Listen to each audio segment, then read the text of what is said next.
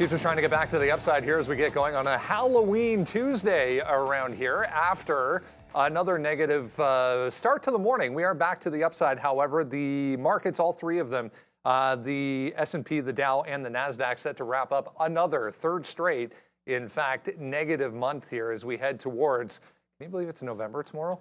We're going to touch on a number of things moving around this morning. Yeah, we get the first of 2 days of Fed meeting underway this morning. We'll get the decision 2 p.m. tomorrow. Make sure you're with us for that. We'll bring it to you live. There is a little bit of economic data coming up this morning, a little bit later on, some at 9 o'clock and then 9:45 and 10 o'clock, some market moving, potentially anyways, market moving data to discuss. Tesla back downside this morning after that huge slide yesterday, 5+%. On that note from Panasonic, delaying or pausing some battery production, one of Tesla's major suppliers for batteries. So not good. Pins, on the other hand, back to the upside this morning in a big way, off a nice beat for them. It's, Halloween, Tuesday, October 31st, 2023. Tradertv.live starts now.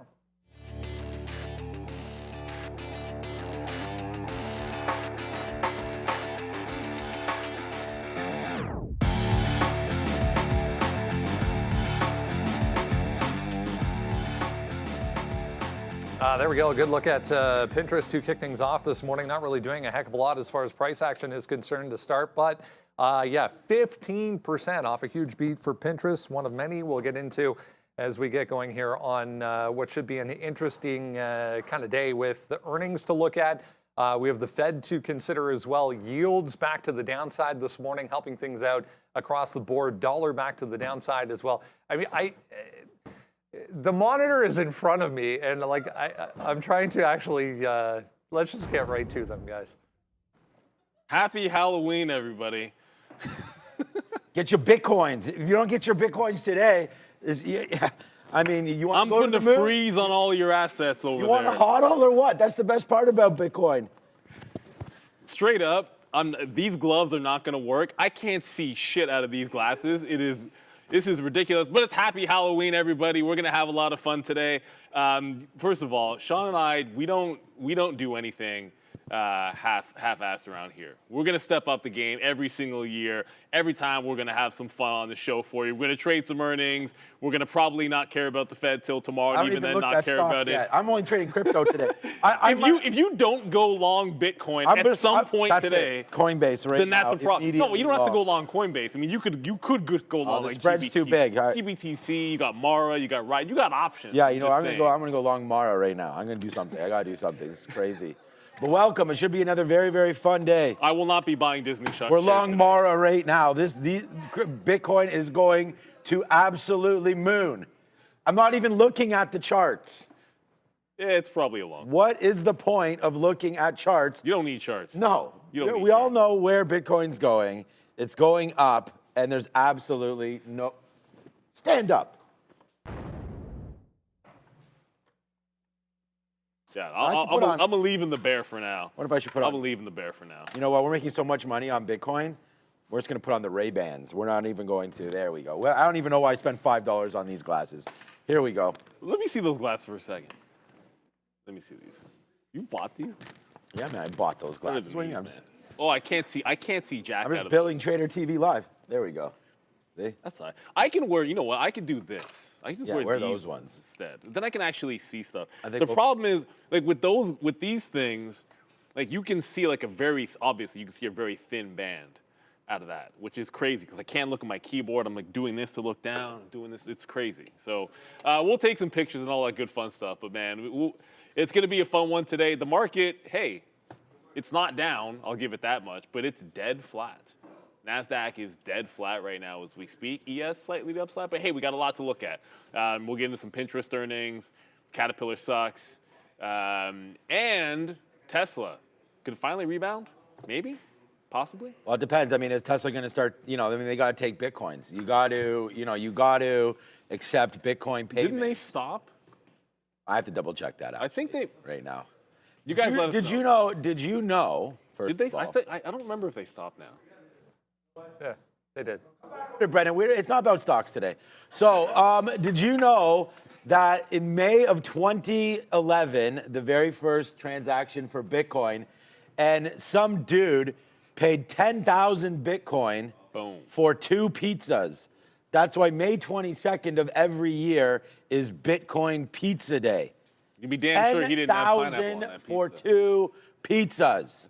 Each Bitcoin was worth less than 1 cent.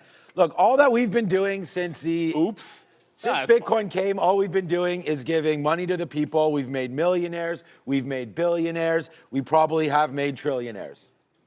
You know, this is like. And the other thing. If you're not invested in Bitcoin, then honestly, I don't know what you're doing. So, all right, Brendo. HUD 8. HUD 8. Mara. Look at this Mara position. It's already in the money 3 cents. Boom. I sold it yesterday. I did. No, HUD 8. Oh, okay. HUD 8. Okay. There you go. I'm like, this guy doesn't own Mara shares. All we can do is suggest to people to hold. I'm up 140% this year. This guy's selling? I mean. He didn't sell Bitcoin. He sold HUD. This is cryptoverse, baby. No, but all I'm saying is you should be all about the actual physical. Oh, I am about you know the physical. You know what I'm saying? Like, Bitcoin. you don't care about El Salvador? What's up, El Salvador? We're coming. Every single monetary policy should be focused around Bitcoin. Where the hell is Natalie? We need a much better disclaimer today, I feel. I think Where's Kevin O'Leary? I think everybody gets the gist, Brendan. Yeah. Let's be real for a second. Lock me up. All right. I mean, I'll try. Here we go. A couple things to note here this morning. We got Canadian GDP. I was just reading through this report. Dead flat for our country. No change whatsoever. Was a slight uptick expected, but nothing to deal with as far as that is concerned. You might have noticed there at 8:30 there was a move down in the overall market. The dollar moving to the upside. It was on this number, employment costs, benefits, and the index itself, both to the upside, higher than expected. 1.1% versus 0.8 expected. Again, this is essentially wages paid on average. This is not a number that ever moves the market, but in the current environment, current situation, something that's going to be paid close attention to. 1.1% there versus 0.8 expected. The cost benefits as well, 0.9 versus 0.7 to the upside. I mentioned a few other data points coming through this morning. Home price index for August. We'll get some housing data in general at 9 o'clock. Chicago PMI 9:45, 10 o'clock. Consumer confidence, that's the one that I was mentioning early on, could be a bit of a market mover. But yeah, we had a move higher. The dollar still trying to get back to the upside, yields back to the upside. Market downside, as the guys were mentioning there, basically back to flat on the session so far for the S&P. 15%, however, here for Pinterest. You guys use Pinterest? I have a Pinterest US account. dollar. I actually have a Pinterest account.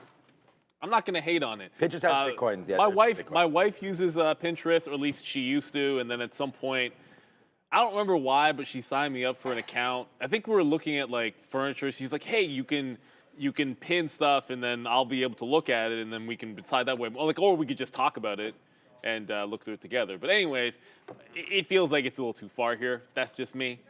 To talk about where the stock has been is to basically say it's doing nothing for the last 2 years. Let me pull up a weekly chart on this, because like Pinterest has been frozen in the same zone essentially forever. And when that happens, like, you're just waiting for the next. On the weekly chart, this has been between $30 and basically $20, going all the way back to middle of last year. So this sucker is frozen, still not breaking out today. And if I look at a chart like this, when you get to the tops, to me, you're fading them. And 30 and 31 are the two levels. 15% great, revenue good, users good, all that stuff. But at some point, the market's telling you there's no excitement for this thing. There's always these deal rumors that come out with Pinterest, but nothing's really confirmed or anything like that. So up 15%. If it does get back to 30, it's actually already at 29 now. If this sucker gets back up to 30, I think, or even just somewhere in front of there, I think some profit takers will come into Pinterest. Dip by the 27 area looks pretty solid, but Yeah, it's hard for me not to like this for a short trade underneath that $30 level on pins. That daily chart's wild. Like, nobody is excited to be in this stock when the market's done so much. Yeah, you're going to see Pinterest 30. Yeah, I haven't really even looked at this yet here today. But yeah, I mean, it's a nice move up. What is the short float here on Pinterest? I mean, I'm going to be looking at Apple. I don't look at these names. 4%, 5%. So it's not really a short float type of thing. And quite frankly, they don't have enough business with cryptocurrency. So for me, it's a pass with Pinterest. All right, let's talk about a few other things here. We had Google on watch yesterday, coming off what was a bit of a negative end to last week. Again, all three U.S. indexes going to wrap up a third straight negative month here, you know, unless an absolute miracle. I was going to grab the actual numbers here, but unless an absolute crazy day happens. But on that, it's been about tech over the past few days into the weekend. On Thursday and Friday last week, Google among the biggest decliners yesterday with a nice bounce back. We're trading higher here to start things off as this antitrust trial continues in Washington. Wasn't much that came out of it yesterday with the CEO testifying, guys. But tech in general important here heading into the Fed tomorrow. Oh, no question about it. Yesterday was a good day overall, but you got to separate these bad boys from each other because like there was some relative strength out there, but everything wasn't as it seemed for a few, and I'm going to get to Meta in a second. Google, I still like them. I still think this is the one.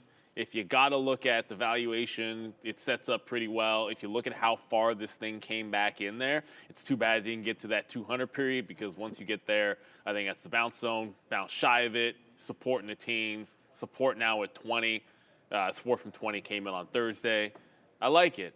And if we get down and test that support, I'd be a little bit surprised today.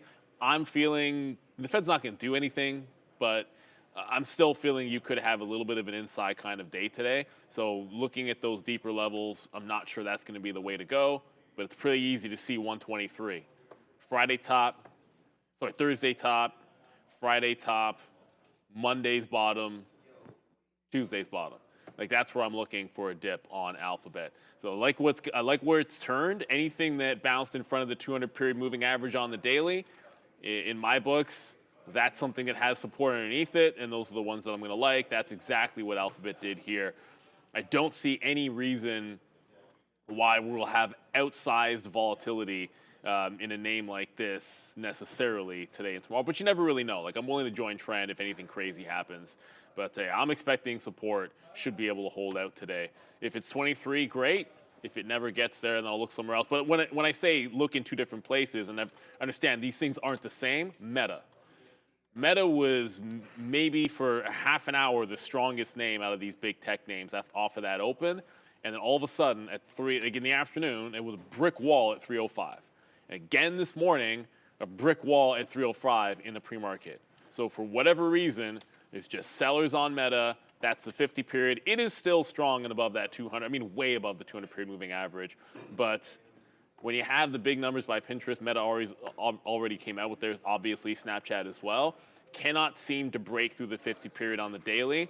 If it does, I think it's got an easy $5 move. But until it happens, resistance is what it is here with Meta.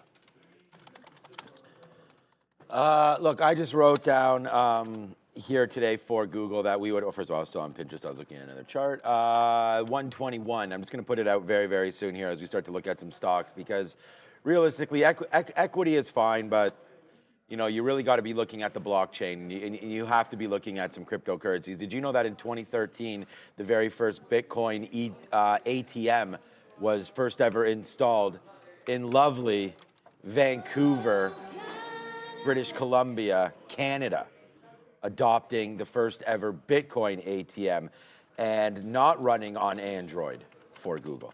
But I like 121. I think 121 should be able to hold that down into here for BTC. If we get down, I mean, look, the market's just going red right now, obviously, you know, because the Fed has no control. They've lost control over money supply, but again, there's only going to ever be 21 million Bitcoins printed. So, you know, you guys can go to US dollar where the cash register and the printing machine just continues to go burr.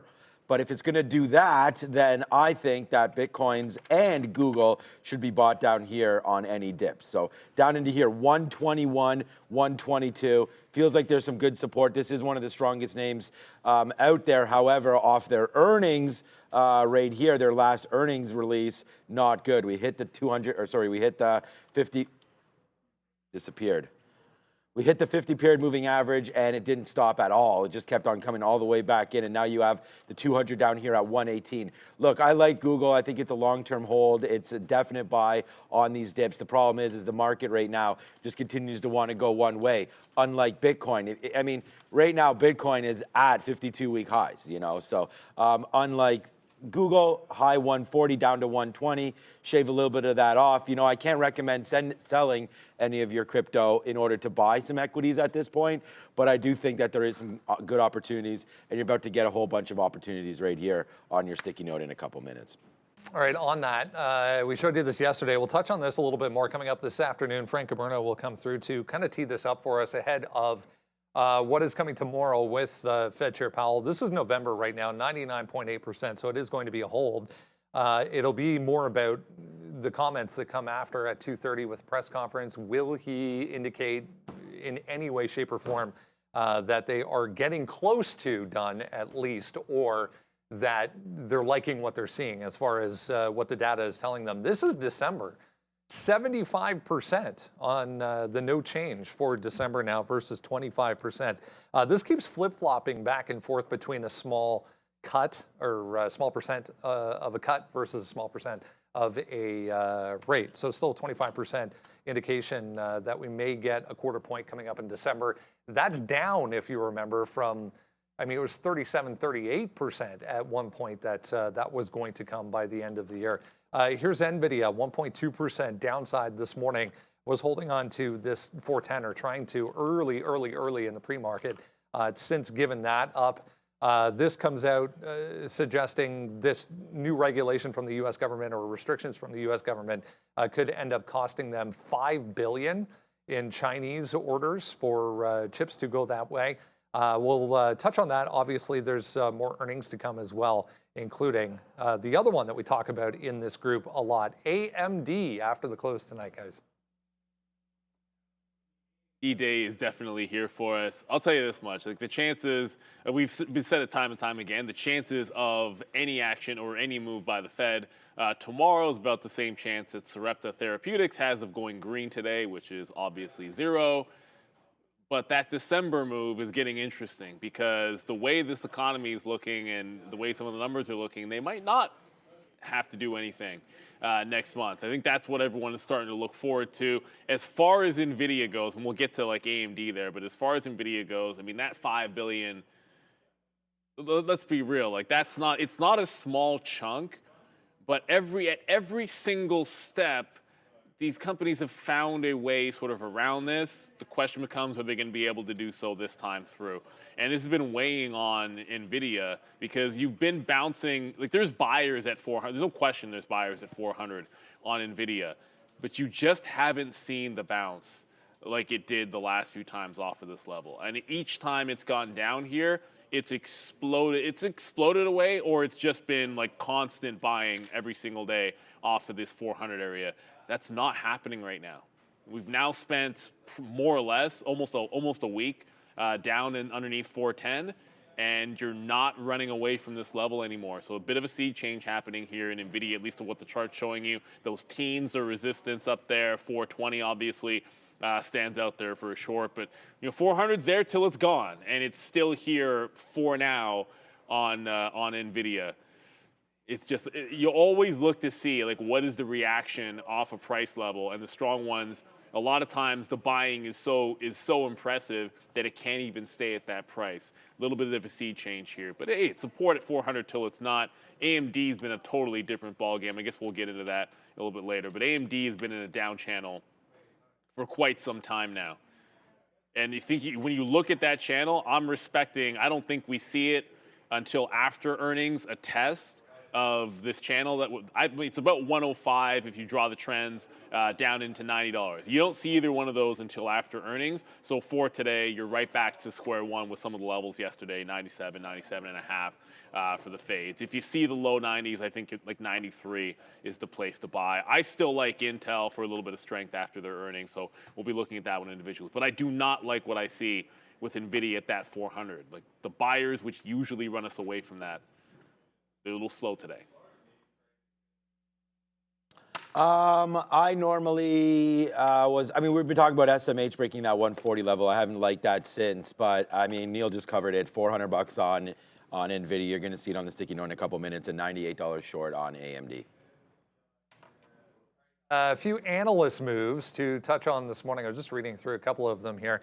Anything with earnings essentially going to be looked at as far as analysts as per usual. A firm, kind of interesting, Wells Fargo initiating AFRM at equal weight, price target of 17 this morning. That's always, or has potential always to be a high flyer. AutoNation as well, AN, JP Morgan with a downgrade this morning to underweight from neutral going to 145. A firm not really doing much here, guys, but it's been one of those ones that's been a little wild here the past few days. Oh, I mean, a firm makes a move every single day. There's no question. Like, even if it's not doing anything right now, let's not worry about this. Like, usually it's going to give you something in terms of like a dollar move here or there. 1780, double top on this, at least locally. Maybe a triple top if you want to think about it that way. But a firm, it's been a little sick. It's stair step to the downside. It's decelerating since it got to 16. So this is a little bit of a bottom that it's putting in on that turn. I could see it getting back up, but until it breaks 18 even, or maybe catching a bid off of 15, 16 you can probably go for, but yeah, I still like it to try to short pops, given what I'm seeing from a firm with that stair step to the downside. Today, like yesterday and the day before, it's that 18 area. If it blows that out, okay, next stop is generally 19. Maybe you look to join some longs if it can take out that high. But yeah, firm upgrades, downgrades, it almost doesn't matter for me. I'm just going to be looking at what we see here, and the chart's telling you it's still looking a little bit heavy. Just because it's in the space, sort of, kind of. I want to mention, like PayPal, we're in this one yesterday, and it is showing some signs of bottoming at 50. So you had a 50 bottom. It then managed to hold 50 and a half. Good support. Trading off the 51 level right at the close yesterday, and that's exactly where it closed. So if this thing can withstand a move down into 51, I like its chances for even a muted relief rally would be pretty good for PayPal. Its daily chart, it's been nasty, but it's finally showing signs right at that $50 level of a turn.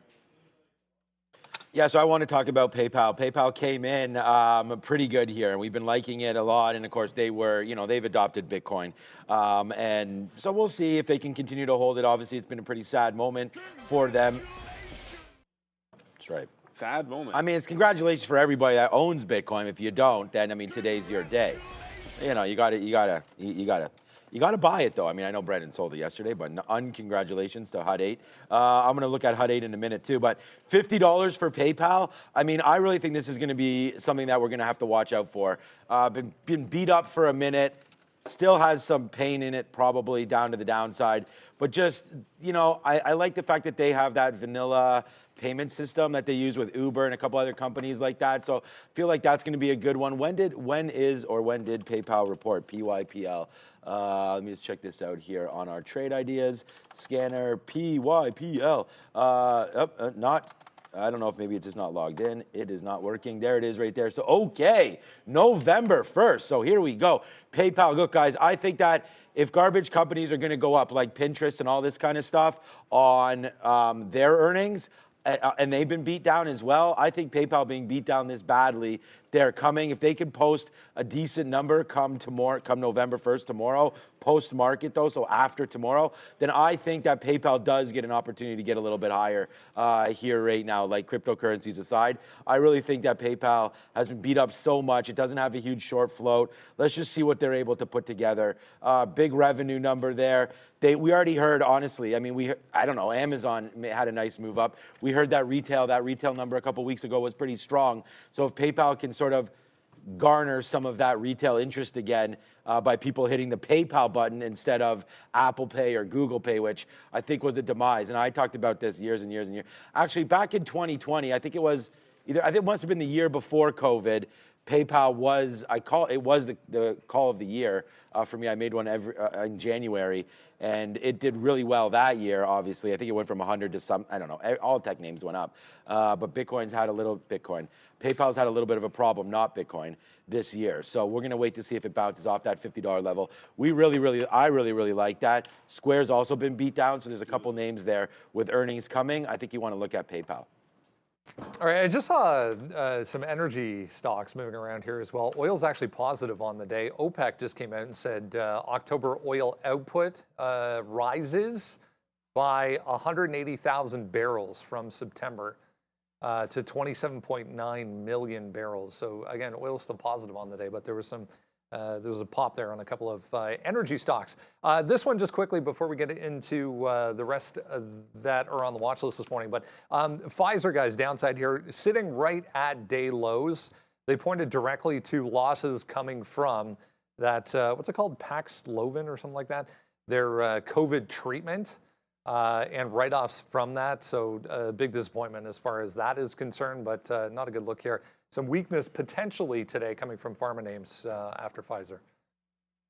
And the thing about it is, everyone sort of knew that Pfizer was gonna be in trouble this quarter. You knew it wasn't gonna be good. They pretty much telegraphed that was going to be the case, and obviously they're struggling post-COVID. But still, to be down 1.5%, not find any bounce, underneath $30, all you've got are the pandemic bottoms. Like, that's it. So if it gets to, obviously $26, like that's the level on this bad boy, like down there. Like, it never really touched it. So those are your golden zones. If it gets underneath that price, it seems a little bit crazy to me that it would get there. There's still a chance for their weight loss drug, even though they are behind. There is still a chance for them there. But that $30 level, that's what's here right now. If it's going to hold on today, it's going to be a defense of an even dollar level at 30 on Pfizer. It's as simple as that. We were there before, but very, very briefly. So like the lowest close recently locally was like 30. I think it might have been 30 even or 30.01. And that's what you work off of today. If it's going to bounce, it has to be right here, right now. Just absolutely nasty. I mean, in the face of what like Eli Lilly's doing, let's just say they're never going to look good. But come on, everybody thought this was going to be bad, and there's still right now not a relief rally in it. I thought this would be ticking up for a fade. I mean, you might have said this yesterday, but I thought this would be ticking up for a fade into the low, like a 33 to 34 fade, almost on anything. But yeah, it can't seem to get out of its own way. Some things are a sell until proven otherwise, I suppose, and Pfizer looks like it's in that bucket. Yeah, I think it might be time to average in. You go all the way back on Pfizer, and I think it goes, hold on a second, let me just double check this. Goes back to 2020 bottoms there of $30. So I feel like you are going to want to probably pick something up here, at least start to average in a little bit. With them being down today, obviously it's not going to be a good look here. Breaking through that $30 is inevitable at this point. But right there, this is the bottom that we're talking about, $27.50. $26. Like I was talking about this on the midday show, and or on the after hours show. You can join me every single day at 4 o'clock till about 4:30, and we'll recap a whole bunch of stuff and have fun as well, of course. But $28, that little bottom there. The thing is, after all the, I don't know, you would have thought good, maybe it wasn't goodwill, but the name recognition and everything that Pfizer's had over the last 3 or 4 years. I was saying this, like my kids know what Pfizer is. I feel like at some point, name recognition is going to be something that hits this, but at the same time, you got to have the right drugs in the right pipeline. Yo, what's up, my guy? All right. What's up, Randy? So you and I were talking about mining Bitcoins 4, 5, 6 years ago. As you know what that was all about, and that's when Bitcoin was super, super cheap. And now, of course, we're rich because of Bitcoins. But Tesla with Bitcoin, you a holder of any Bitcoins here, Randy? Get out of here. All right, back over to Brendan. Fail. Good job, Randy, good job. I was just reading a couple of things. Did you guys look at coin? Because we should probably look at coin on a day like this. It has been pretty choppy over the past couple of days, but getting back to highs here right now, Coinbase, guys, at 74, 73.50 here this morning. Looking decent. Sean, a trade today? If you're not buying Coinbase immediately, then there's a problem with you. I mean, we're already in Mara, and if the spread was a little tighter, I would already be in Coinbase. So whatever this goes down to today, it's a buy. This goes down 5 cents, you buy it. It goes down 10 cents, you buy a little bit more. And then if it goes down 30 cents, then that's really when you put all of your money into Coinbase. I mean, the thing is like, I don't know, Bitcoins aren't going anywhere. Obviously, we've just talked about this. Up 100. I mean, you tell me a stock. I mean, even NVIDIA, you know, like NVIDIA's come back in right now, but Coinbase, you know, it's okay. That's where people are staking Bitcoin. It's nice to have that. I don't know about the exchanges as themselves, but honestly, if you're going to look at Coinbase, let's just go over and look at GBTC. You know, if you're going to look at this name here, we've just talked about, if it loads up, we've talked about, you know, oh my God, Google's well under, Apple's well off its highs, this and that, this and that. Look, if you just bought Bitcoin anytime this year, this is your experience. You know, congratulations. Okay, that's a lot of congratulations right there. But, you know, I mean, the best investment of the year has been Bitcoin. So you guys can sit there, watch it out. I mean, obviously there's going to be some stocks you're going to find. You maybe can name one other one, maybe NVIDIA. But other than that, if you bought some GBTC at $8 in January, you're able to sell it today for $26. So yes, is Coinbase a trade? Probably not. But is Bitcoin a trade and GBTC? Yes, it is. You can also do BITO. You could buy some HUD-8. BTCC in Canada. BTCC in Canada. Bitcoin, Brendan will sell you his HUD-8. There's lots happening around Bitcoins. A week before earnings, right after HUD-8 bounced off its 50-period moving average. It actually, I looked at the chart, I'm like, it's curling before earnings and finding support. But in all seriousness, Coinbase was definitely a trade off the 74 top yesterday. No question about it. Like, there's your 74. There was I took it once, but 3 times you could have had this into 72. I think you keep it simple here. 72 is a good support level. You also had a bit of a close down there. I think you can bounce off that one again. As long as you're holding 34K on Bitcoin and you're not falling away from 35, which is still the case, and I think you want to respect at least the recent strength that's been in there. So you're in you're a bit range bound underneath 35,000, but you're basically holding like that 10K. Let me go from a 15 and pop it, just pop a daily up there so you get an idea. You're in this consolidation phase, and while you're there, once you show some signs of strength or show a range for it, you're at the bottom of the range on coin, you're consolidating on Bitcoin. To me, that says, you know, look for the longs. If you get 72, like it there. If it breaks out from 74, there's plenty of room into the high 70s as well. Just keep your eye on BTC. That's what's all. And Frozone is not serious about Bitcoin. They didn't have that in that universe. And I have to say this because I'm gonna show some clips to my daughter, because I was going to do a Jedi costume, and then my daughter's like, no, you have to be Frozone, because she absolutely loves The Incredibles. So this one's for you, sweetheart. I absolutely love you. That said, this is all, it's a trap. The only trap today, I feel, is expecting the day ahead of a nothing Fed to have a 2% type of market day. So be very, very patient around these levels. Like, I may like Coinbase, generally speaking, as a long off this 72, but that doesn't mean get into it 73.5. As Sean said, the spread's like 30 pennies on this thing already. Just be careful. The prices you buy are pretty much everything in a market like this right now. So be patient. If you like a level, wait for it to get to that level. You don't have to trade anything. You can easily sit on your hands until the trade comes to you. All right, let's touch on some data first, and then we're going to get into everything else you need to know. This was moments ago, but we got that S&P Case-Shiller Home Price Index on the month-over-month and year-over-year basis. Basically in line, the year-over-year slightly higher, 2.2% versus 1.3%. So maybe the housing market not all that bad. House prices on the index side of things for August, 411.8 versus 411.5. Again, Chicago PMI 945, and then consumer confidence, the Conference Board's Consumer Confidence Index coming up at 10 o'clock. Let's get into, there we go. get into everything else you need to know this morning as we head towards the open on Halloween. If you haven't done so yet, make sure you grab that.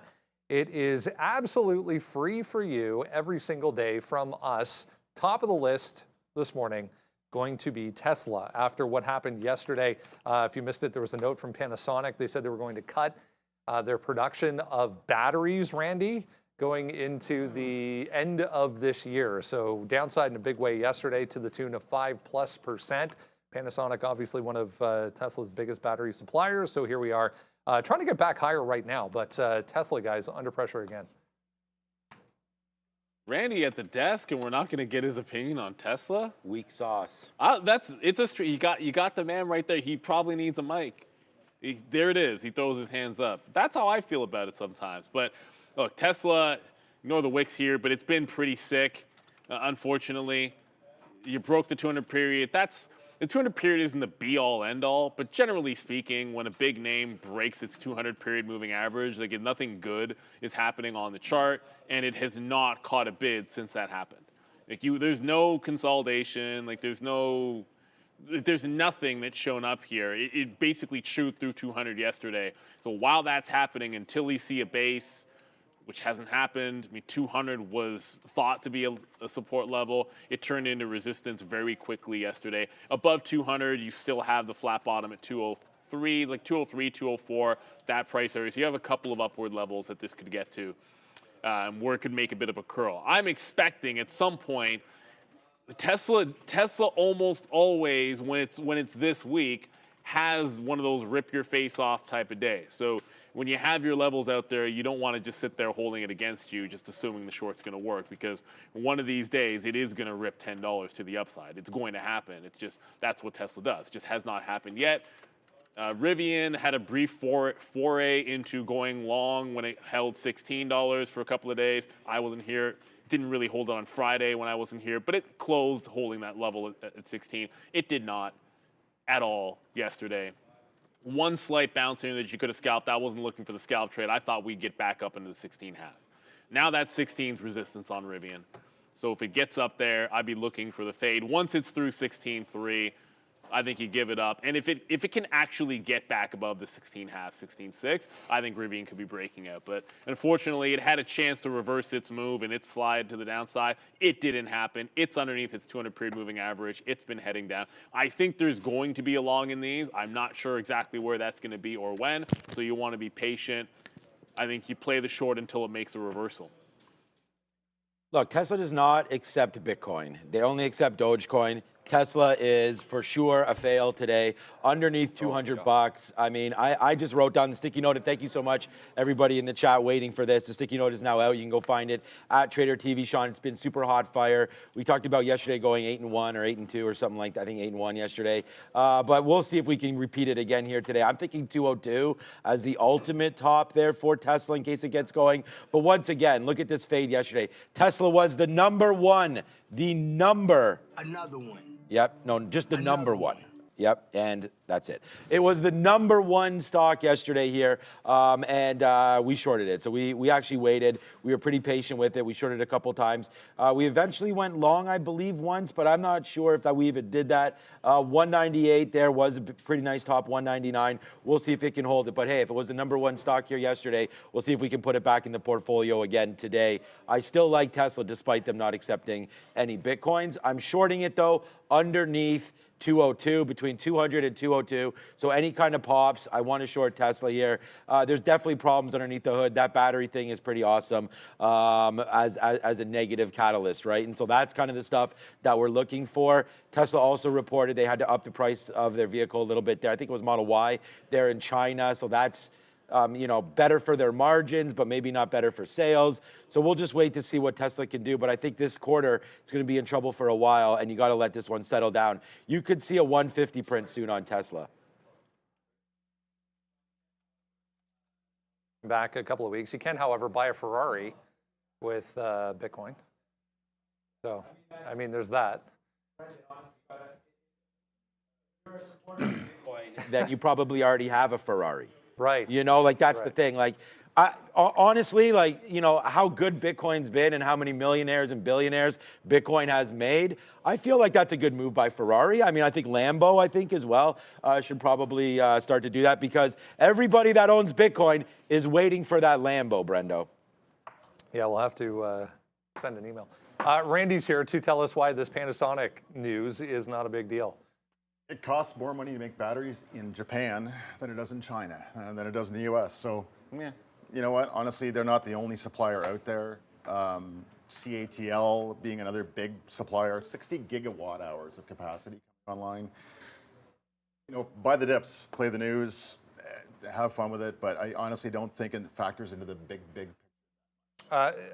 It's interesting in the sense of the move yesterday. I mean, 5%. Seemed like a lot yesterday.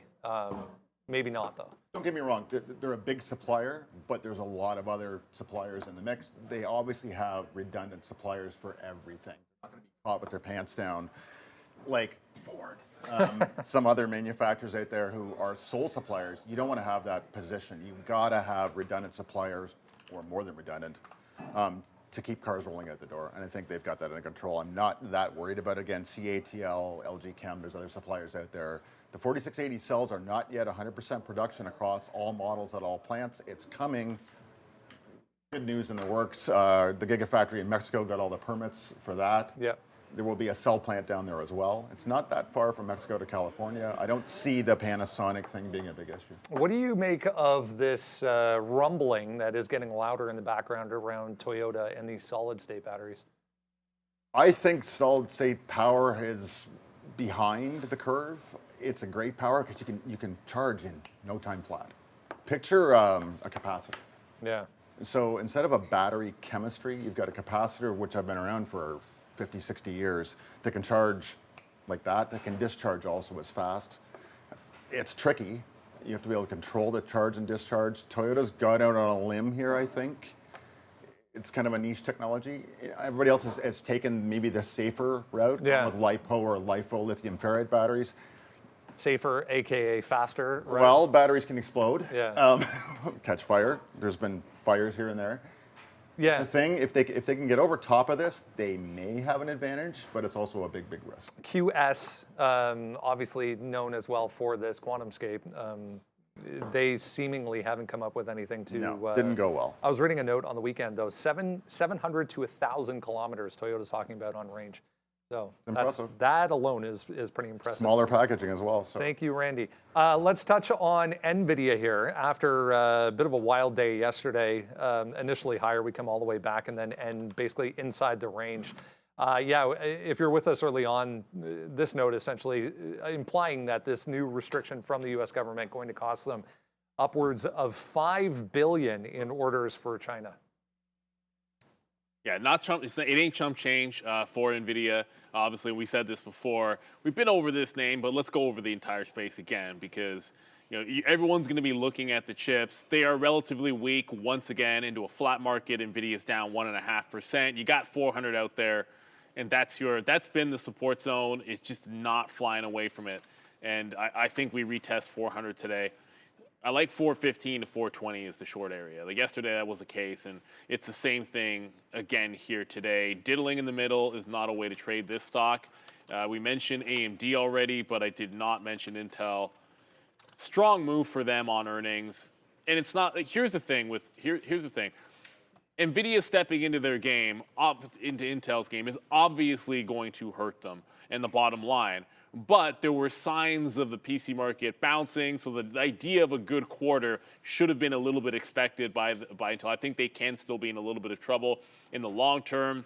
The transition they're making is going to be expensive to the into fabrication, so they need to have that money coming in steadily to be able to fund that, because obviously it's getting more expensive to fund capital expenditures at this rate. So having the cash of your core business is I think key, and when that gets eaten away in a few years, that could be a little bit of trouble for them in that transition. All that said, it's holding on to the 50 period, just grappling with it at 35.5, and there was a great bounce off 35 yesterday. I was actually short instead of long off the 35 level, shorted into it, should have taken that 35 long. But we didn't. If we get down there again, I still look for the long in front of 35. on Intel, and this looks very strong, rebounding all the way and then holding those highs. 36 has been that zone it's had trouble with. If it can't break through that, I think you'll wait for the dip buy. It's got to be clearing out 36 and showing a bit above for me to want that long. Otherwise, you're waiting in for the 35. On terms of AMD, I'm not. It's 97.5. That's the zone the last couple of days. So if it gets in there, I'd be looking for the short on AMD. Just a little bit closer to resistance on AMD than you are with NVIDIA. NVIDIA really has to run up. So look, I've been talking about, and a shout out to my parents who are also watching, so shout out to you guys as well. But, I know my parents are big Bitcoin supporters, so. All right, so right there, look at this, $400 here on NVIDIA. We've been talking about this. How about this record quarter that they came out with? They came out with a beat, a raise, the best quarter ever, apparently, when it was released. You're gonna see this one. Then not only did they beat the 11 billion, but they raised to 12.7 billion, something like that. Ever since then, that was 515 in the aftermarket. Now you're back down to $400. So you're down 20%. Almost, I mean, there was a nice little bump back up there to 470. That would have been pretty cool to get out. But in the last 2 weeks, you're all the way back in. And, you know, sans some sort of an upgrade from somebody. They got saved before down, I think it was down here ahead of their quarter from Morgan giving them that upgrade. Then boom, they come out, they have a great quarter, and then all the smart money sells everything as retail starts to buy this name because everybody and their uncle is telling you that AI is the thing, and then you have to buy NVIDIA. So we'll see. Their report's going to come on the 21st of November, and that's when all, you know, whatever, going to break loose on that stock. And then we'll just see. I don't think it holds 400. I think it probably breaks 400 ASAP.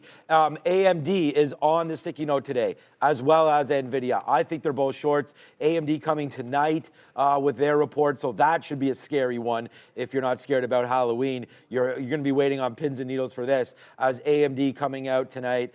They don't have the advanced chips that NVIDIA does, but they did roll out some kind of good specs. The last, I think it was their last AMD day. It was a couple weeks ago, and it was pretty good, man. Lisa Su, they know what they're doing over here at AMD, but the problem is you're still under $100, and until we get above there and the 50 period, I believe this is a short. So we're going to be shorting AMD against $98. We didn't even get there yesterday. The highest we got yesterday was 97. Then you have the market down today and heading down, plus a report. I feel like the thing to do is buy Bitcoin. When all else fails. Let's talk about Pinterest here. Nice look. There's one that's standing out today. It's going to be this one. Not much bad in the way of this earnings report right across the board. 763 million on the revenue side versus 743.5 expected. EPS beat, nice look. Revenues up 11% year over year. Total costs and expenses came in at 768 million. They guided on their expenditures for not only next quarter, but going into 24 lower. They also said global monthly active users up 8% to 482 million.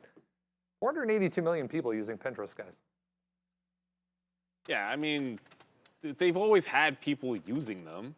It's always been something that's useful to people. It's just not always been something which is incredibly profitable and getting investors excited, except for the occasional rumor that they're going to get bought. Like the daily chart, it's not doing anything. $20 and $30, like that's it. Like it goes to 20. I guess you trade it and hold on to it for a bunch of months and then allow it to get up to the $30 level when the market does more fun things. So when it's up here at that $30 level, I just feel like, okay, up 15%. $30, it could be a short.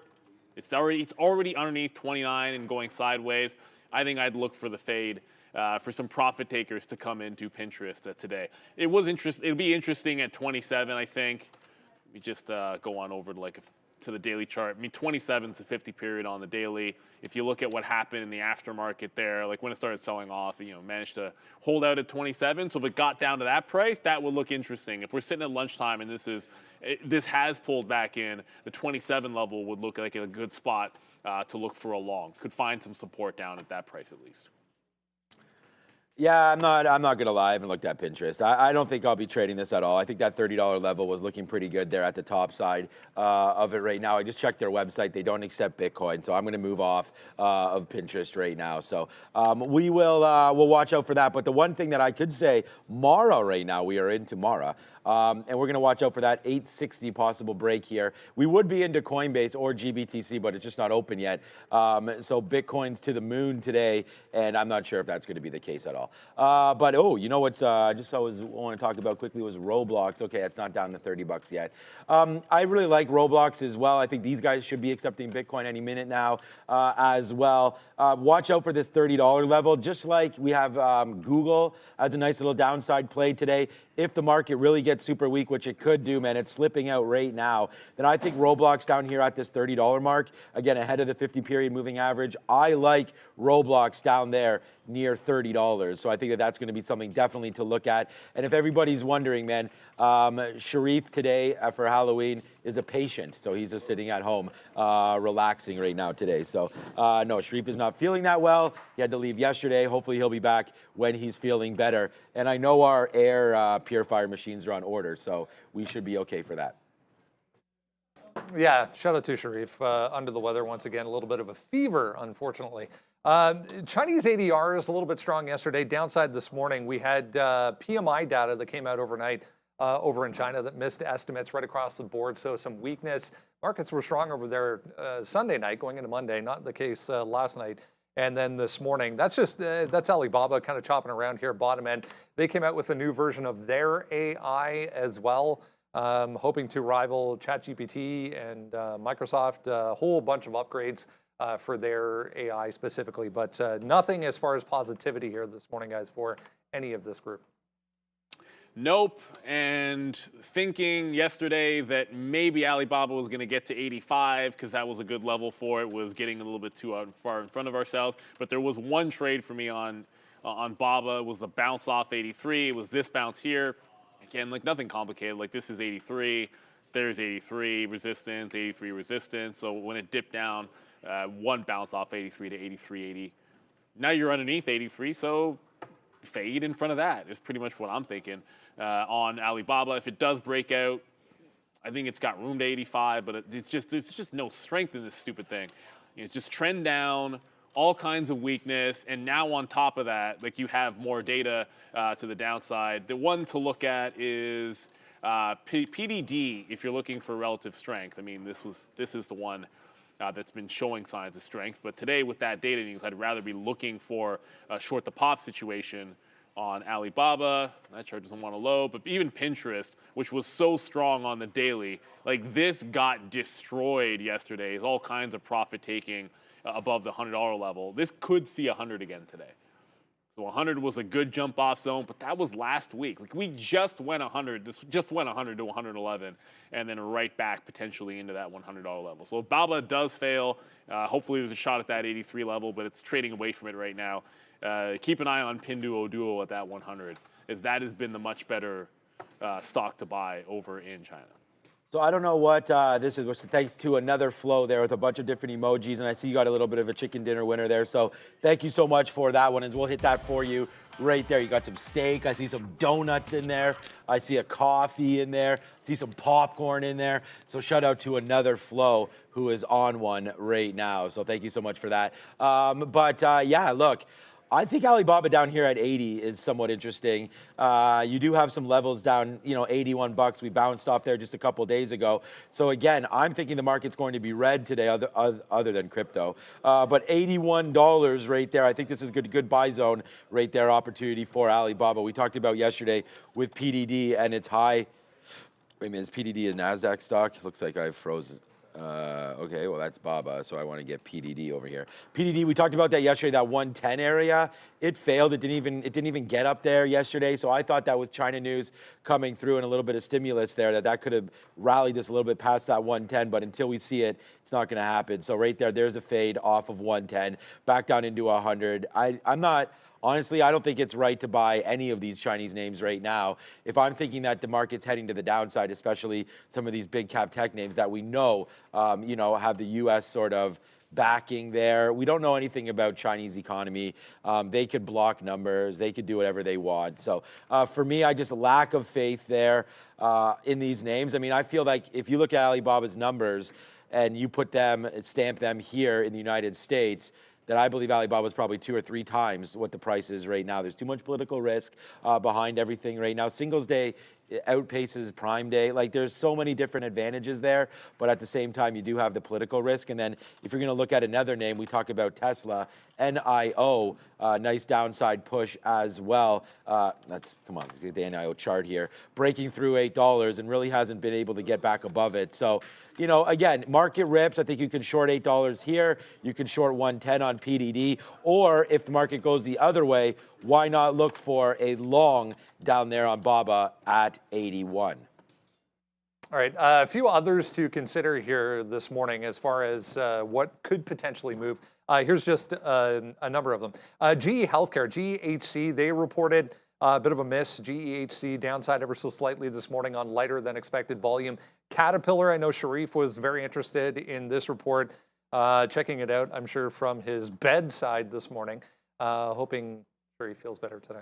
$7,199, the paltry price of almost $7,200, and you too can have a fully loaded new MacBook Pro with all the bells and whistles. So that was among one of many announcements that came from this scary fast event last night for Apple. There is more though. A whole bunch of things went on sale, including Apple TV 4K you can now get for $150 in the US. AirPods Pro 2, $250 now on sale. HomePod, $299 among others. MacBook Pro 14-inch M3, the new chip, with 2 terabytes of storage, only $2,400. But yeah, if you jam that thing full of everything possible, that's a lot, $7,200. That's not cheap at all. And shout out in the chat, David Beach. No, we can't make it. Can't make ice out of the air. I got to stay hydrated to be able to do that. That's why we got to have a sip of water around here. You know what I mean? Not that I can actually. I wish I had superpowers. What's crazy is if Apple had a superpower, it would be going down off of these highs, because the daily chart, and again, there's some crazy wicks on there, but you guys can see these highs. Lower highs all the way through. The 200 period, I'm zooming in so you can see the 200 period here. Slight bounces in the last couple of days, but the 200 period's right at 171. Yesterday, it gave you multiple chances to short the 171. That's what we were waiting for. That's what we took. And I don't see much of a reason to get away from that notion again today. So short in front of 171 on Apple until proven otherwise. I want to jump over to Caterpillar just if I can for a split second, because I don't want to gloss over the pullback that Caterpillar. This is obvious. Like, Caterpillar is a cyclical name. And if you have concerns in the economy and if capital costs are going up, well, then projects get more expensive, and, you know, obviously that's going to weigh on Caterpillar. It's getting repriced on that. I think they're fine in the absolute long run, but they're getting pretty darn close. They're now in spitting distance of the 200 period moving average, and I'm expecting that it gets down into the 200 level to test that. I think this is where it's headed. So maybe not today, but at some point, I think this can see that low 200 area on CAT. Again, it's an earnings day. It's an earnings name. I didn't see a trade for Caterpillar, like even like a stink bid level, because to me the support's at 200, and I feel like if it gets back up to 240, that's catching people off guard. So even fading that, like something drastic has happened if it gets up there. But Apple's same plan as yesterday. That 171 is a bit of the fade. We thought, no matter what they said, it wasn't going to be a big deal to the stock, but really, it just went back to doing what it did yesterday, even after that event. Let's see what happens on Thursday. I mean, the report's going to matter a heck of a lot more than just, and I understand it's 10% of their revenues, but no, everyone wants to see how sales are doing, and we want to see what's going on under that hood on Thursday. Thursday aftermarket for Apple, that is. Right now, with only a minute and a half to go, we'll have a good bell ringing here. AMD, we're going to look to shoot. What? Muted. I don't have my earpiece in, and I'm muted. All right, back to. Well, the earpiece in, it's like, who cares? No, it's With off. the muted. There we go. That's how we roll around here. There we go. Let's go. We're muted there. All right, so we're gonna have the bell in just less than 1 minute as we get ready. I just dumped my coffee away there. It got way too cold, so I just put it back in the fridge. In the kitchen. Huh? That would be yeah. Shout out to cold coffee. Actually, I just started drinking iced coffee this summer. I really liked it. To be honest with you, just milk, no sugar, nothing like that. All right, so Ford right here as a buy. Just looking at Pinterest as a buy. We talked a little bit about that one. Already approaching that $30 mark. I'm not seeing a whole heck of a lot on here as well. Oh, I just saw Palantir. Did not mean to click on Sanofi. Right there. That's SNY is Sanofi. Palantir right here down to 14. Again, we're gonna have to look at that as a possible buy zone right there. Not a froze zone, a buy zone right there for $14 down there on Palantir if that comes in. But we're getting ready to rock and roll now. I want to watch out for AMD on a pop early. I want for an NVIDIA break of 400, and that's good to go. Tesla pop up as well.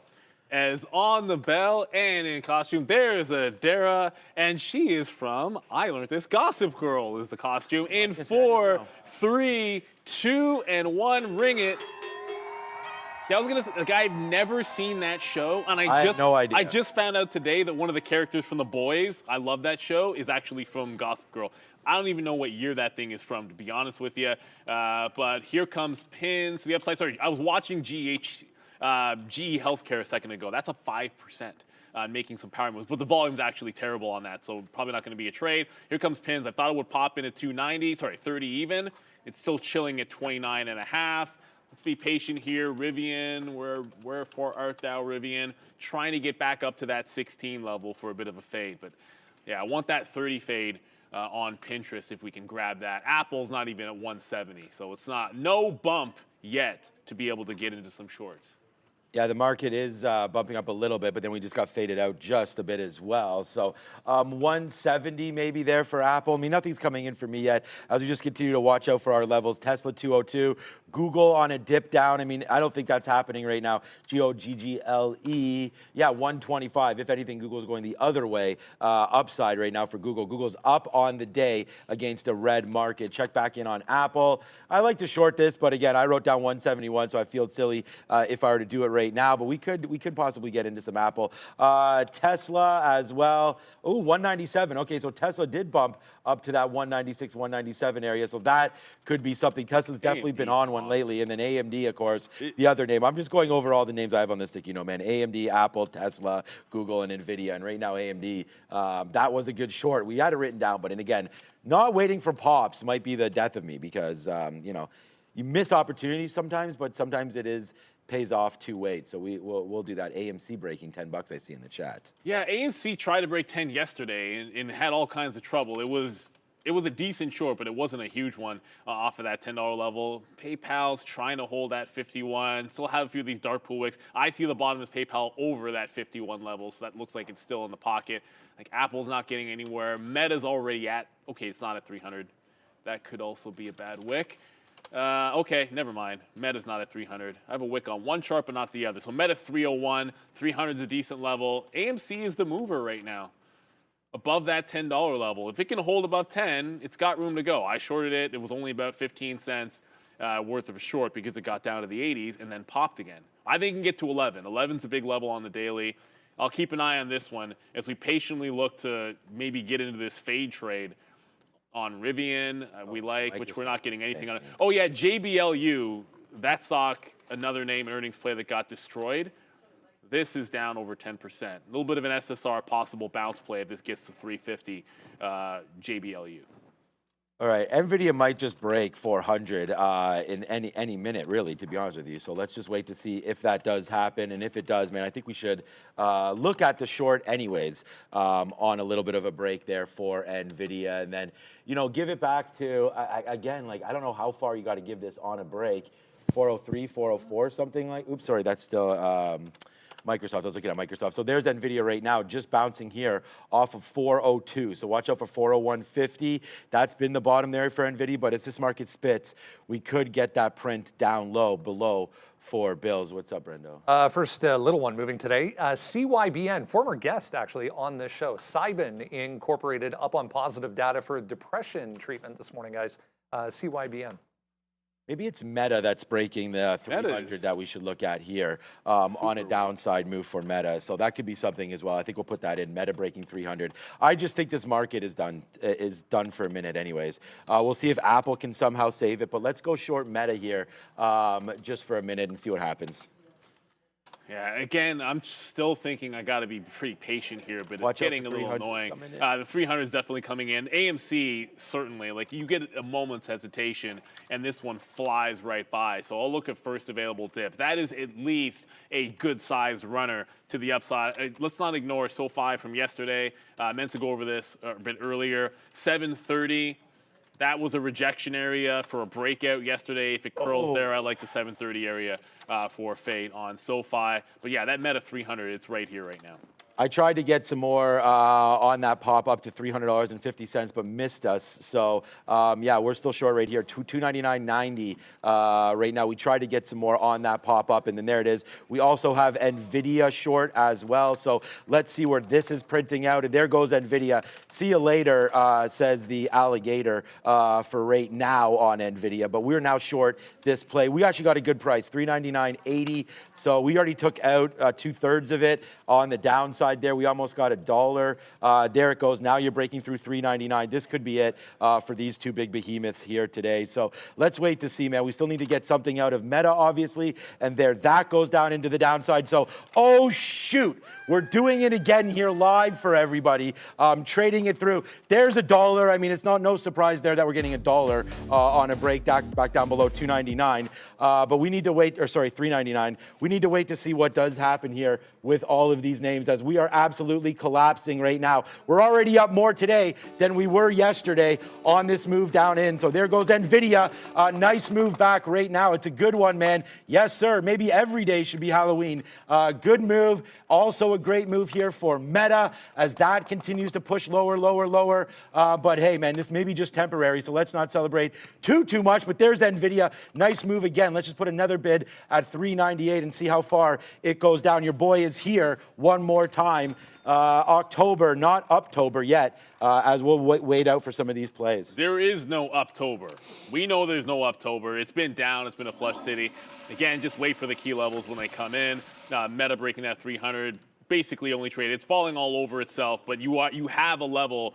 Yesterday's bottom, 298. And then Friday's close sits right there at 296.50. I think that would be the bounce zone. So I'm holding down into that range. Make sure that we get the profit out of it that it deserves. But as that market goes down, whenever I see this happen, I'm like, okay, Intel is doing that thing where it's trying to get there as well, but you're getting a little bit of a lag effect. So it's in front of 36. That's a level I like. I'm able to get the short in front of that 36 level, and we'll see if we can hang on to that. If this market's going to hold red, then I can see this one catching up. One note, AMC got the dip buy on AMC at 10.11. It's up at 10.20 again. I want to make sure we ring the register on that one because as the market goes down, shout out to everyone in the chat that's like, hey, AMC is moving. AMC. I mean, there's nothing, I don't see anything else that looks very strong right now. So if you're looking for a long, maybe it's here. But this is a nasty move into the downside of the overall market. Unfortunately, Apple never came anywhere near a short level. AMD just, I mean, it fell right away. Unless you were sitting in the short in some of these, you had to wait for levels to break down. So when support broke, that's when you take the trade. Good respect if you were sitting in some of those to the south side. And got to mention, Coinbase flat on the day and not really flushing. So Coinbase, sure, of course. So it failed a 74 break, but if we make any kind of a bid, Coinbase is a little bit relatively strong. I haven't looked at Bitcoin in a hot minute, but I'm going to assume it's holding up. Otherwise, Coinbase would be falling. We probably should have made a lot more money, but we got to be happy. This is by far the best day here of the month for me, and it's 9:38 right now. Hey, guys, it's only a $7 winner right now on NVIDIA. And not only that, but we did give it to you straight off the sticky note here today, talking about that 400 short. You have to hit it. And hey, those are the opportunities, man. I mean, I haven't played too many breakdowns in a long time, but that one was a pretty easy one there, as it just absolutely destroyed itself and it's puking all over itself right now, down 4%. This does not bode well for what comes later on tonight with AMD. We already talked about that. That's why we're on here. If you're not on the sticky note, that's cool, but these are just trade ideas and trade levels. And you could see right here as we continue to go. I'm like I said, we're already done here today, but we'll still trade obviously. But there it is right there, AMD 98 short. Watch out for the Nvidia support there. We even talked about it in our chat when we write it down here. We talked about Nvidia support till it's not. I didn't even wait for it, man. We just hammered it. We didn't go long, obviously, in front of that. And there it is right there, a nice move back down to the downside. It's $6 on Nvidia, and we just took a piece out. We only now have less than 10%, about 18% or so left. And then we have half of our meta trade left. So this one I think can go a little bit further. But let's get some more out here at 296, 297 right there. Yes, sir, as we're still going. Let's go, man. Bleed, meta, bleed. I just got out of meta. I'm going to take it. This is the range that we look. It's 940, and we usually see whipsaw action, but it came right into the previous close. That's Friday's close at 297. So it gives you that $3 or 1% move, whatever you want to look at. If it does a pop to the upside, I think you short set pop. We like the intel off of 96, so I'm always going to take that shot. But I am no stubbornness about it. You get the short here locally. It's going up when the market's going down. Not going to average in. Not going to try to fight it. If it's going to curl, it should curl right here. So we take that profit, but we also make sure we have a tight stop because it's always about risk to reward. Right? Like that's what everything is about. What is the ratio winner to losers? What is your risk to reward? 1020 is still, sorry, 1023 is still the top on AMC. It's still trying to go higher, but it cannot seem to get through that quarter. If you look at this on the daily chart, $11 is right about here, and then you've got like 11 and a quarter is that top. If it can punch through that, lots of room to go into the upside.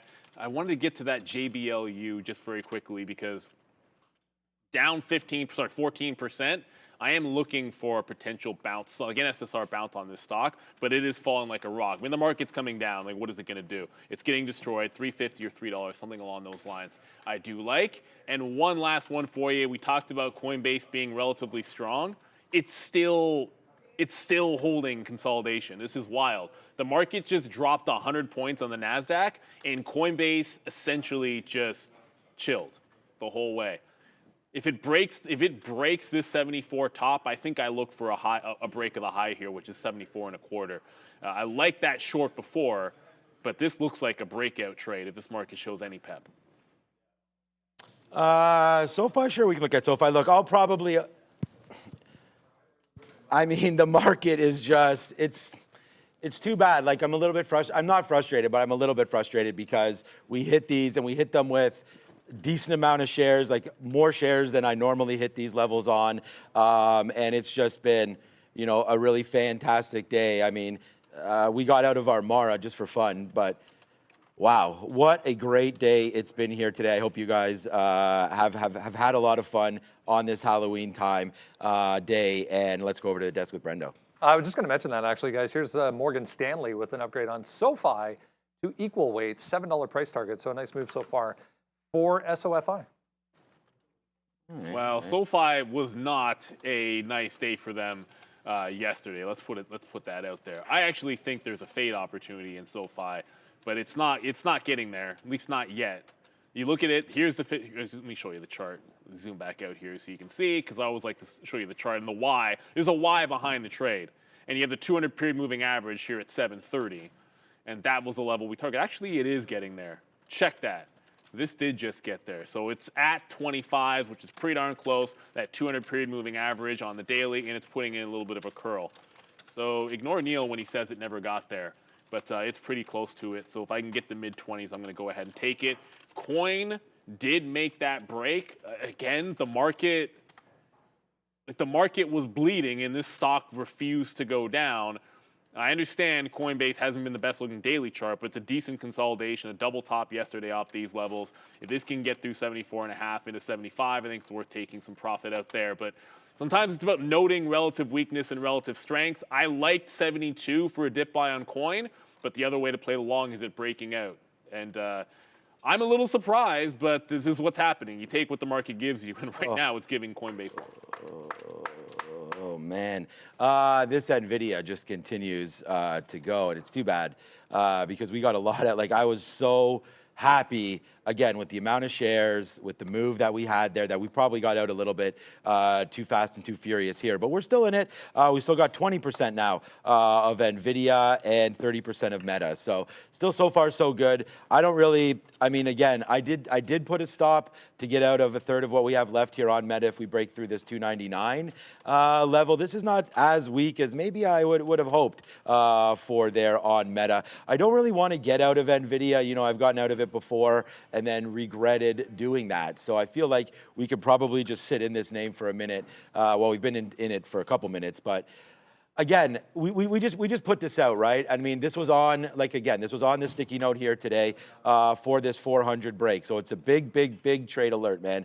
$4 off the sticky note. This is the #1 profitable trade of the month here for us on Trader TV Live, regardless of the stream. So it's a good one there. And you got to watch out for these plays, man. If NVIDIA is a lot of fun today, I'm excited for tomorrow off of AMD. So let's go back over to Brendo. All right, we're going to get October Chicago PMI coming up here in a few seconds. 10 o'clock, we'll get maybe a bigger number so far this morning. Conference Board Consumer Confidence Index coming up at 10 o'clock. But 44.1 was the prior, 45 on the consensus here. 44, so slightly lower than expected for, again, Chicago PMI for October, guys. Yeah, and the market is making, let me get to the futures chart for a quick little second, because I said it and then I didn't really show you guys.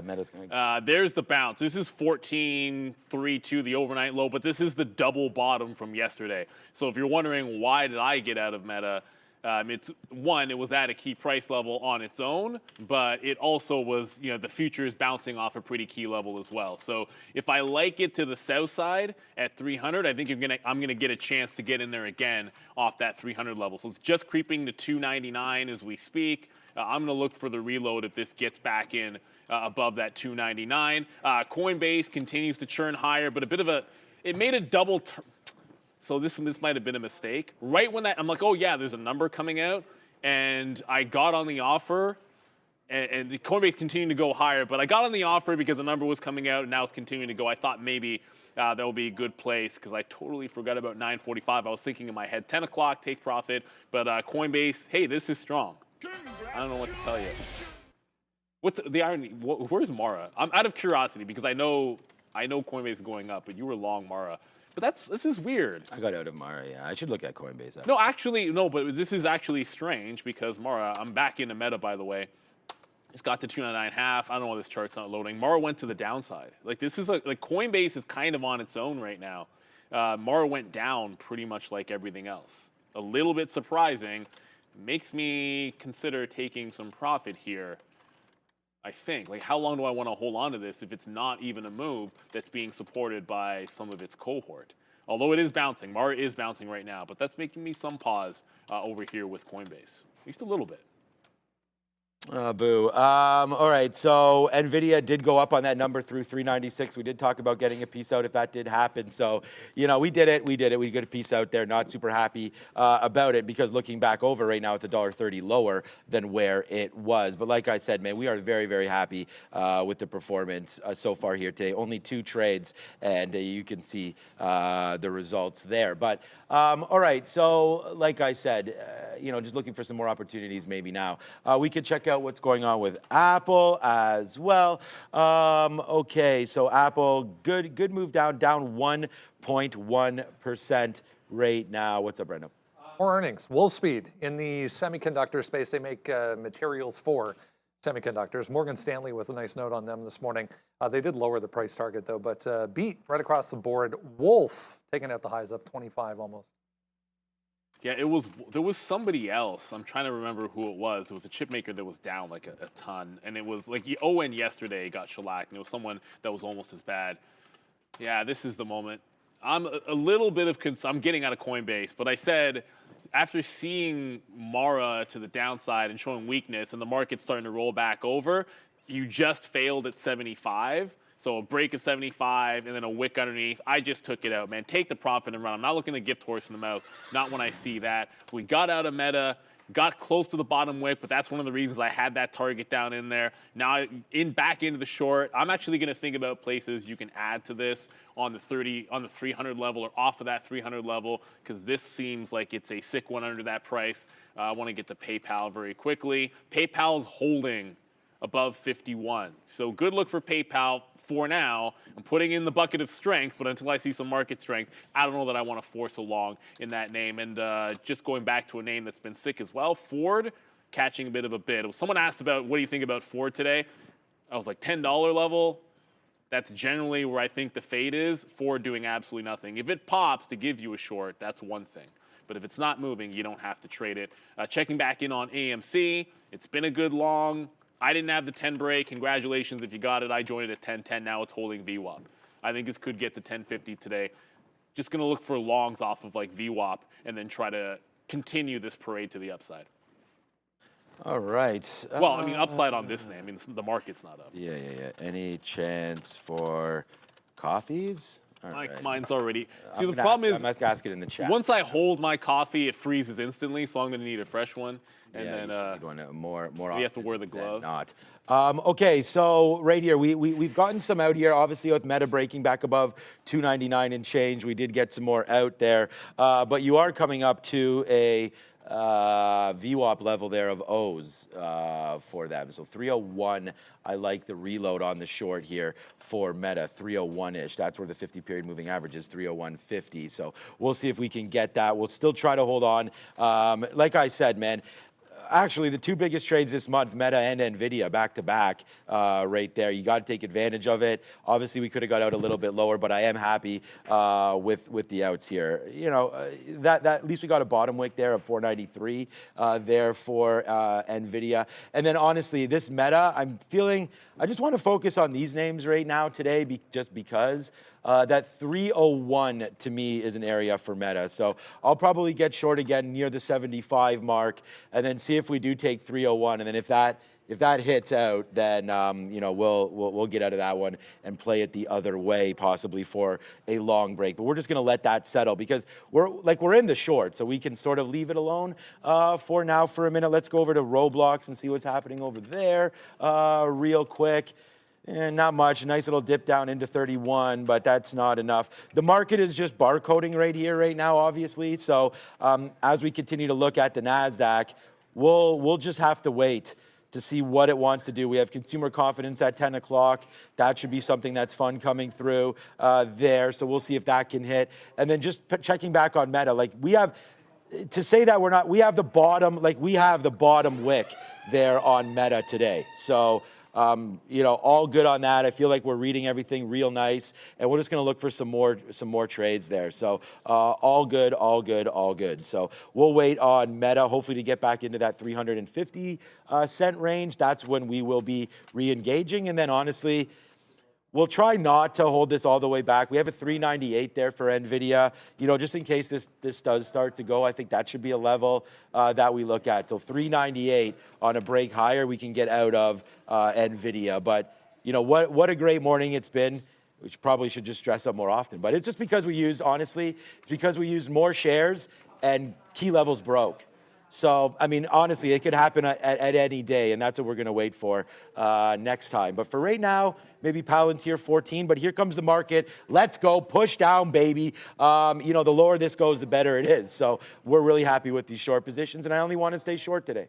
Yeah, speaking of shorts, Pinterest is up 16%, but I think I still want to take shorts underneath the $30 level. So the first look, it never gave a pop into 30 early, but 29.5 at the open. It just bounced back into here. So I'm going to give it to 29.5. A couple of pennies higher is that local high there, and look for that short. If it gets to $30, I think that's a separate trade at that particular moment. Meta reload still holding.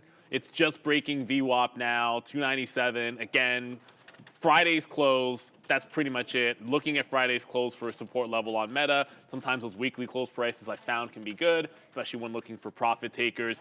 AMD is now it's obviously the market bounced here. AMD got up to 95 95.5 or so. Thank you. I think this is a fade play, but if you look at yesterday's support, it was right in here at 94.5. So this zone, 94.5 into pre-market highs, that's a wide fade zone for AMD, but this is, I think, where you want it. So let's give it some time to suss itself out here. If it can bounce off VWAP, that's ideal because then you can get fills a little bit higher. So NASDAQ is reclaiming some of these bottoms. I'm hoping AMC doesn't care because this is the long I like, but it's right back into that 10 level. Let's see if it can hold $10. If AMC's not holding $10, I'm really not that interested in fighting this stock today. If the market goes down, sometimes these squeeze names care, sometimes they don't. But if I'm playing off the $10 level, I don't want to fight this stock underneath 10. All right, let's just all right, trying to find some more opportunities here. Obviously, Disney, VWAP. Yeah, Rob brought it. He's gonna go get yours. Okay, cool. All right, so we've already talked about where we think Meta is gonna go. I think that if we could put a bid down here, 297.50, that would probably be a good take there. Justin, well, I mean, do we really want to get out of everything? You might as well. 297.55. Well, we're not gonna get out of everything, that's for sure. But in case this market does flip over here on the number, consumer confidence coming at 10, we'll see if that does anything. Just real quick here, let's just check on Tesla. So Tesla, I did have an offer. Oh, that's too bad because I was offering up here. Well, it doesn't matter. 199. I was going to wait for 2 bills. So that didn't quite get up there for TSLA. It only takes a couple good trades. There goes Meta right now back up to 300. So like we said, man, this is what we're expecting. A move back up to into 300 where we'll short it again. It's too bad that we didn't get that reload short on that break the first time of Meta. But hey, man, Meta, NVIDIA, big time trade alerts. What's up, Brendo? On this, but Mullen just popped up here on pretty heavy volume, trying to do some things there, guys. One's favorite EV. 31, 40 cents, I think, is the short level on Mullen. Yeah, 40 cents. So since its most recent reverse split, because it's done it a few times, there's your double bottom at 40, and then I mean, who cares about the moving averages? But $40 was a support level. I think it's resistance. If Mullen gets to 40, that's where the fade is. But you know what? It already pulled back. Like it just pulled back from 34 to 30. So the chances of it getting to 40 just diminished dramatically, unfortunately. But hey, it is what it is. If we get to it, it's got to be up there as far as I'm concerned. So I'm not really changing anything. Tesla is stair-stepping to the upside, which is interesting because Rivian is not. So I'm going to cancel I have an offer in the mid 80s on Rivian that I'm just going to go ahead and cancel. The $16 level does not look like it wants to come into play. If Tesla's strong-ish, making higher lows, and Rivian is not doing that, then I want to take an opportunity to play that relative weakness, and it might just be underneath pre-market low. So if it tries to bounce here and cannot get back past its previous close, which is 15.72, then I think a fade on Rivian at that level makes some sense. So I'm not really changing anything in Pinterest, in Meta, still long in AMC because it's holding 10, but this Rivian short might not get that 16 entry that I was looking for. So looking for the pre-market low entry. All right, I was thinking about shorting Rivian almost right now, but we'll still give it a little bit of time here to work itself out. We may have been 50 cents too short there on Meta. Meta goes to 3 bills, and obviously, you know, didn't hold anything against me. Well, almost did, but we only have 20% of Meta left. So yeah, that went. Oh, actually, it went to 90s. So it came pretty close there.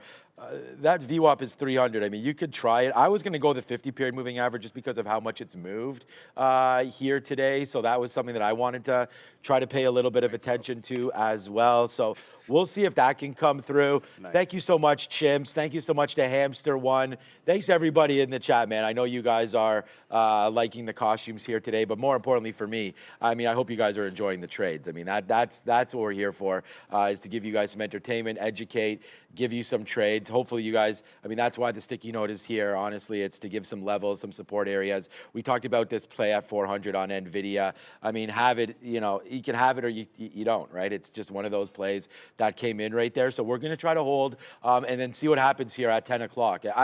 Getting a little anxious about pretty much all of both of these trades, right? I mean, NVIDIA just went all the way to 298. It's a good thing we didn't $3.98. It's a good thing we didn't take it out because I'd be mad because we just dropped another $1. But hey, remember when we got out at $2.96 there?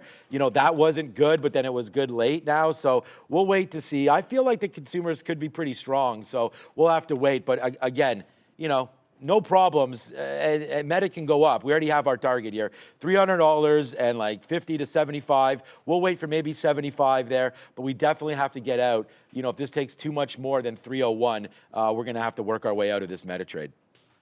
It's battling that 300 area. I mean, I'm sitting there. I'm not holding it to 301, 2950. That's not generally going to be my style. If it gets up to that price, I like the 302 level.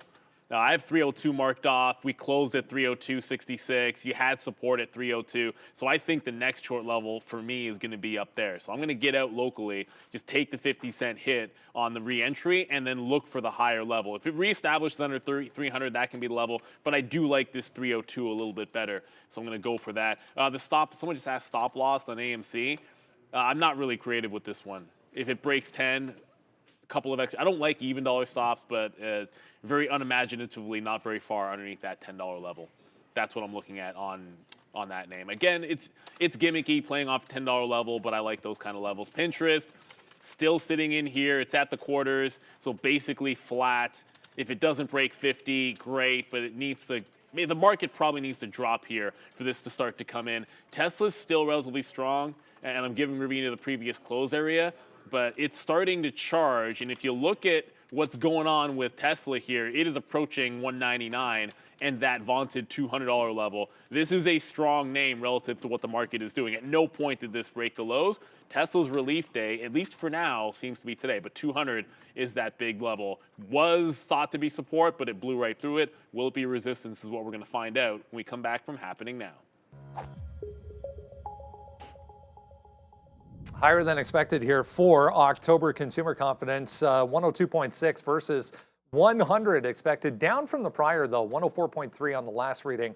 So it comes at 102.6 versus 100 expected there for October consumer confidence. Overall, the market kind of hanging out 0.5% downside for the Qs right now. Trying to bounce off, if you zoom in a little bit, trying to bounce off yesterday's low here, holding on.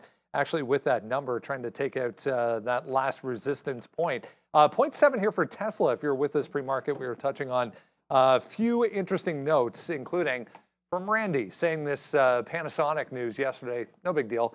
It was down more than 5% on their battery supply getting cut. So their manufacturing of these batteries, including the ones for Tesla, going to be cut going into the end of the year. First 30 minutes, as always, brought to you by Surge Trader, where traders can get a funded trading account up to $1 million. Keep 90% of the profits.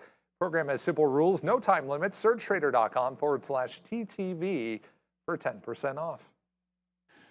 So just a bit of a reload here. Going to ring the register on AMC as it gets back up to 1020. We did get a dip by. It bounced in front of 10 even right here at 04s. I let it bounce. Once it showed it wanted to hold that level, we add back in, and we'll continue to hold on to that as, hey, we have a key for that one. So at least temporarily, AMC is one of the market leaders today. Go figure. Sometimes these things happen. That's what happens to AMC.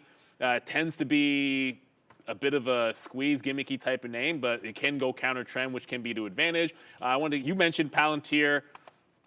What's weird about Palantir, I guess it's not weird. When the market dropped 100 points, Palantir was another name that did absolutely nothing. It held yesterday's low and is in a tight range. So just file that away. Like if the market catches a bid and starts breaking this consolidation up, Palantir is a strong name. Relatively strong name. It's actually flat on the day, but just worth throwing that one out there. I always want to find relative strength and weakness in this time and then go from there, because it's going to give you an indication as to something that you may not have been on your radar, but is going to provide you with a trading opportunity. So Palantir is out there for you. So I got out of Meta on the reload, but I think I like that at 302 level. If it can get anywhere near there, that's where I want the reload back into the short. That would be the line in the sand, kind of afternoon support, and then we're closed. All right, looking at so we did reload Meta up there, of course. So now we'll have to wait to see. 299 would maybe be a good out for Meta, but I don't, you know, we could put a bid. Let's put a bid at 299.25s or something like that in case we do get a move back down for Meta. May not happen right now. So let's, you know, let's be careful with it.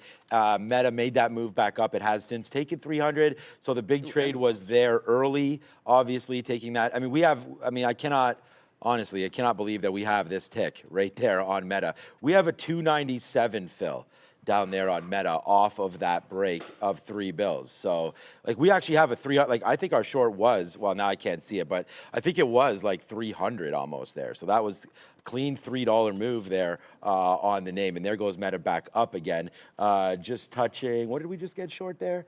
85s. So, all right. Yeah, this is getting some steam, man. That consumer confidence there out at 10. You can see what's happened there. USA CB consumer confidence for October 10, and I said I thought it was going to be higher, so I probably should have flipped out of these. 102.6 versus 100 right there. So, okay, now we're short at $300.24. So maybe if this does pull back in a little bit here for Meta, that would be really nice. But again, down 0.76. It's not even like it's getting hit that badly today, right? I mean, the market is down 0.6. This name, although getting hit, Meta, not overly dramatic. We could go a lot more than where we are right now. But, you know, but for now on the same sort of token there, you are trying to hold up above 3 bills. So this could be something. I'm going to put an order at 299.70. Okay, take a fill there, and then cancel my 299.25 fill. As we'll see. Need this market to push a little bit lower, and then we'll see what we can do here. Hopefully this is the start of something here on Meta as we try to get back through $300. The market is trying to fade. It's doing a decent job of holding out right now, but I don't know. Nvidia is still the big dog, man. I mean, we've made 2.5 times the money on Nvidia than we did on Meta. So, and like I said, both these trades are bangers. So hopefully we'll be able to not give anything back on this. Well, we're going to give something back on this Meta trade, but right now we're flat on this current position, and it just bounced off 300. So potentially here on some market strength, Meta, sorry, I'm still looking at Nvidia. Meta could be the one that, I don't know, I'm short, so I'm hoping it goes down, but it is holding right now, this 3 bills. So we're back into the money temporarily here on this short, but looking for a break of 300, bidding 299.60 to get out of a piece. There you go, and you stick to what the plan was. And sometimes when the market doesn't give you the entry, and we talked about this with AMD, doesn't get to 97 or 97.5, but the next zone was yesterday's support levels. That was right down at 95 into like 95.5. So it just did this, bouncing off VWAP. It just wicked and then a lower high. That's the entry off the lower high. You're already through VWAP. So again, just look for a trade setup underneath 95, take some profit out, look for the low of the day. This was the one. And again, if you wait for 97, it's not getting to 97. So what's the next trade? It's the first available pop, show you a consolidation at a key level, fail that high, then get into the short off of it. Pins just did a bit of a drop with the market, but wow, okay, they just bought that one up off of 29.10. I'm sitting right on the bid at 29. Actually, I was at 10s, which is weird because I don't usually bid an even number, but that just showed some signs of strength in there. If I can get VWAP, we'll be happy with that because 30 is the big resistance level that we like. But the chip names have been sick. AMD just gave you a consolidation. Meanwhile, we'll go to Brendo and come back and talk about a new entry that we haven't mentioned this morning. We didn't mention this one in the pre-market. I wanted to, though. A few people talking about it. SRPT. They had a muscle disorder treatment that failed in a late-stage trial, so this one cut in half today. Was all the way up here at 107 yesterday. $60 today, guys, for SRPT. Sick. Up. I see you're looking at that one. Well, I was just gonna point out. Yeah. Before I know what we wanted to go to Brendan there. I just wanted to point out that Google is up on the day and holding support off of yesterday in the morning, almost the same range, 123.5. So Google is showing signs of relative strength. I think this one looks like a long to me. Not I think so. It looks like a long to me. I think back into VWAP here, but the market is now charging to the upside. Oh, yeah. Yeah, I feel like AMD's probably going to come out. Pinterest is not stopping out yet. Rivian's getting very darn close. I'm going to punch out manually. Rivian actually wicked above, but Yeah, I'm gonna get out of Rivian because of what I just saw in terms of Tesla. So Rivian, I could have given an extra couple cents, but I just punched out of that one. I feel like it was gonna run that stop anyways, so extra couple cents doesn't matter. But the market just broke the range into the upside there. So I want to respect that. And I just got into, I have to go over to Meta here because I just got that Meta back into that 02 level. So we got out of Meta, there we go. We got out of Meta, didn't want it holding above that 300. I should have scalped that out at 98. That was a bit of a mistake. So I'm going to learn from that lesson. If we get back into VWAP, I'm going to respect VWAP in here on Meta. But we waited for it to get tight to that 302, caught a wick up there, and now it's even back into 300. The market broke the consolidation range to the upside. So when that happens, you got to be able to take profit out to want to get that. I want to get underneath 300 and VWAP is what I want to look at next for Meta. So it's still a decent one, but that is a bit of a churn to the upside, and you want to respect it. Unfortunately for me, the long I have doesn't really care what the market is doing. So AMC's up, but it was already up. It's not going to go flying because the NASDAQ caught a bid, but it happens to be working. I think Google's the one that looks like a long. I noted in the chat, a few people were saying Amazon was strong. I did see some strength there as well, but Google's the one I actually prepared for this morning. All right. Yeah, we're short Meta here. Again, obviously the same prices as always. We did short that 301 like we talked about, waiting for a 301.50 or so break on that one. We'll wait to see if and when that happens, if it does at all. NVIDIA's been pretty strong in the last couple seconds, but still holding out underneath 398. So hopefully that one will be a story to tell, and maybe a little bit lower if this market does retrace back in. AMD though, this one's at the 50-period moving average. I'd rather have this meta trade just settle down for a little bit here before I put into some more shorts on this market, because if the market just continues to go up, then we will wind up, taking a hit on this last piece of our meta trade here, which looks like it does want to continue to go upside right now, breaking through that 301.50 level right there. We're going to be very, very careful about this, right? So we could have got out for flat on this position, but we're still trying to hold out. There it is. So now it's going to break. Ooh, it close to breaking right now. If not, just one more candle and we get a very, very official break here of 301.50. So watch out here on a nice move back up for Meta. Those of you that got that bottom, I still can't believe we have a 290. Well, I can believe it, but 297 print. Man, I wish that would come all the way back down now to those levels. But here we go. We are about, there it is. So we are going to get taken out there on that last piece of Meta. We're still going to wait. We still have something in. So if it does come back down, that'll be good for us. But right now, Meta is starting to go back up to the upside here. So great break. Like I said, man, honestly, what was a huge break. Able to take some out. We've just lost now on averaging back into Meta. That low right there, 302, 302.50, 303. So that could definitely be something up there as well. So maybe we'll wait for 303. But hey, Meta's pretty strong, man. It's been a nice move off that bottom. So, good. It's a lot of stocks have I don't want to call it a V-shape, because like a V-shape to me, you get back to where it fell, but you are making a pretty strong comeback. Like it's one candle on the 15 minutes to the downside. It's been up since we've made those lows. I don't care what you're looking at. Well, okay, I care what you're looking at, but I don't care which big cap name you're looking at is what I mean to say. It doesn't matter what big cap name you're looking at. It's big time move to the downside and then very, very bullish off those lows. I'm still looking for a consolidation to maybe join Alphabet here, but it's just not really giving you anything. I don't want to go long at 125. The market is getting to these highs, and I think if this is a reversal or a good one, then I think you want to be at least a little patient, because you have a double top from yesterday. The same way we held a double bottom. I mean, what do I expect to happen at the top? If you get to that top, I'm expecting resistance at the highs. Why not? If I said inside day is very likely in front of the Fed, which is going to do nothing. So inside day means if you get too tight to the top, I'm looking for reentries on shorts and not the other way around. AMD, speaking of strong moves, this might be a bit of a top wick, but hey, this is the range. I'm going to stop out at the top end of it and make sure that we stay green. That is, like I said, it's a pretty strong move. I still think the chips are relatively weak, so I will look for a place to reload this or just jump back into it, but not just yet as we go to Brendo. These solar names have been pretty strong the past couple of days. Here's Jinko again today. Mentioned this one around this same time yesterday. Another 10% here, guys. Even with, I was just seeing HSBC, I think it was, with a price target cut this morning on Jinko.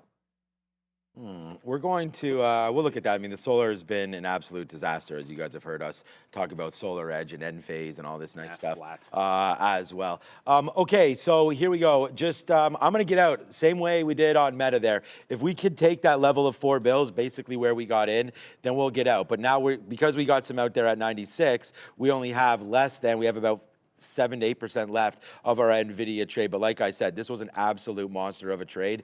So we're really, really happy with the way that one's performing, needless to say.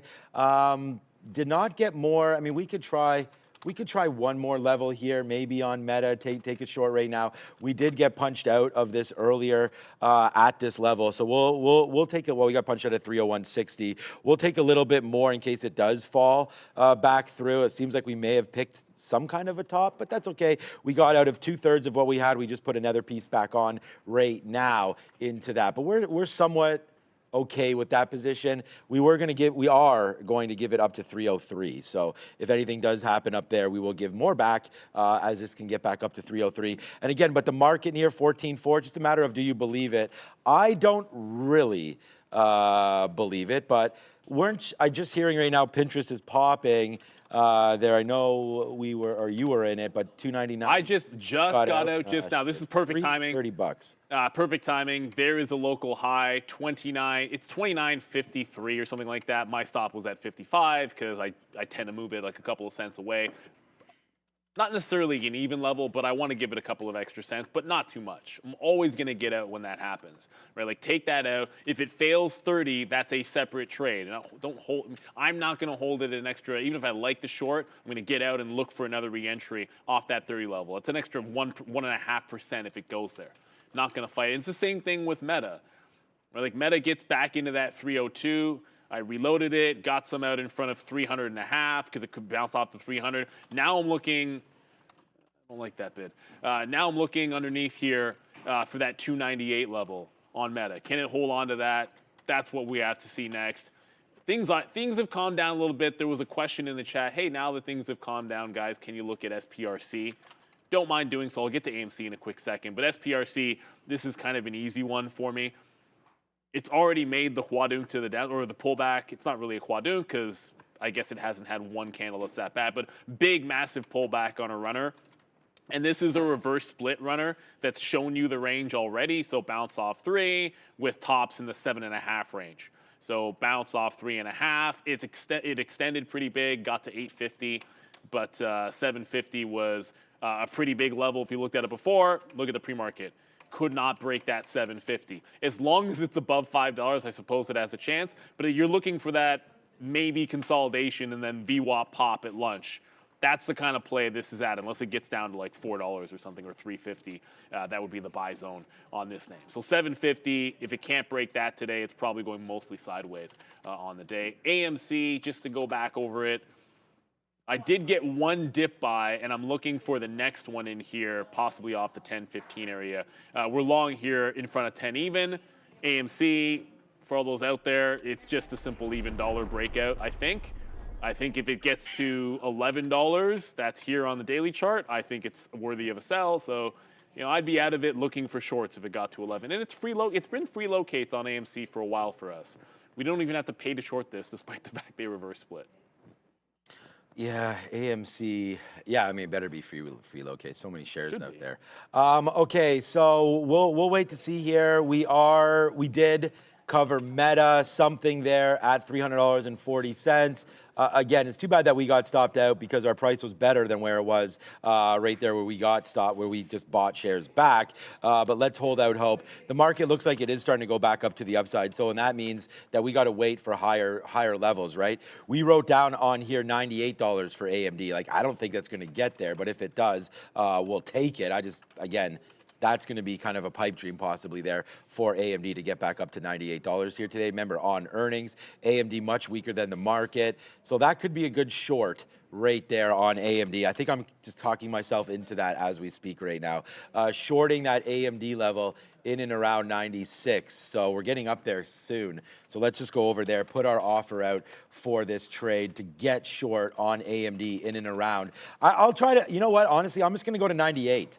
like I'm going to try to go up as high as I can there, like just as close to, so 98 cents is what I mean. So 95, 98, just trying to get it as close as we can into that pre-market bottom of 96.03, because then I feel like with the amount of shares that I'm trading with, I definitely do not want to hold this thing too far against me, right? Which is why you saw El Rapido Trader coming into play here on Meta, because again, when you know have shares, you want to cash them out. It's why we have the bottom tick there on NVIDIA. It's why we have bottom ticks on Meta as well, right? So trying to be a little conservative on what we're doing here today as far as prices and levels and things like that, and then really trying to reap the benefit when the market does get going for you. So that's going to be that. We do have our target out. Maybe it's a little bit too close to $96 there for AMD, because I was looking at maybe even a 50 break, kind of like these pre-market highs. So I'm not really feeling a 90, I'm not feeling like 70-cent hit. We know that AMD can rip like crazy. So that 96 is right there. So maybe that's a little bit better, 96.10-ish.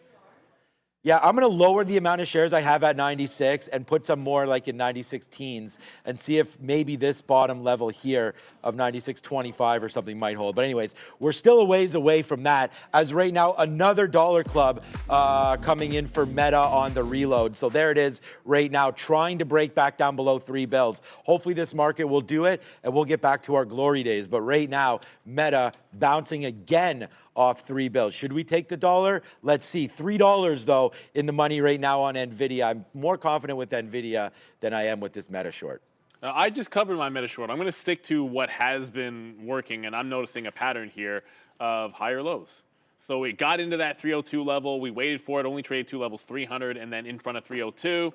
But I'm seeing some higher lows get put in, so I'm ringing the register on this. And again, it's just sort of take what the market gives you.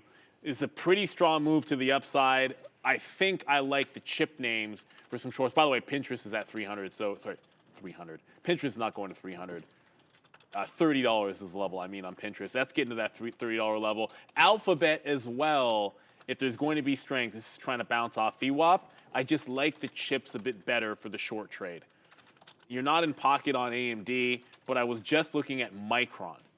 Micron down 0.5% or a little bit more than that. This did not just break out. So when the market got higher, like I saw a level break on AMD, which I was in, but I wanted to find something, if I could, that was a little bit weaker. This tried to get through 65.75 and just reversed. So you've still got an opening resistance level, pre-market lows, and then this little wick here in 65.85 to work off of for Micron. So I like this one. I always like to see where that strength is, or strength or weakness. It doesn't really matter which one it happens to be. So still an AMC, but I just took the money and ran there as he bounced again off that 300 on Meta. It's in scalp mode. We're 10:20. I think it's time to, usually at this time of day, I say you want to be holding with the trend. But since making that bottom, it's like a long trend off the lows, and I don't see any long entries that I like. So it's looking to short things that are at levels that we like. Let's get to the desk with Adara and the small cap recap. Do this. Trading news is provided today by Benzinga Pro, which is the official news source of Trader TV and a game-changing tool for active investors. Lots of info here, lots of updates, and you can actually take advantage of their Halloween sale now. All you have to do is click the link in the description and just use the coupon code TTV for a whole 50% off for life. We have SciSpark here today, SPRC. This one is trading higher after the company announced that it had a patent acceptance from the Australian regulators for its pain treatment, so just involving opiates, pretty interesting stuff. We also have Cybin. This one was mentioned earlier. CYBN is the ticker there. This one has announced phase 2 interim data for its major depressive treatment, and it also has a reiteration of a buy with a $10 price target from Wainwright. Last but not least, this one's pretty interesting. Cardio Diagnostic Holdings, CDIO. This one has received a technology contract for its AI-driven heart disease testing. Lots of interesting stuff here for small caps. Back to you.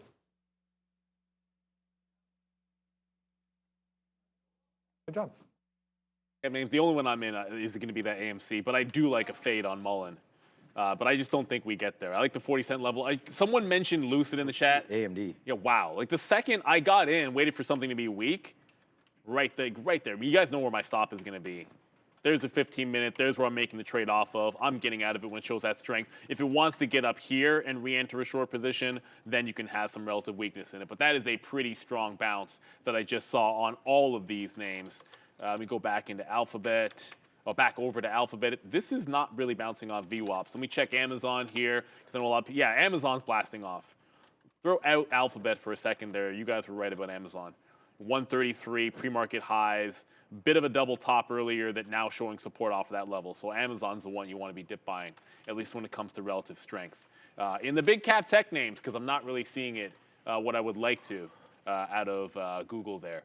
Intel's at the high of the day, but that's why we got out of that one. Did not want to fight it. I did want to mention the small cap name that I'm in, AMC. It's on a bit of a dip. I don't think this matters what the market is doing, but it cannot seem to get into VWAP. Going to get in the teens here, but it has not really been filling those teens on these reloads. So I'm trying to get something in front of VWAP, and then if this can get to 1050, there we go. Yeah, the market's blasting a little bit. We actually wound up taking more shares than we thought there on AMD because we never canceled our offer there at 96, but it's all good because we wound up getting some 84s and 85s on this 98 short. So another green name for us temporarily for AMD as we hold on to this short and see what's going to print next for us. Hopefully another downside push here. But the market is up. Like, we're above the 50 period. We're above VWAP. Okay, we're above VWAP and all this jazz right now. Let's punch something out there as we get back into the basement here for advanced micro devices. Sound the damn alarm one more time here as we're on one again today. We'll try to just keep this party going, guys, on all of these names, man. Meta, 80 cents in the money. I don't know. If this market keeps on getting higher and higher and higher, we should probably think about taking something else. And we will punch another piece out there on Meta and then just wait for this to get back in, man. It's bouncing off VWAP, bouncing off 3. And, of course, as soon as I get out, it touches 3 bills. But that's okay. We'll see if this one can go back down into the downside. And then NVIDIA is getting ghoulishly close to that $400 level right there. We almost got out when it broke. So it almost did break our back there on NVIDIA as it allowed us to get short AMD, but you know, again, this is the scarier one here as we wait to see. But here we go. So there it is, man. $1.30 in the money on Meta as that's starting to go down. Plus, hopefully, AMD. But AMD has really, really held out on the high side right now. So watch out for AMD. I feel like getting some more out here, even just in these or high 80s, something like that. AMD not falling down the way these other names are. Down goes NVIDIA. Down goes Meta. Up goes AMD. So remember, AMD does have the report coming through tonight. So that could be something else. I'm going to put another bid here in the mid-90s. So like 90, 95, 95, just to honestly take more pressure off. I don't love this short. If the market collapses, we're fine. But right now, AMD's holding high. My out on this right here, I just put it at 96.30. So I don't even really want to be a part of this trade. To be honest with you, we could just punch out now. But I'm feeling like the market wants to figure out what it wants to do. So I'm okay being here, but let's just, there it is again. We're just talking our book right now. So we're just going to take out some of this as the bear market needs to come back. The NASDAQ right now is just turned, almost turned positive. Actually, I think it did turn positive there on that wick. So that's why I said that. But either way, man, holding on to some of these shorts, dollar club, and 5 cent club. So we'll wait. Hopefully AMD does retrace back down, but we do have some, there it is, but we do have some bids out just in case. Yes, sir. If I get flat, we'll be at the highest spot we've been at not unrealized, but realized profit right now. That was a good out for AMD, man. We just got an 89 out right there. So we're getting lighter and lighter. So even if this trade fails for us, we've already taken out some of that. So this is going to be good for us here on AMD. I hope everyone's enjoying the show. Make sure you do hit the like and the subscribe today. I love the Joe Comp SRX there. I'm bored. I think I'll comb my hair. Yeah, I know you're not bored because this market's giving you way too much, but I'm going to assume that that is not going to happen. I was going to do that, and obviously, I was going to fix my hair, which is going to get ruined by this stupid thing. And for anyone out there that is not enjoying this Halloween, so far this market is trick and treat. And when I say that, it's top to bottom And if it goes, sorry, it's bottom, top to bottom, bottom almost to the top. If it gives you the move to the downside again, that is everything that you can ask for. A range-bound day gives you levels to trade off of. Speaking of which, Intel's at the next one. I'm back into Pinterest. I'll get to that in a second. But Intel is right back up to those highs. I got out when it broke the local top, and now it's into the pocket. 36 to 36.5 has been the zone. Thank you, Nathan Wilder. You like the costumes, love the trading. Keep it up. We'll keep it up. You know we'll be here pretty much all day long. We're not going anywhere. In 30 minutes, we kick it off to the midday, but we're not going anywhere today. So Intel getting tight to that high. I want to show you Friday's high. That is the next level up on them. Pins got to that 30. 29.99, the actual high of the day on pins. So I got out at that local high, now looking for that 30 level. Do not want to fight it beyond that price as the market is starting to come right back in there. Micron might have, this one's still relatively weak. I think I like this a little bit more than Intel for the short trade. But it wicked 66. Let's see how it responds, because I'm seeing some buyers come into this above 75, which was seemingly you'd think you just start rolling over here, but I think playing off 66, this is worthy of a re-entry. A little bit weaker than what I see over there in Intel. And an earnings name that we haven't mentioned, Caterpillar down 6%. This is not really moving, but it is not having a good day, so I'll acknowledge that. Jimbo Slice in the chat mentioning Caterpillar. Caterpillar is probably going to have to take some time to consolidate in the next couple of days. Down 6% today and showing no signs of bouncing when the market did. Obviously a bit of a cyclical name. And if you got concerns with the economy overall and it's slowing down, well, Caterpillar, one of those names that's going to have to reset. I was going to, I am going to look at Palantir at $15. Though the only thing is, I'm not 100% sure. The market is really starting to go here, as you guys can see, and we are already short AMD, Meta, and NVIDIA. We're going to go 3 for 3 here today, but it's only 10:29 right now, so there's lots more in this day.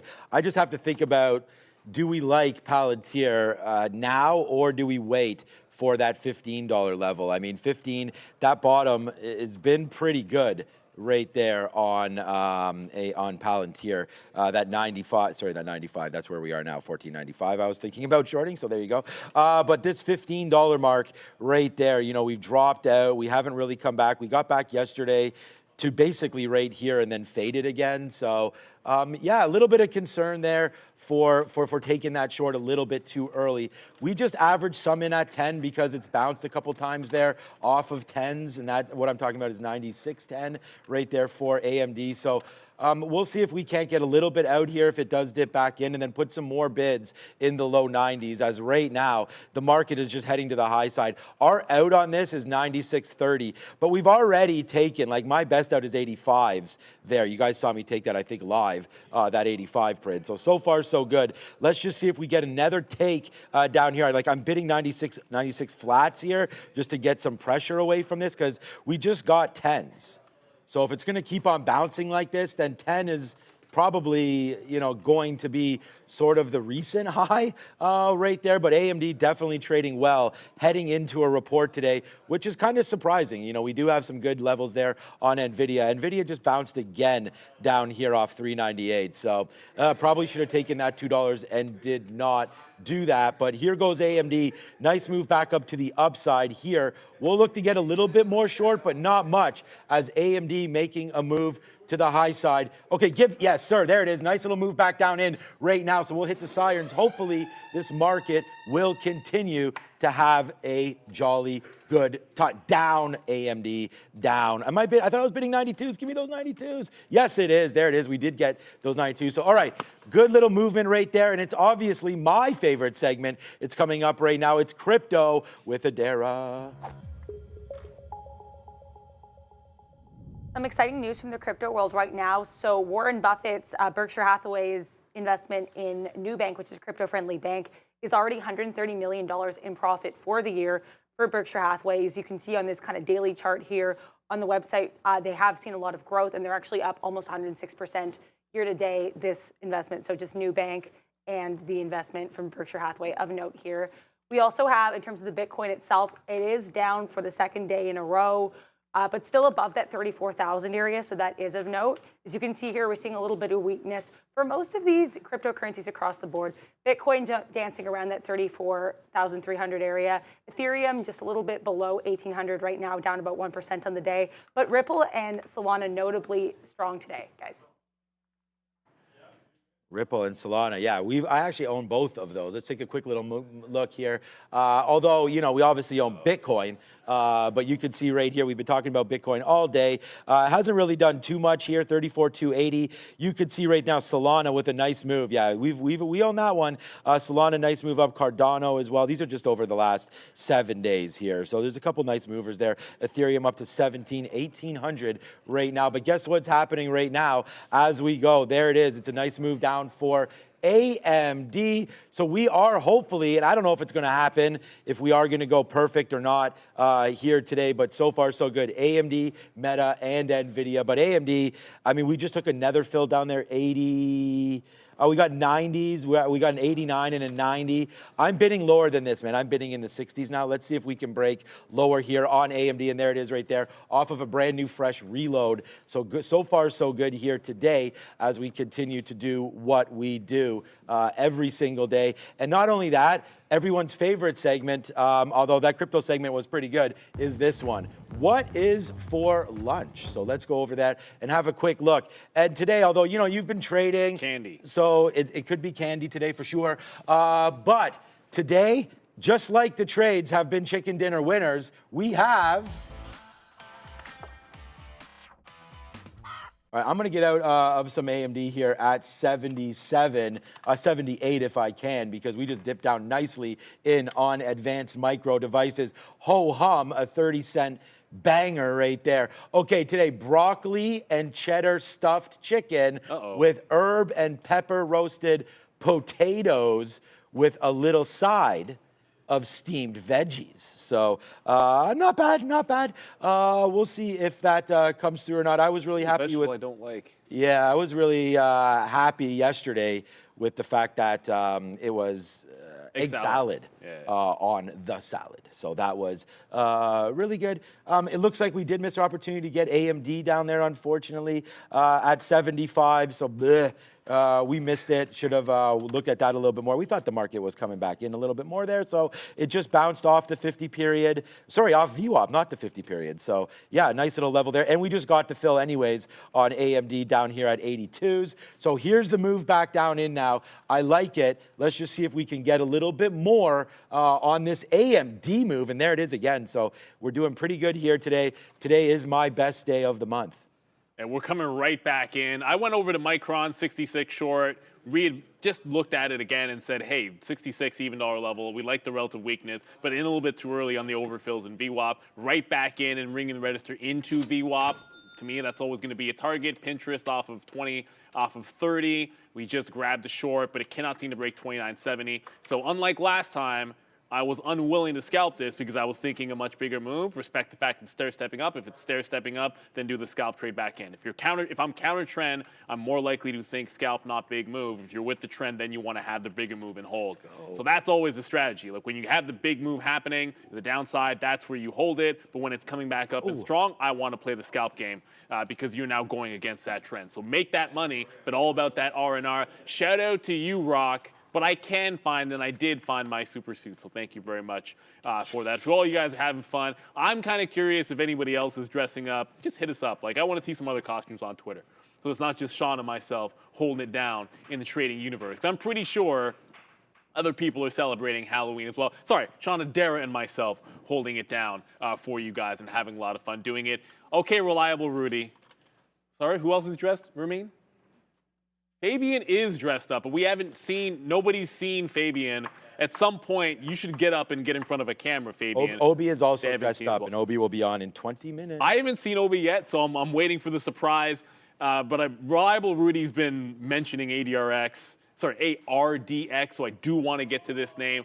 Nice little strong runner for you. I have an idea what you're looking at here.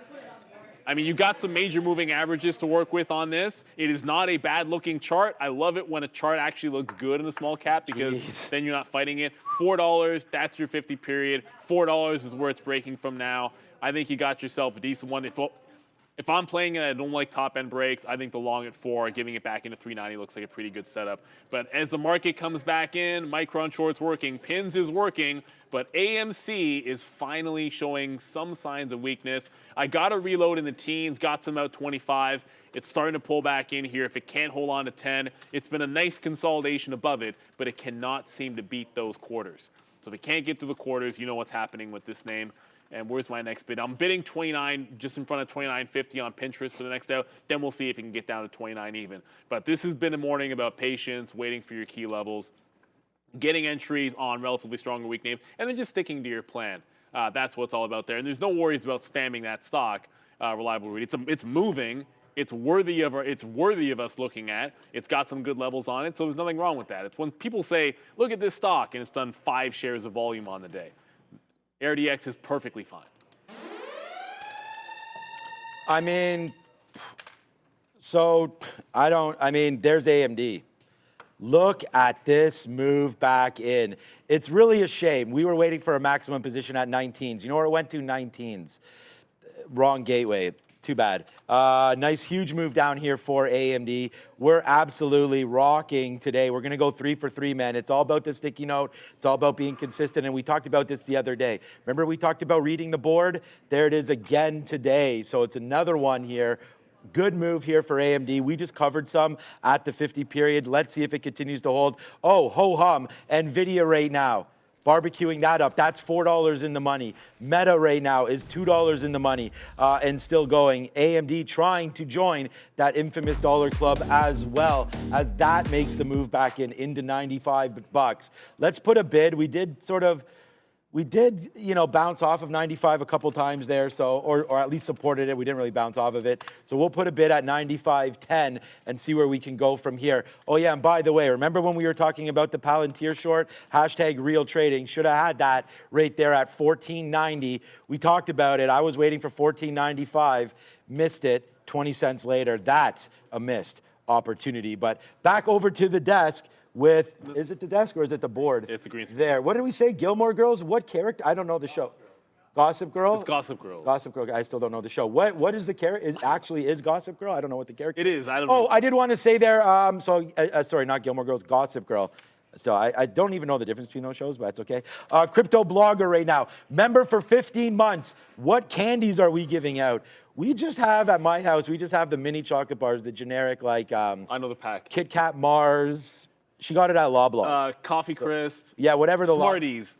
Yeah. That one. We do the same one. That one. So that's what we're doing there for Halloween tonight. We get a lot at my place, so yeah. Oh man, that's gonna be. We're expecting like 100. We usually get like 150 to 200. Yeah. COVID was obviously COVID was COVID, but like 150 to 200 we're expecting tonight, which is a lot of fun. But let's get over to the green screen with Adara. Pretty mixed board right now, but there is actually a lot of strength over on this side here. We do have commercial services strong, health services strong. Consumer durables actually led by some strength with Tesla after a lot of weakness yesterday with that Panasonic news. In terms of weakness, we do have producer manufacturing leading with CAT, which actually had its earnings this morning.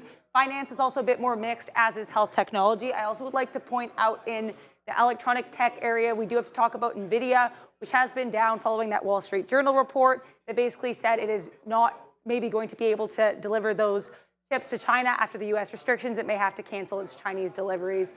We also have some mixed responses with these chip names ahead of the reports from AMD tonight, and Apple also down after that event yesterday where it unveiled some of those Max and the M3 chips. We also have Apple earnings coming up on Thursday, so this is definitely going to be a sector to watch, guys. Yeah, Apple's its own sector, man. And today, what's weird about Apple? There actually wasn't much of a set. Oh, there was a setup on Apple. Okay, should have stuck to notes. 168. I was talking about Friday's closes as support levels. That was the reason to get out of Meta at the bottom. But Apple, same bottom, Friday close, 168. That's where we could be headed today. But it never got to 171. This is a dark pool wick. It never got anywhere close to yesterday's short level, unfortunately. So watch out for the 168. I think that can be a thing for you on Apple. Weirdly enough, Apple was just not a thing today. It is what it is. Like, there's nothing you can do about it. You can think a stock is going to be on the radar, and it won't be. Microsoft, okay, 335. Just looking back at some names that I knew I had some things marked off for here. Yeah, the support at 335 from yesterday on Microsoft has been pretty good.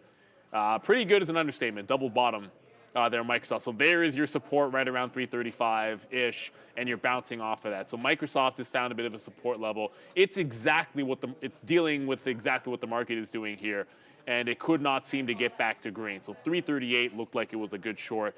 I got the two that I like to the south side, and I don't think, like I said, AMC shouldn't care that the market's going down, at least hopefully.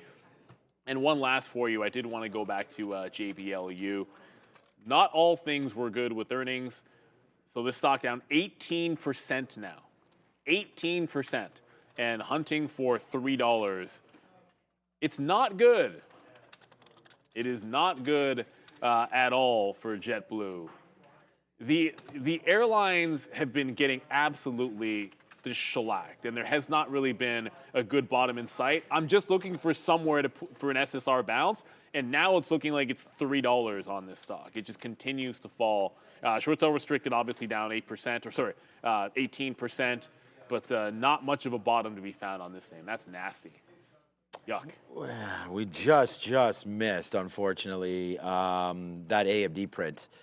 We should have took some out at VWAP, so now we're going to do that next time if it does come back in. We were waiting for a little bit greedier than this. We were waiting for 95.10. We talked about that. Chris in the chat wanted to know what I meant when I said that. So yeah, that's what I meant, just bidding 10s, so 95.10. You know, we should have bid 95.25 and we would have got filled. And that would look pretty good. And then it's moved all the way back up, which is still fine. We're still waiting for that top take right there on AMD as the market is just falling back in. We can draw the IB high and low right now. So the high is what happened right off the open, and then the low is right back into here as well. So you're still almost exactly in the middle, which is what VWAP is going to tell you anyways on the futures, unless there's like big, huge order that comes in that affects VWAP somehow. But right now, there we go. So because that's volume weighted, right? So that's what I meant by that. So that take the high we saw right off the open. Then we had that disastrous drop, which really realistically gave us absolutely everything that we needed on the day. And so that gave us Meta down there. It gave us NVIDIA. It gave us everything. So unfortunately, again, look at this move back up. There goes. We're going to get stopped out on NVIDIA, it looks like, as this market is really screaming now back up, trying to get back to its highs. You know, NVIDIA makes that move all the way back to 400. It was just at 295.20. So this is like $4 straight to the upside. There's definitely some love back into this market right now. So just be careful if you're still in it. You know, you could see a dramatic, well, not could see, you are seeing a pretty dramatic move back up to the upside right now. So just be careful with all the trades. We'll reshort a little bit here ahead of 400, but not much, man. So we'll wait to see where we go now.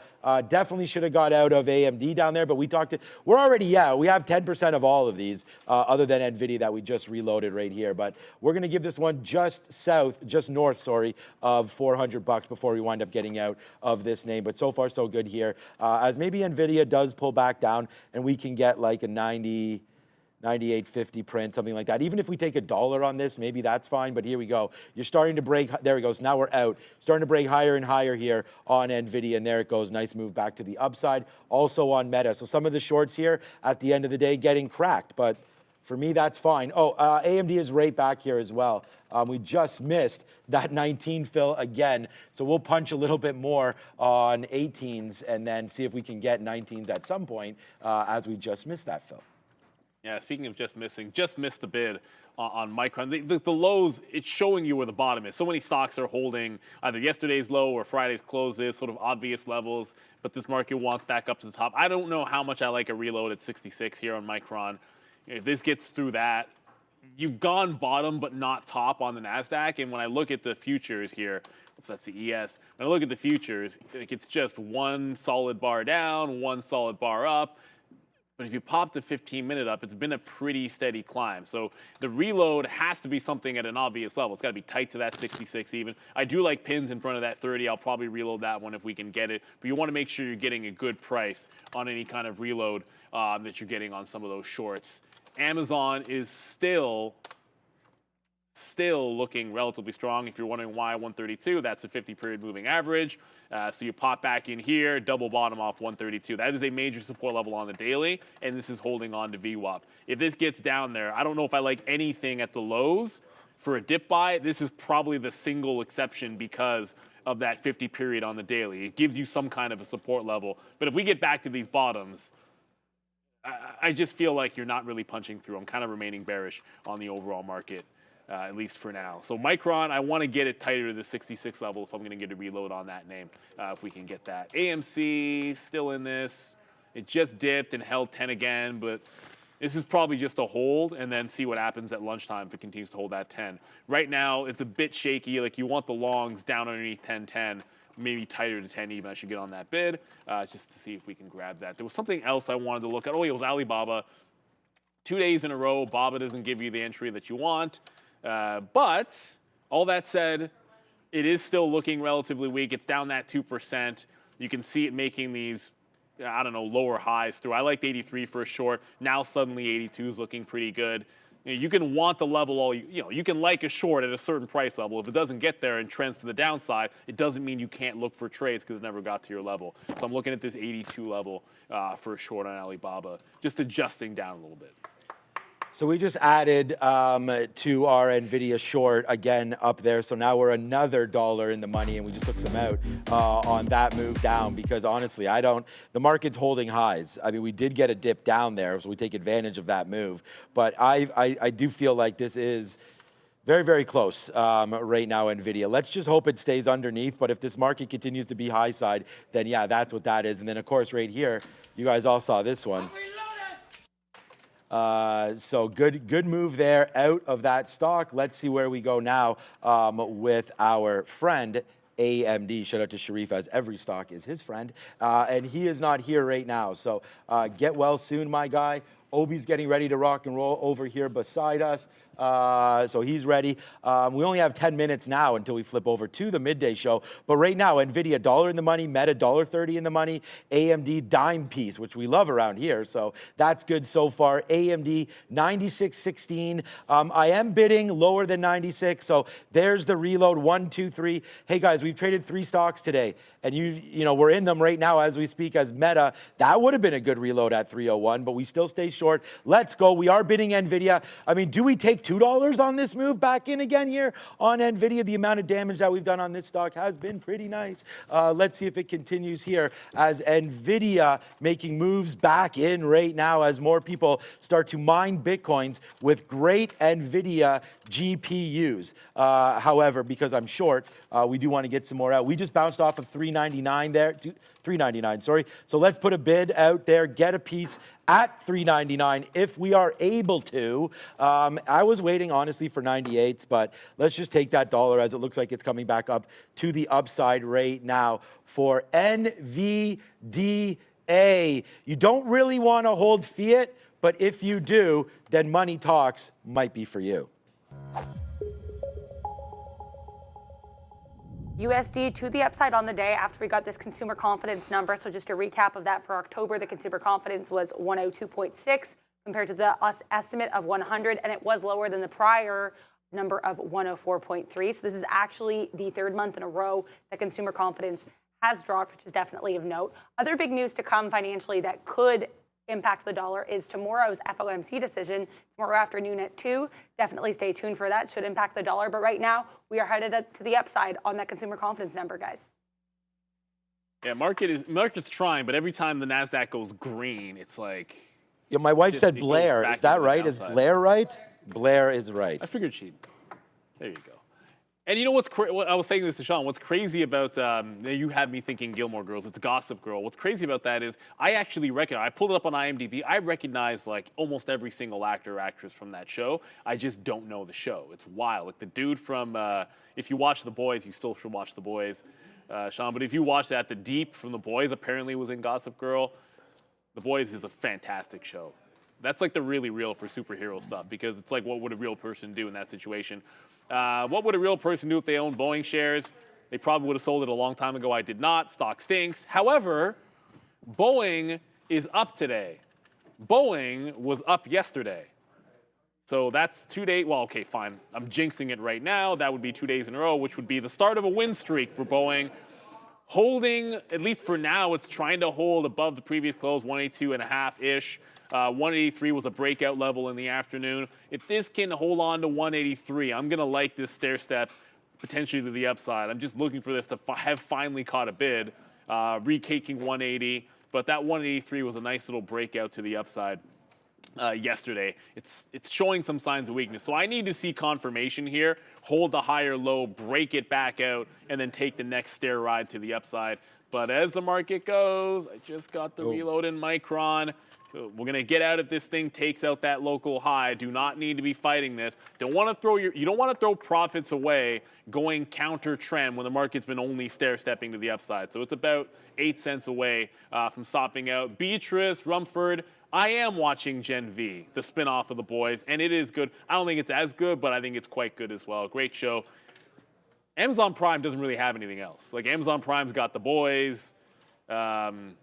What the heck else does Amazon Prime have except for The Boys? That's pretty much it. I'm sure it's got something, but. Yeah, they have something called Yellowstone. They have. Yeah, I haven't seen that, but I've heard it's They good. have like Reacher. We talked about this the other. No, Reacher's good. Jack Ryan was good, but that's done with now. So Yeah, so- yeah, Reacher was good. I like that, but that's over. So Prime Yeah, doesn't have much. I don't know. We talked about this on their earnings. So, all right. So we did get stopped out there of that NVIDIA. We got stopped out of everything, and there were good outs, man. I mean, AMD good out. We talked about getting stopped there once it broke 30. Now it's in the 70s. So it's all about making sure that you capture some of that profit and make sure that you do have continuously profitable ideas and days. I don't know about shorting NVIDIA anymore, man. I mean, this name is now well up. The NASDAQ just turns green right there. So that was a good move on the Greensville for the NASDAQ. You are coming up to a 403 level, which I think you could short if you wanted to. But again, I'm flipping over, man. I don't need to be short. So we'll hold on to Meta. Meta's been a really good trade on that reload. But again, we did get down to 299. So that was another 250 that we had there in Meta. If there's anything that's going to be a short, Meta is really the one that hasn't got going and it's still red on the day. So that's like a 201.50 kind of area here for Meta. We'll reshort a little bit, 301.50, sorry, on a possible short there, all the way up there to 302. Possibly for It's a good thing I didn't wear that. Meta right now. So $300, 77 cents. I will short Meta coming through very, very soon. So hopefully we get another reload position there. And I don't really want to reload AMD. I'll be here for the majority of the afternoon show, I think, anyways, or the midday show. So I'll be updating some positions that come through soon. $97 on AMD. I don't know. I'd rather short that Meta. So we just missed an well, we can short Meta right now. But I'd rather wait for Meta to get up to that like 302, 301.50 area before we put some more on. So right now, that's what I'm looking at. It's going to be a Meta short, if anything. And then we could just go back to our sticky note. NVIDIA 400, that already broke. Google 121 long. And then other than that, we'll wait for an Apple pop, which might be happening right now, actually. Yeah, I was going to say Apple was close to 170. Yeah, it's okay. But 170, 171 in Apple, that's still a thing. The futures could get to the highs, which is like 30 points from now on the NASDAQ, and then Apple would be at 171 a short for me. JBLU, so that, to me, this is the SSR bounce. I am no longer looking for it because it just happened. So it got down to 42. That's kind of a random price that it bounced at. I was looking for like something a little bit more obvious, like evens or quarters, but it didn't happen. But it bounces to VWAP, then to me that strategy is pretty much done with because you've already seen the level. I got out of Micron. Again, you have to have, I think if you're going counter trend, you want to make sure you have an out. So I just got out there. It could still set up as a short, but if I'm going to short it again, like you look at some of the levels up here, like this could be a breakout through that pre-market high in this close area. So it's either underneath 66 here, looking for re-entries, or if it breaks tops, I'm looking for 67. Bit of a wick double top on this the last couple of days. Obi's, you guys are going to love Obi's costume, obviously. I just saw him walk by. Pins is still holding the $30 level, so I'm still into this one. Until it breaks, I mean, my stop is not exactly at 30, but I mean, it's close enough to be, it's just essentially a 30 stop on that name. So be very patient. I'm looking to possibly re-enter Coinbase, hit enter again, as this is continuing to hold strength. So I got out of it when the market was weak. I mean, the market was very weak, and I got away from this, but look at it just barcode, a little bit of a W pattern or whatever you call that. 74 has been the bottom with a 75 top. This gets back in and can hold on to the 74. I think the dip buy looks pretty good. At least that's what the pattern's telling me on Coinbase, and you play the pattern until it breaks. That's what it's all about. Tesla, we haven't really talked too much about Tesla. It broke 200, but you know, I thought if it broke 200, this previous low here, it's just about 204, 204 and a half, like that would be the zone. And it went like $1 into said zone, so it never really crept up in there. I'm always worried when Tesla catches a bit after a few down days, I'm looking for some real strength. And it didn't really show a press through that 200 to give you the shorts tighter to that 05 level. If I wanted to short off that, I'd want to be like starting at 3.5, 4 is about as early as I would have gone. The fact that it couldn't even get past 201, that's not good for Tesla once again. Up 0.7%, that said, when it caught a bid, I was expecting it to be well past what the market was doing, up 2 or 3% at least, but not so much for Tesla. All right. All right, so we do have a new position right now. Just a couple minutes left. Thank you so much for joining us here again today. Make sure you do hit the like and the subscribe and join us every single day. Palantir, again, Palantir's up today, so a little bit sketchy off that level. We'll short some more 90s and then get out if we break the top here, 95. I'm not even gonna wait for 15. If it's gonna be strong, it's gonna get to 15 anyways. So we'll pile in a little bit here at 90 and see if that can come up with a spot there. Wow, AMD. And again, when I get stopped out, I should always flip over long. So that's something that I gotta keep into the pocket because again, we nailed the level on NVIDIA, man. 96.30. I mean, it danced around there a little bit. You could see we did get in and out there, but then once it finally got going, there's our out at 31s. We talked about that. Huge move to the upside right now, up $1, like just up $1 in 5 minutes. Right now. And then again, the same thing here with NVIDIA, right? Like we get out at $4 and we should just... Oh, it's all the chips, actually. Right there. Yeah, they're all ripping right now. So we'll have to wait to see if this does continue to the upside as Meta is still $1. Meta's $1 in the money, so we'll have to be able to hold on to that one. And we'll just wait to see if we can get a little bit more short here on Palantir as we continue to go up to the high side. And we'll just average in on that. Apparently people talking about... SoFi 760 is coming in, by the way. Yeah, so that was yesterday's fade high there. So yeah. You could definitely have a look at SoFi up there at 750. So some of these names. So SoFi ripping right now is a problem because, again, I feel like Palantir could react a little bit to some of these nonsense stocks getting to the backup to the upside as some of them are just low float names. Really starting to go, like probably DraftKings could also probably, yeah, it's 27.50. So look at that. I didn't even look at DraftKings and called the move on that one as well. So just be careful Roblox here. breaking out. Yeah, all those little names now started to go, which is good, man. We need some more breadth in the market for sure. Can't just be the top guys leading the way, which it definitely has been. So, all right, Palantir's at VWAP, so we'll short that. We just got some more there at 88, so or 89s, whatever. Our average price is 86. That's all that matters. Hopefully, we continue back down to the downside. We will be reshorting Meta as well up there near 301. Yeah, the only thing outside of what I'm in right now, the thing I'm looking at is that level that we just mentioned on SoFi. That was the reversal yesterday, and it failed to break out at 760. I know because I was in it, and when it failed, so that 760 area is the one. I was in it off the quarters and risked 5 cents. I want the same kind of trade. I want to be able to risk 5 to 10 cents off of this area, but it is getting pretty darn close. You know what's happening. Happy Halloween. I hope you enjoyed the show, but it ain't over. We're back at 2 o'clock. Frozone and Bitcoin will be back at 2 o'clock. I'll be back for some lunch money, but you're headed on to Obi-Wan Kenobi and ADRs, and finally it's true. Hello. Well, hello there. That was great. How are you doing? I'm good. How are you? Good, good. Happy Halloween. Happy Halloween. How's everybody doing? We hope everyone is doing all right. Yeah. How's your morning been? I have not traded yet because I've been at the big desk. I just want to start with the Surge Trader. So we are brought to you by Surge Trader for the midday. Yep. So yeah, up to 1 million account funding, and with up to 8% drawdowns on your account there. So shout out to Surge Trader. Thank you for sponsoring us. Yeah. So that shout out to Surge Trader. in terms of trades, I was kind of looking at Netflix and Nvidia, and then I very much missed any fill I could have had on either of them, so that is unfortunate. Let me see what I can pull up here. Is that better? Here, I like this right here. This is, I think the force is more likely to be with me if I stay like this a little bit right here. Do I look like a Sith? Is that what Neil said? I mean, only Siths deal in absolutes, so I have not been at that too absolute with my trading today, Adara. So we can talk about what I've done today on here on the markets. Kind of a crazy, choppy quadunk out the open, not like right out the open, but just in that first few minutes. So I was watching that 133 on Amazon from yesterday.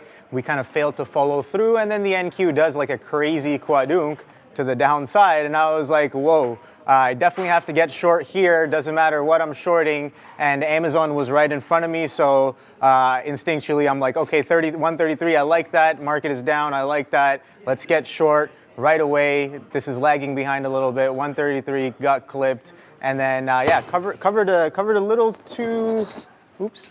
Covered a little too early there on that first one, but as we slow down in the 132, I'm like, okay, well, this is a good place to buy. We saw some trouble there yesterday as well, and the market kind of comes all the way down to these lows from the pre-market, 14,320, and starts to slow down. So I'm like, all right, that's reason enough for me to cover the position. I like the price, I like the action, I like what we're doing. And it seems like we kind of hopped up onto VWAP and we're kind of consolidating in and around those levels. So going forward, I'm curious to know whether or not Amazon is going to continue its crazy run. It has been doing since earnings. So yeah, so a little bit of continuation potential here, but 133, I'm going to keep in mind that 4,200 on the ES as well. And of course, that 14.4 we were having trouble with all day yesterday, kind of giving us a little bit of interaction coming into today's price action as well. So it seems like we may be forming a little bit of a head and shoulders here on Amazon. So I will be potentially looking for that direction. But something else to note, like I said, a little bit of I want to keep myself aware of both sides. We are technically we technically have made a double bottom roughly on top of the 132. Hopped up above VWAP and holding VWAP and making consecutive higher lows as well. So keeping that in mind, I know we have some good earnings names today, Adara. I don't know if you looked at Pinterest, but Pinterest was definitely on my watch this morning. So I'm going to take a quick look right here at Pins. Pins kind of a a similar story to the market where you kind of flush out the open, but then look at this kind of reaction consolidation highs right there where the move starts to tick up later on. I like that 28 price, and 28 fails to follow through, can't even print 5 pennies below that 28. I think the low right there is 97 or something. Let's take a quick look. The low, okay, never mind, 92, sorry, can't print 10 pennies below the dollar, that's what it was, and that 28 holds quite well, and then we get a nice little pop up. So, but still kind of testing or within the area of the opening range. We're holding above VWAP as well. But yeah, strong earnings on Pinterest. Let's see. I'm curious to know whether this is going to have continuation or not, Dara. Yeah. Also, I'm just loving all the Sith puns in the chat as well. Enjoying that. Yeah. So I've been surprise, shock of the century. I've been looking at Nvidia. Because and I kind of messed up because I originally was trying to get in at 402, which would have been a really good point of entry. And then I pulled out at the last second because I was noticing we were kind of dipping lower and I was worried it was actually headed to the downside. This is a lesson for me. One thing I've been really working on is kind of just staying true to, my points of entry and my trading decisions. And I still, clearly this was still a solid decision. I like to get in at that 402 because we did have some support and some strength around 402. We've been pretty strong around 402 so far. So, maybe I'll try to get back in because we kind of dipped below that here. But yeah, that is unfortunate. But I still like 402 as a point of entry just to get the stops in immediately, get my shares in and out type situation. And so Nvidia, even though it is down on the day, we are seeing this really nice rebound. We are seeing these higher lows here at around 393 and then again around 395. and then actually one more around 399. So there is a nice trajectory to the upside for NVIDIA after this negative catalyst from the morning. What with the Wall Street Journal report that actually NVIDIA will maybe have to cancel the shipments to China due to the U.S. restrictions. So yeah, long story short, I enjoy what's happening here. I also, I've had my eye on Tesla, but no really intentions to trade this one quite yet until I get kind of a better sense of direction here. We do see a lot of support around 198. So this maybe could be a long, if we get decisively above this 195 or 199.50, this area that's kind of been a bit of a ceiling, then I think I could be more intrigued. But right now we seem to be struggling to get above that point. That being said, I'm definitely not against it as a long. Also, Netflix I've been looking at, and the reason I'm interested in some of these, film stocks, like I know Neil was an AMC, Netflix, Paramount as well, Disney, because actually, apparently, the union, the SAG, after union, is actually supposed to be meeting with some of the Hollywood studios today for negotiations. So that, that could be of note, even as a short for Netflix, because we seem to keep coming down off this VWAP area here, and we are seeing these lower lows. So yeah, definitely of note. I have these ones on my radar, and I'm still waiting for the NVIDIA fill I'm probably not going to get, so I might have to reassess there. But yeah, I'm interested in NVIDIA and Tesla in terms of these mega cap stocks. So I do think Tesla could have a rebound off of that very bad day yesterday and the kind of downward trends it's had since its earnings. Yeah, so I think another name that I had on watch was Caterpillar. I'm kind of looking at some of the earnings names here. Pfizer, Caterpillar, and BP were on my list, but I didn't really interact with them. I haven't necessarily gone. I usually like to throw up some alerts at some prices, but I did get I guess I got Pinterest. I got a Pinterest alert, but I want to take a look at some of these other names and see what they're up to right now. We did get a little bit long here on that consolidation in and around VWAP on Amazon. Market is kind of pushing kind of up. I'm watching Apple here as well, kind of knocking on the door of that 170, an interesting price nonetheless. All right, so let's take a quick look. We talked about Pinterest. I want to see what Pfizer is up to. So let's take a quick look at Pfizer here. A bit of a chop and a churn, kind of a consolidation using VWAP as the core. So that could be interesting here if you're looking to kind of recycle some prices and take it to do some reversion into a core that happens to be VWAP as well. So it seems like that is what Pfizer is up to right now. Caterpillar, they kind of bid down, they sold off on their earnings. Nothing too crazy, only about 15% surprise, but it seems like we've bid back above VWAP there. Quite a quadunk off the earnings there, almost, what is this? Got a high at 253, and then we've kind of consolidated at 225, so almost a 25-point drop from these highs in the morning session that we had off the earnings report. We kind of have this low right here, fails to follow through below 225, and now we're holding nicely above VWAP. So I'm going to wait for this consolidation to kind of deal with itself, and potentially we can take this consolidation break. Hopefully, well, I was looking long, but this report kind of came in more to the downside. So I'm curious to know whether this consolidation is strong enough to take us back. Let's see if we can get at least like a 30% retracement, if not a 50% retracement. If not today, then earnings day 2. We talk about earnings day 2. I like earnings day 2 a little bit better than earnings day 1 for sure. So that's Caterpillar for you. Then the next name I kind of had was BP. All right, so BP, not the best earnings, but again, not too far away from that. The expected there, only about 18% below expected on that. So okay, so let me just get out of this one real quick. All right, because yeah, I did not want that consolidation to kind of break down, and if it does, the reason for the trade is definitely gone. So I get out of that position. Trying to be a little bit more disciplined with that position management for sure.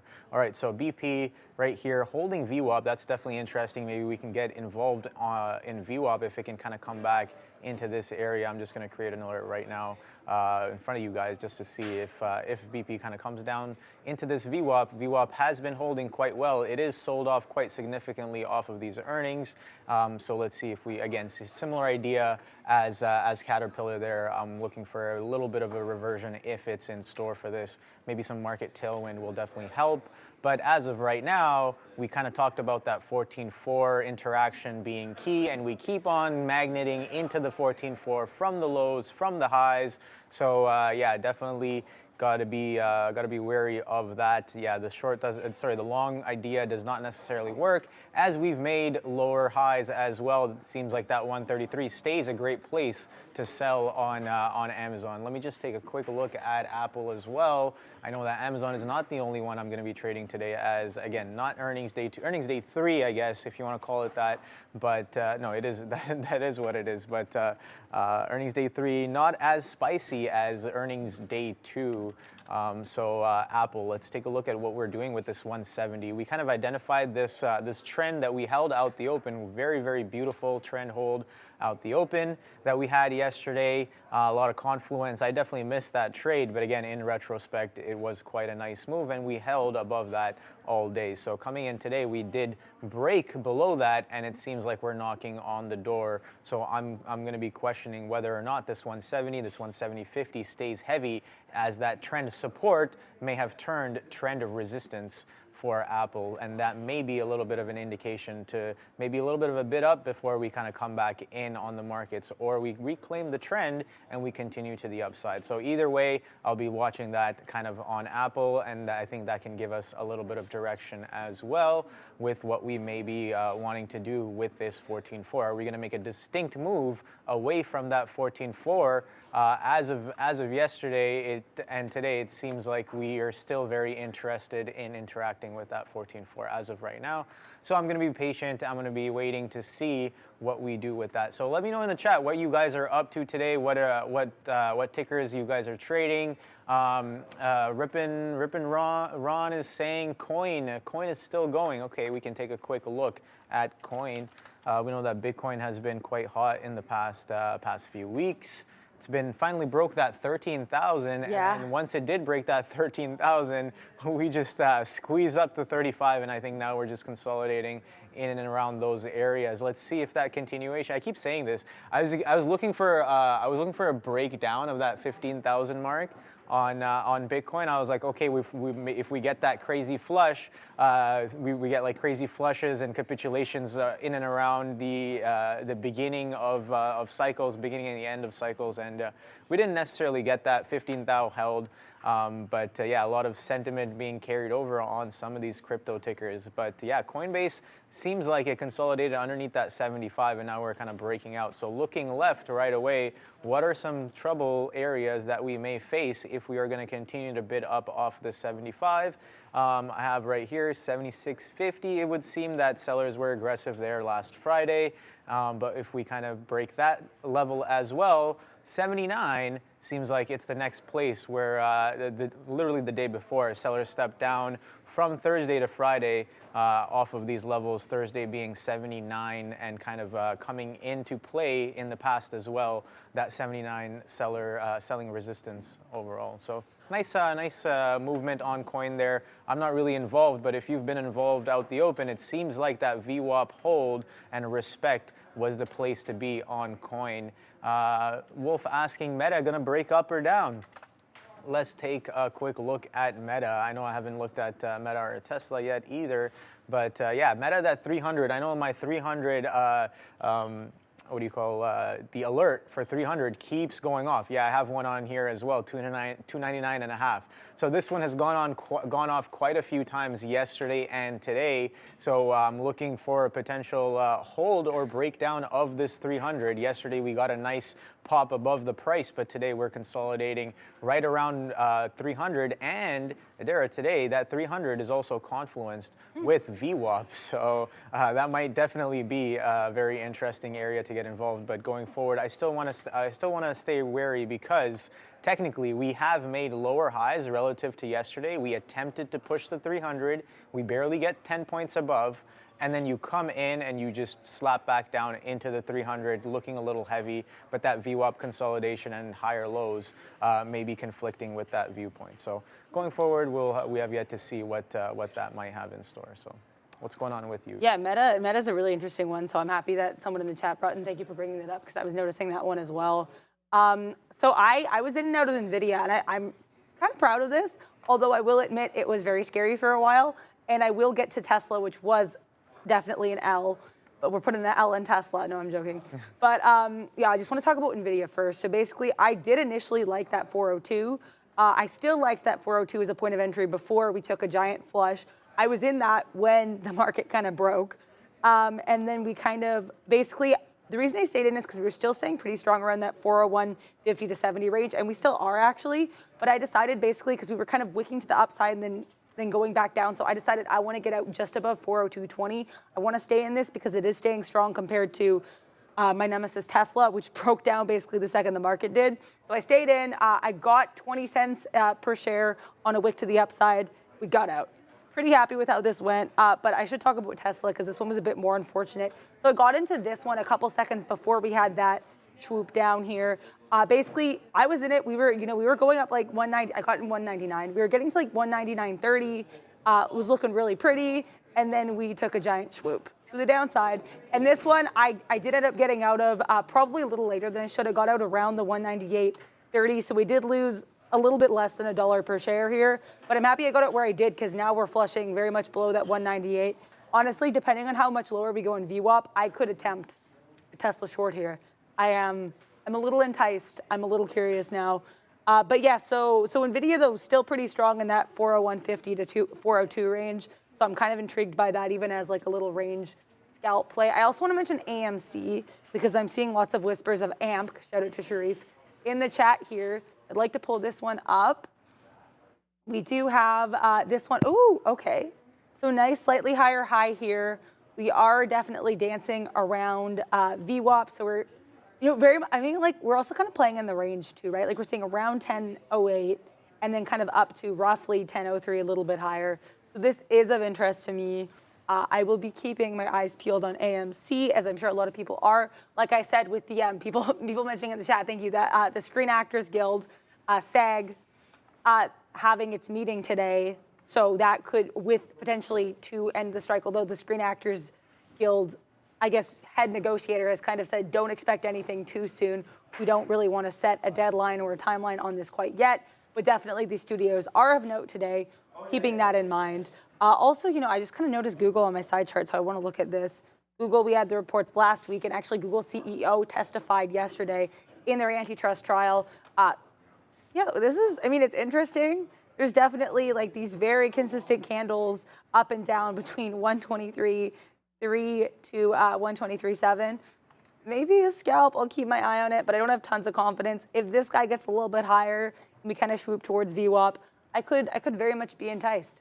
How is the Amazon long going? It's not too bad there. I kind of like what we're doing here.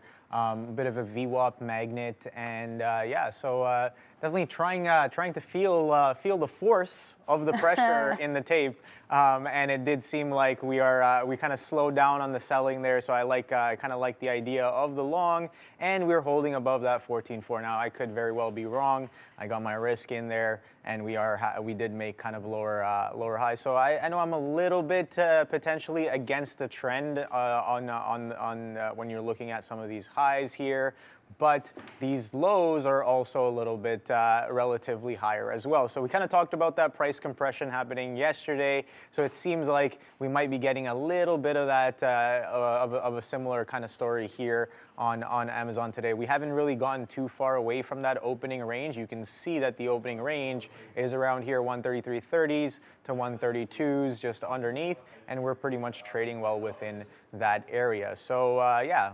As Amazon kind of teeters near these areas, let's see where we go. It would seem as if this, again, it was holding for a little bit, but as of right now, that pressure is coming back down into the downside. So that 14.4, I think, is going to stay a little key in terms of interaction and how we interact with it, and I'm going to use that as a potential guide to kind of make some decisions, or like not necessarily dictate the decisions, but confluence, use it as confluence to kind of help me with the decision making there. But yeah, that 14.4 is definitely kind of key on the NQ. So I kind of want to pull up the Bitcoin here, as we were just talking about coin, and I would just want to check out. I want to show you there that crazy pop that we did get, and yeah, we're pretty much consolidating in and around those similar levels here. So you can see this crazy rip up right here. So yeah, this was the day right here. Sunday. It was on Sunday, October 22nd. 30,000 finally. Like you came and knocked on the door a couple times before that, but Sunday is when you really got that crazy pop. Sunday night, Monday morning, Monday early morning, you get that nice screaming price action, 30,000 break, and you push all the way into 35. Yes, just consolidating in that upper end of that price action right there. So definitely very curious there. This is the drop I was talking about right here. This 15,000. Right here, never broke below that. I was like, okay, well, we kind of reclaimed some of these 2017 prices. Maybe we can come down into 10,000 or 12. That never happened. We just stepped up, and that 30,000 is holding quite well. So a lot of tickers are moving around that are associated with Bitcoin, right? We know that the miners are definitely of interest. Take a look at this expanding volume. This is a weekly chart. Kind of the prices aren't necessarily getting bid up aggressively to the upside, but you can see that the volume and the interest is definitely significantly higher on average than it was over the past couple of years there. So and that's on a weekly chart. So definitely some more interest in terms of churning and maybe accumulating positions, long or short, on these names. I think Riot is looking very similar when it comes to that kind of volume kind of story there. But it seems like 21 was quite higher there, 2021, in terms of volume. So Mara a little bit different than Riot in that sense.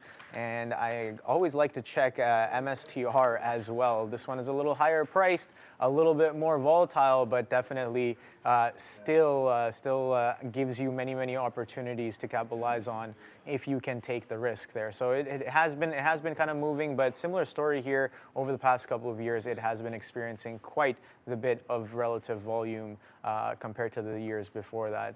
So nice little crypto move there over the past couple of weeks. Let me know in the chat what other names. Am I missing any other names? I know there's a lot of NFT names, but I highly doubt they're moving. I know there was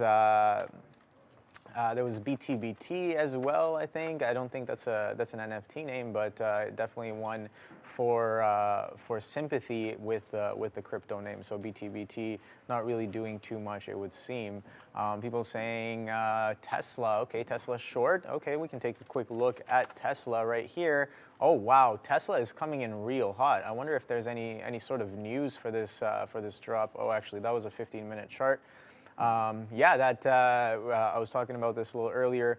Kind of yesterday's consolidation kind of fails to follow through. You can see that crazy quadunk that Tesla had off that 210 in the morning yesterday, and then it finally starts to slow down and consolidate in and around that 200 mark, right? Kind of a psychological area. It's been an area in the past, so it makes sense that it kind of has a little bit of a chop in and around that area. Coming in today, we try to break back through that 200 chop that started in and around, what is that, 201, 200 yesterday after that strong momentum to the downside, and we pretty much fail to break even the highs of that consolidation from yesterday. We come back into VWAP, and now we're getting below 200. So yeah, I like the idea for the Tesla short underneath that 200. But as of right now, we dipped under VWAP. This could very well have some relief back into 200 before we kind of continue the move if we're going to continue selling off. So I like the idea of the short, but the short definitely better, much better, closer to that 200 as you are teetering underneath. And I think that 200 being an interesting area could magnet a little bit. But let's see if we get that little bit of market tailwind to kind of help Tesla make a healthy move to the downside if it's going to continue selling off of that 200 there. It seems like we are catching a little bit of a bid here. Let's see how far we can get off of that.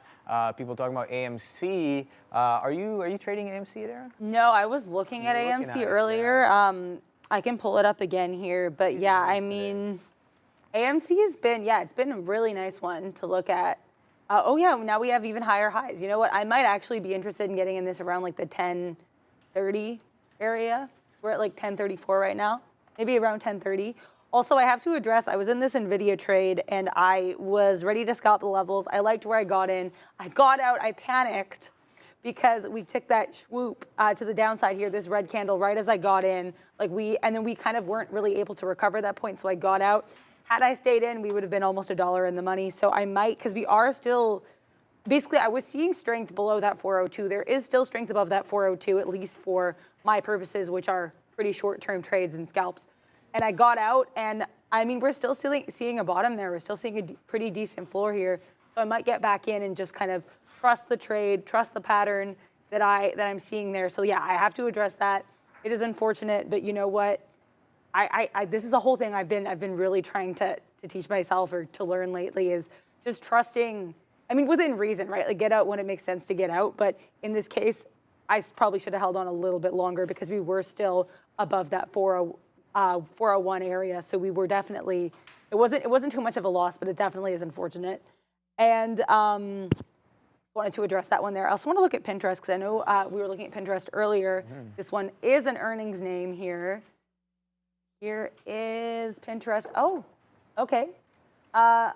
We're seeing slightly lower lows here, but it kind of, you know, I might look at this potentially as a short if we kind of continue to see these lower lows. I think I saw some mentions of the potential Pinterest short in the chat. So, you know, shout out to anyone who's doing that. I definitely think there is some validity to this short.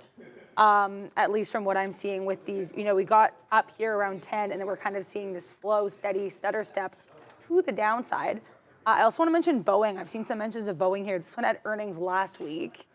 I'm going to know that. I'm going to see if there's anything else. Ooh, Boeing's looking really nice here. Trust your gut. Shout out to Vin in the chat. Yeah, I'm trying to work on that, honestly, because... Trust the force. Trust the force. Shout out. Trust the force. Absolutely. Is Boeing breaking out? I mean, I think for me, I would like to kind of see it above this 184.2 level because we saw just before open, this was kind of where we were sitting at, a little bit of a point of resistance before we took that swoop to the downside. We're seeing a little bit of a breakout above 184.2. If we continue, for me at least, if we continue to see movement above that, then I would maybe see it as a breakout. And then at that point, I would maybe be considering getting in. But I think the pattern looks pretty good for Boeing. We are seeing, you know, we swooped above VWAP. We are seeing these higher highs here, these higher lows. I am definitely, it's making an effort, right?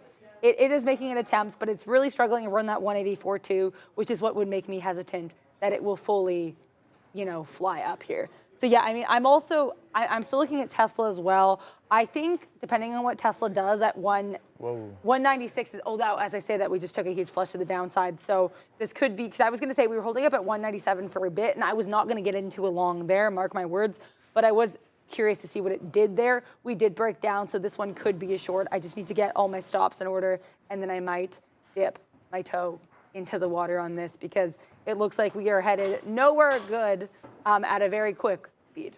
Yeah, that market coming in real hot there. We kind of talked about that 14.4. We kind of straight quadrunked right through that 14.4 as that level came in. So let's see how much further this can kind of come in here on the market. So that move was quite aggressive. I was watching it kind of come in, and I was like, whoa, that's some heavy selling coming in across the board. I was watching Google and Microsoft as well. I think Google and Microsoft kind of leading the fade. Google a little bit weaker than some of the rest of these there. Okay, so I did kind of try to manage this long here. We were long for much higher. the momentum kind of slows down. So I got a little bit longer here just for that rebid. Let's see if we can get a little piece of that. I feel like we did get that while I was talking, and it's coming right back in. But let's see, we are slowing down a little bit here. So I'm just going to be waiting for a potential pop, and if it doesn't come right away, I will get out of this position. But take a look at the Google right here. Google quite heavy to the downside there, as that Kwadun came in off of this kind of this consolidation break, heavy selling to the downside into that 123. That 123. Take a look at those alerts going off. That Meta 300 potentially breaking down a little bit further as well. So yeah, that 170 kind of fails to kind of come in on Apple, and we are kind of pushing back down off of that level. So yeah, I got to get out of this Amazon short or long.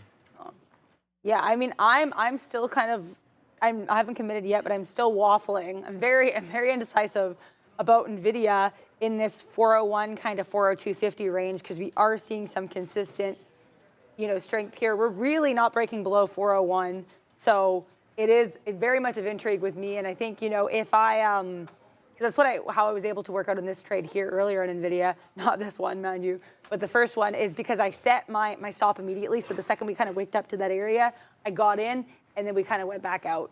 So, I am interested in what's happening here still for a range play, but I wouldn't stay in it beyond the 402.50 unless I see it break beyond the 402.50, which we haven't in quite some time. But yeah, that is my Nvidia update here. Meta breaking down now. Rob just tagged me in the chat. Shout out to Rob. Let's look at Meta breaking down now.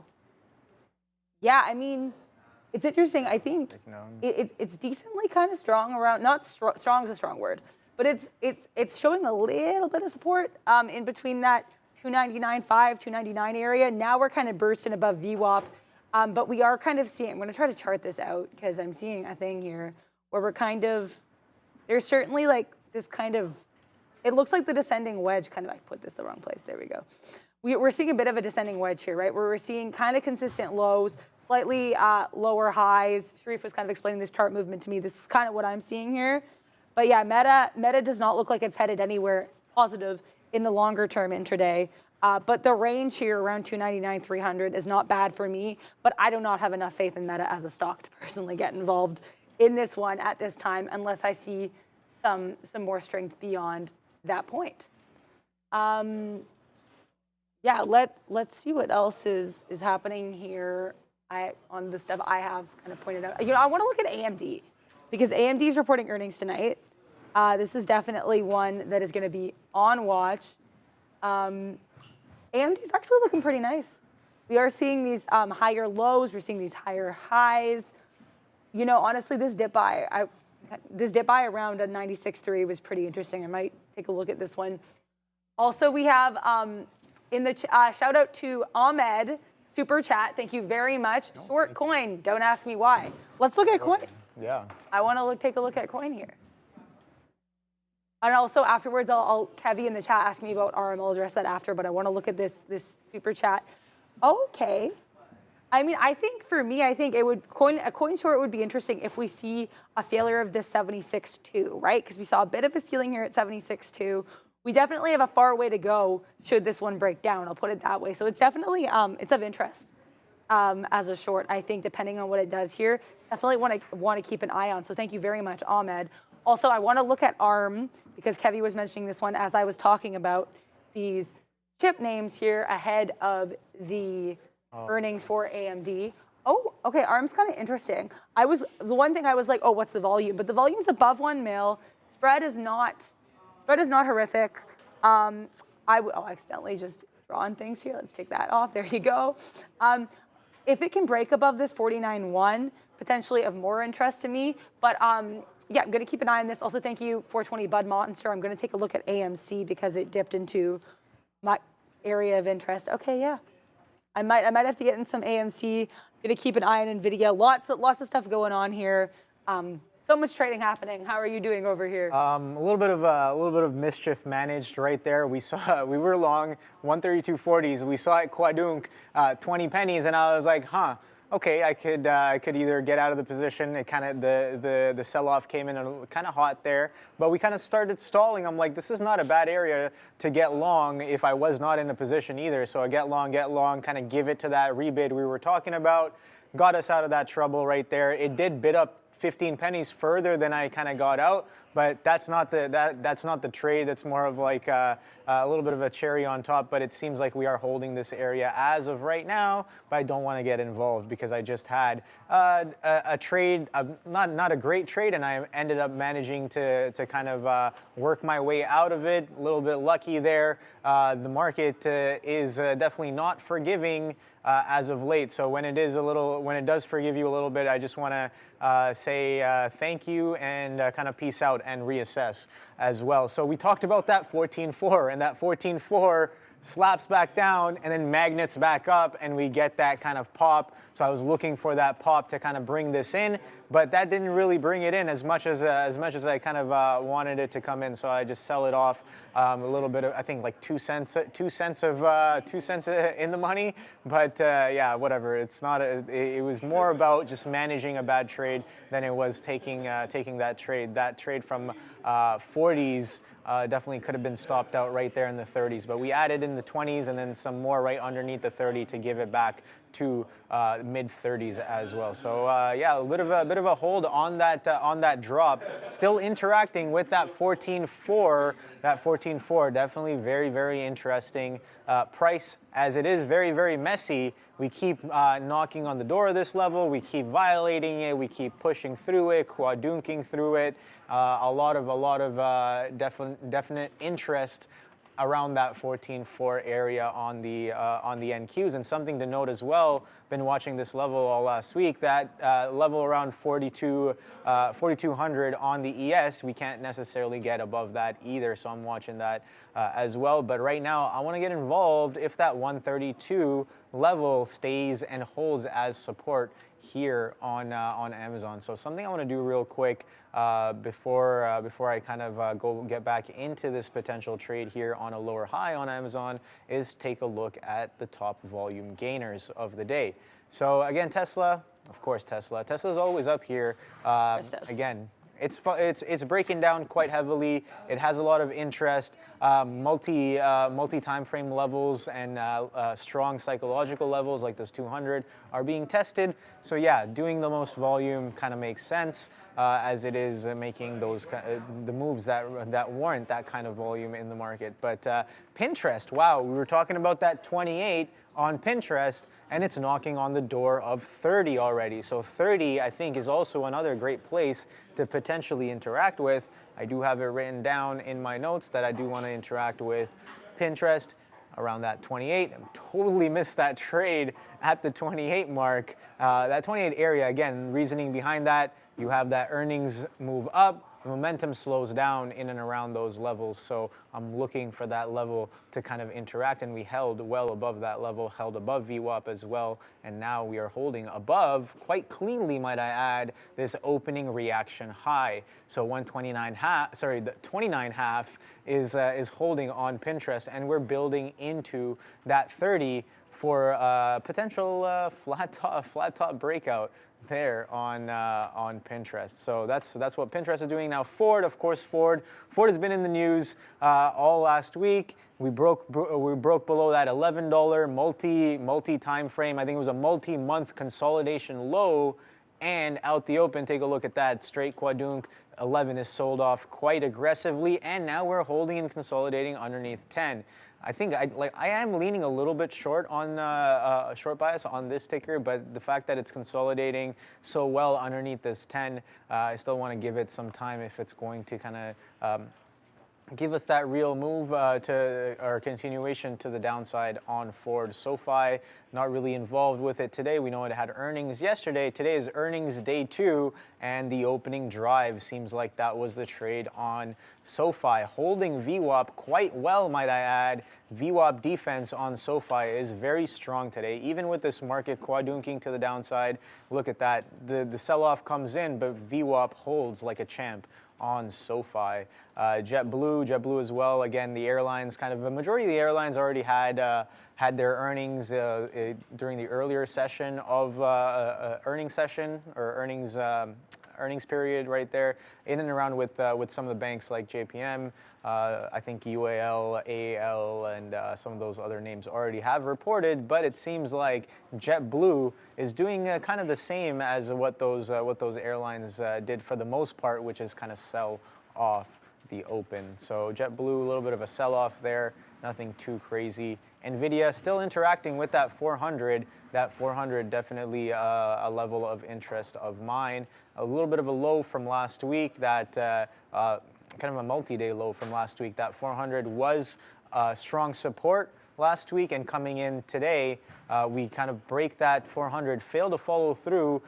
Can only get about what is that, about 7 points, 8 points roughly, 7-8 points, give or take, out the open or below that 400, and then you reclaim, and now look at this consolidation happening on top of the 400. So a little bit something I think that's something to keep in mind, that consolidation above the 400. I think I want to keep that as an over/under on NVIDIA. Maybe give us some market direction as well.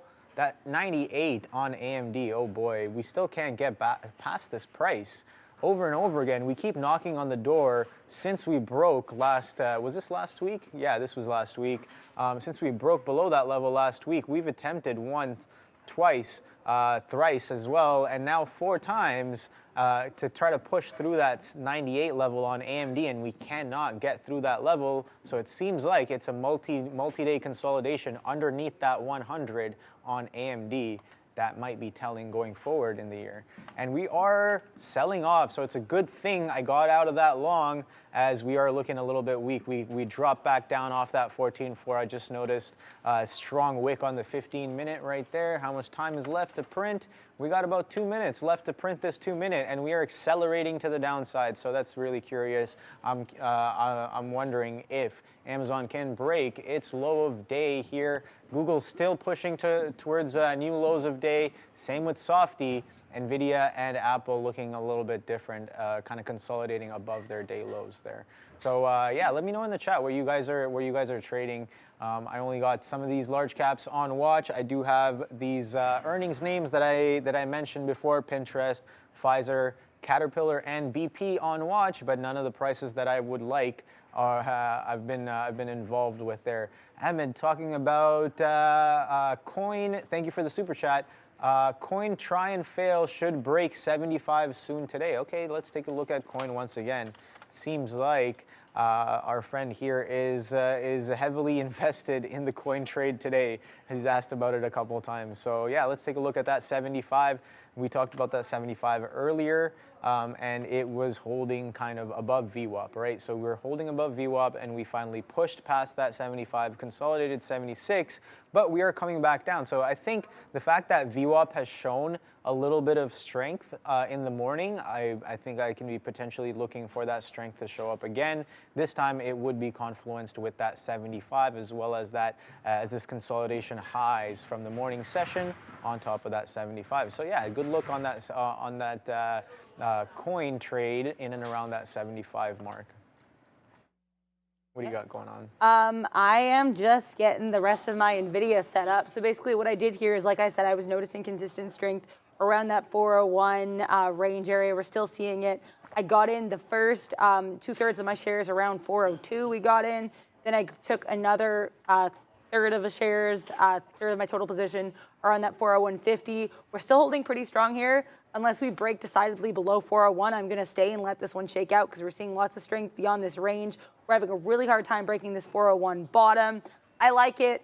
I love it. I sound like a tagline for something at this point, but no, I mean, I'm enjoying NVIDIA's movement. I'm going to let it kind of run up here. I'm going to let it do its thing, 21, because yeah, I mean, NVIDIA in this 401.50 to 403 has been kind of a sight to behold this day so far. So I'm going to let that, and it's been pretty strong, honestly, other than the fact that it's down on the day. Like, its rebound has been pretty significant. So I'm going to let that happen. I also am trying to get into AMC on a dip, in that, we just got into AMC actually, so I'll address that first before I get into Tesla, because I saw some things in the chat about Tesla that I agree with, which is Tesla's indecisive as heck. But yeah, AMC I got into at 1039. I like where I got in. We're kind of seeing a little bit of a dip here. In terms of an out, I mean, I think we got up to like almost 1050 at one point. I can take some of my position out around there. I usually don't like staying in trades too long anyway, and especially with this being a little bit squeezy, for lack of better terms, I would like to get in, I'd like to get what I can get out of this trade. You get what you get and you don't get upset. No, I'm joking.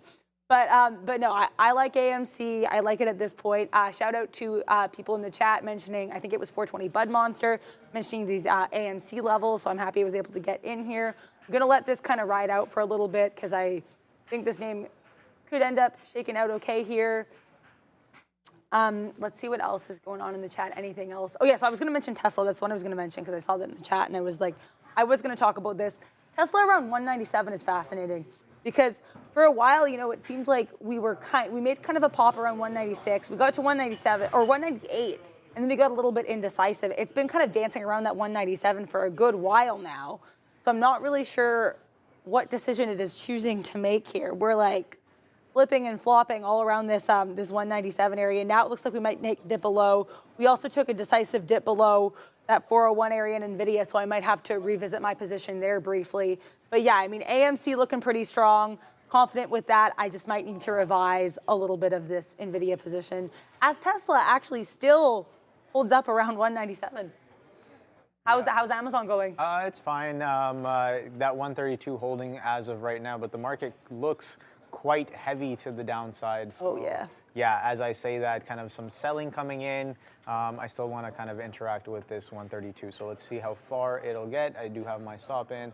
But yeah, no, that I still have that coin kind of pulled up here. That coin coming into that 75. So definitely a level of interest there on the coin. But I think somebody in the chat was talking about the DXY. So let's take a quick look at what the dollar is up to, Adara, and take a look at that.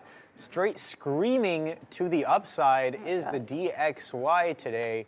Let's take a look at a 15-minute chart, kind of retesting some of this consolidation that we've been having over the past week or so, and raging to the upside. So I wonder if this is like news or catalyst driven. I don't necessarily follow currencies that well, but something I do have to improve on is understanding the forex and the currency markets. Some of those pairs can definitely have effects on the market, especially certain catalysts, right, can definitely have some effects on the market. Now, again, I'm not going to speak too much about it because I know nothing or not enough about that. But definitely seems like the DXY is raging to the upside, so we may or may not see, or we did see a little bit of a quadunk, right? We saw that crazy move to the downside right here. When was this? Is this like an hour? Is this an hour behind? Yeah, I think this is, yeah. So this is an hour behind. So 8:30, meaning 9:30, right off the open, we got this crazy slap up, and the market got a crazy slap down. So it seems like we are doing a little bit of a dance with the Dixie today there, Dara. So I'm curious to know what we're doing with the VIX as well. If we are moving around with the Dixie, I want to look at some some other instruments as well. Volatility index being one of my favorite ones to kind of watch and observe and use as confluence for the decision making. So it seems like we are holding. We talked about how we were partying in the 20s and we were very well still within range of that 20 area on the VIX. Still just testing these kind of range lows here, still well within 19. So we did get a little bit of reversion. We always talk about this reversion on volatility being much higher probability than reversion of price. And volatility definitely did revert a little bit. We saw how volatile the past few weeks were with the VIX in the 20, and then we are coming off of that volatility a little bit there as volatility kind of compresses to the downside. All right, so that 132 is holding very well, and yeah, maybe we will get another interaction with that 14.4. I keep talking about this. That 14.4 magnet is quite interesting. We keep knocking on the door of it. It's quite a messy price as we keep chopping that area up. very aggressively. And that 169 on Apple is holding as well, relatively higher low. And I am glad I am long Amazon here on top of the 132. 132 being an interesting area. Asking why? Here, let me show you. On Amazon right there. So yesterday, quite peculiar action. A little bit of a double top, and I was talking about how if we break this double top, maybe we want to look for that continuation. We will be accumulating that buying pressure, and take a look at that. This is right on top. Sure, the highs are 132.40s, but this consolidation kind of area is right in and around that 132, and that 132 is holding for now as the lows of the day. We could very well come back in to that 131 as well. So I am watching that. I know that this day low is something I want to stay involved with. That double top from yesterday is interesting. This consolidation at the end of the day from underneath 133 was interesting as well. And we did exercise some of our theses, some of our biases of that 133 in the morning. Off of a short idea, because it kind of failed to follow through, and then you got that market quadrunk as well. So some nice tailwind for that short when that 133 fails to follow through, and it gives you a full point right away. Got a little bit lucky with that one because that did have some strong market confluence. There was a bit of a lag, so a bit of a lead lag kind of trade there on the market versus some of the constituents, because the market did quadrunk quite fast, and some of these tickers were lagging behind, and I was like, oh boy, whatever it is, get short right now. And unfortunately, I didn't short Nvidia because although Amazon gave you 1 point off of that reason to sell on market wide, Nvidia gave you almost 10 points. So that's something to consider as well. So, that was quite a move there. But we are holding those lows and making relatively higher lows. So I do want to look long. I do want to not fight it as much. You guys know that I counter trend a lot more than I go with the trend. But as of right now, I've been trying to work on getting better with trading with the trend. And yeah, the market as of late has been quite unforgiving. The chop is very choppy, and the trends are very directional and lack relief a lot of the times there. That's what I'm observing. So got to stay with the trend. If you're going against it, got to stay as nimble as possible is the conclusion that I've come to over the past couple of weeks with this increased volatility. So as that 169 holds, I'm looking at some of the other large caps here as well. We talked about that Google a few weeks ago, a few days ago. Let me just take a quick look here. That 123, right? So that 123 area, kind of a key area. It was low of day yesterday, and look at the demand that comes in off of the failure to follow through of the 123 on Google yesterday, and we are knocking on the door. Initial test of that 123 seems to be bidding up quite nicely, maybe a potential retest of VWAP, because this price had some very strong bidding yesterday as well. Some reasons, potential reasons coming in from earlier last week or later in the week last week as well. Maybe some resistance turned support here at that 123 as well. But yeah, that 132 on Amazon also holding quite well. Let's see if we can get a little bit of a retracement. I'm just looking for that magnet of that 14.4 to interact with here on the day. Oh, Sava. Now that is a name I haven't heard in a long time. What a name. A long time. Neil doing the slow clap. I like it. All right, so repeat offender, Sava is definitely one for the books there in my playbook for sure. And yeah, it's doing the do's again, making some crazy moves. Let me just take let's take a little bit of a top-down approach here on the Sava. All right, so this has been quite a fader since last time. I've been watching it. Okay, we held the 10, I guess. We held above the 10, and we're kind of pushing back up. Strong downtrend on the overall. So a great swing short nonetheless. I know this for a fact, but when it does start to bid back up, you do want to stay a little wary of that. This is doing a bit of a multi-day move. As we held that 10, we stepped up onto the 18, and it seems like we are pushing quite aggressively up into the 20s on Sava.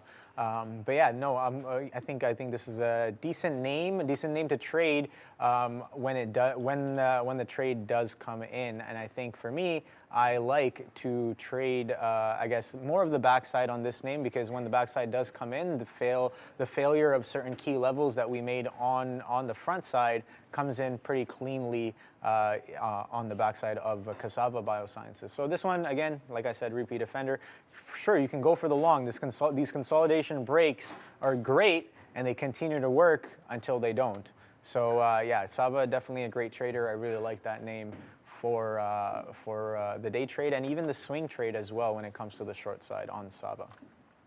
Yeah, I've had this whole emotional battle with NVIDIA this whole kind of morning. But yeah, so basically I liked where we got in initially, got in a couple different places of shares here. And then I dumped a third of my shares just because I was getting kind of worried as we got below that 401. But I wanted to keep the rest because I wanted to kind of see what shakes out. Yeah, we've been pretty strong since we've gotten back above that 401.50. So we're above where I got in some of my shares. You just have the average price of the shares on the position board there. So the average price, I guess, is 401.73 because I took some at just below 402 and then some more at 401.50. So here we are. We're going to hopefully get, above this 402 again, and then I will be selling. But yeah, NVIDIA is definitely quite the problem child right now. Does not really quite know what it would like to do. But it does know what it wants to do is AMC. What AMC wants to do is fly to the moon. So yeah, shout out to everyone in the chat helping with the AMC levels there, because I said I wanted to get in kind of on a dip here. I did get in on a dip. I took a little less than half of my shares out at, I had like a weird share position here. Took out half around that 1052 area. I have the rest in though, because I do think that AMC has the potential to go higher. And I like kind of where we're sitting at this 1050. We're pretty strong around this 1050, 1052. Vin in the chat, Tesla is the other problem child. Agreed. Right now, NVIDIA, though, is kind of climbing its way up towards 402. So, hopefully it will continue. I will cheer it on from the sidelines like a proud soccer mom. But Tesla, our other problem child, and specifically my other problem child, is like doing a dance towards VWAP. If we can break 198, then I think it could have potential for a long, because we're seeing this almost kind of triangle here to the upside.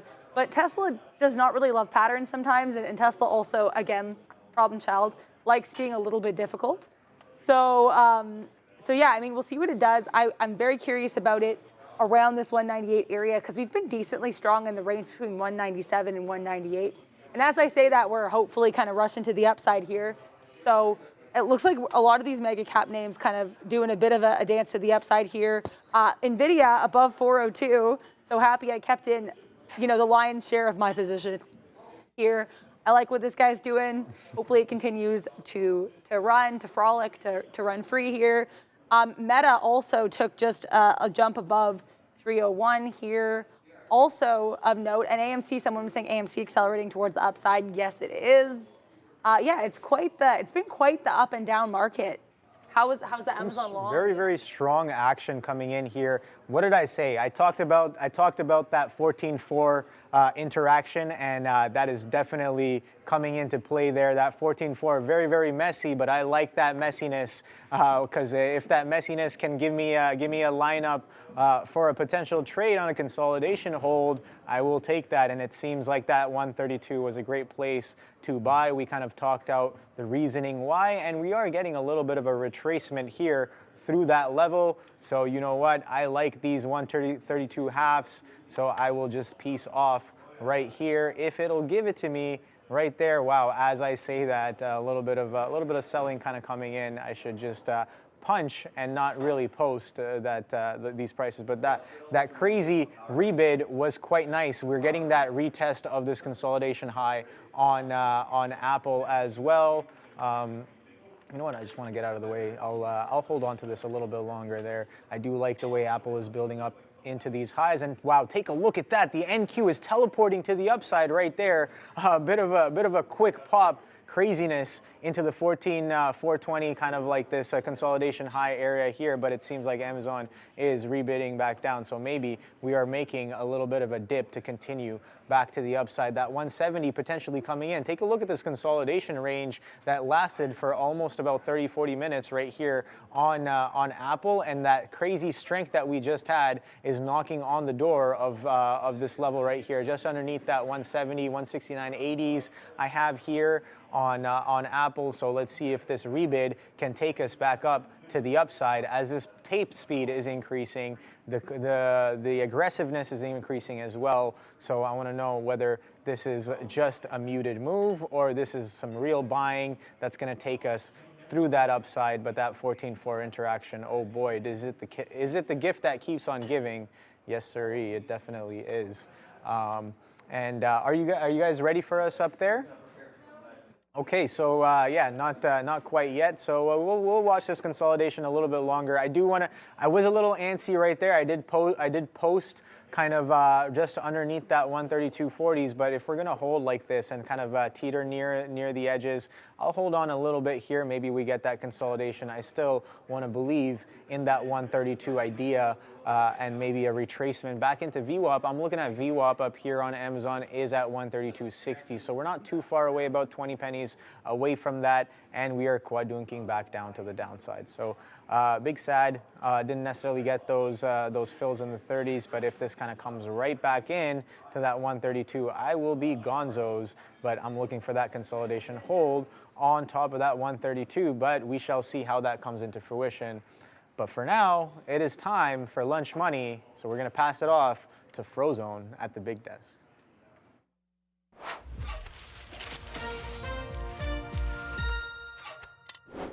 Welcome to Lunch Money. We're on a Halloween day. We have some trades out there for you. Hopefully some treats and not too many tricks. This is where it's all about finding some ideas. What can you trade at lunch? What is at a key level? What is setting up for the afternoon, maybe even for the rest of the week? I saw a few people in the chat that were like, oh my goodness, I didn't tune into the morning and I want to see Neil and Sean's costumes.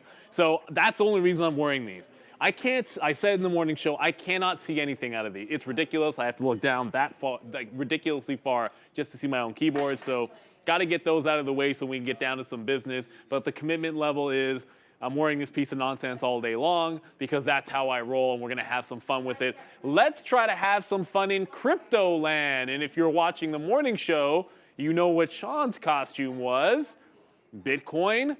And, I mean, you can't make it up. When the market was weak, I mean, Coinbase was strong.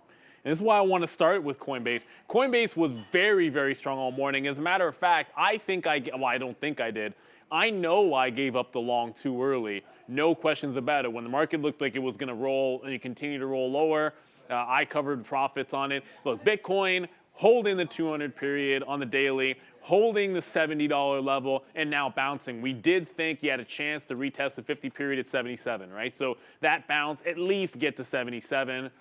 What I didn't do this morning was sort of stick to the target area. Instead, I was simply looking at the overall market and allowed that to get me out of the trade, which sometimes can be a mistake because buying the 74s, it was stalling at 75.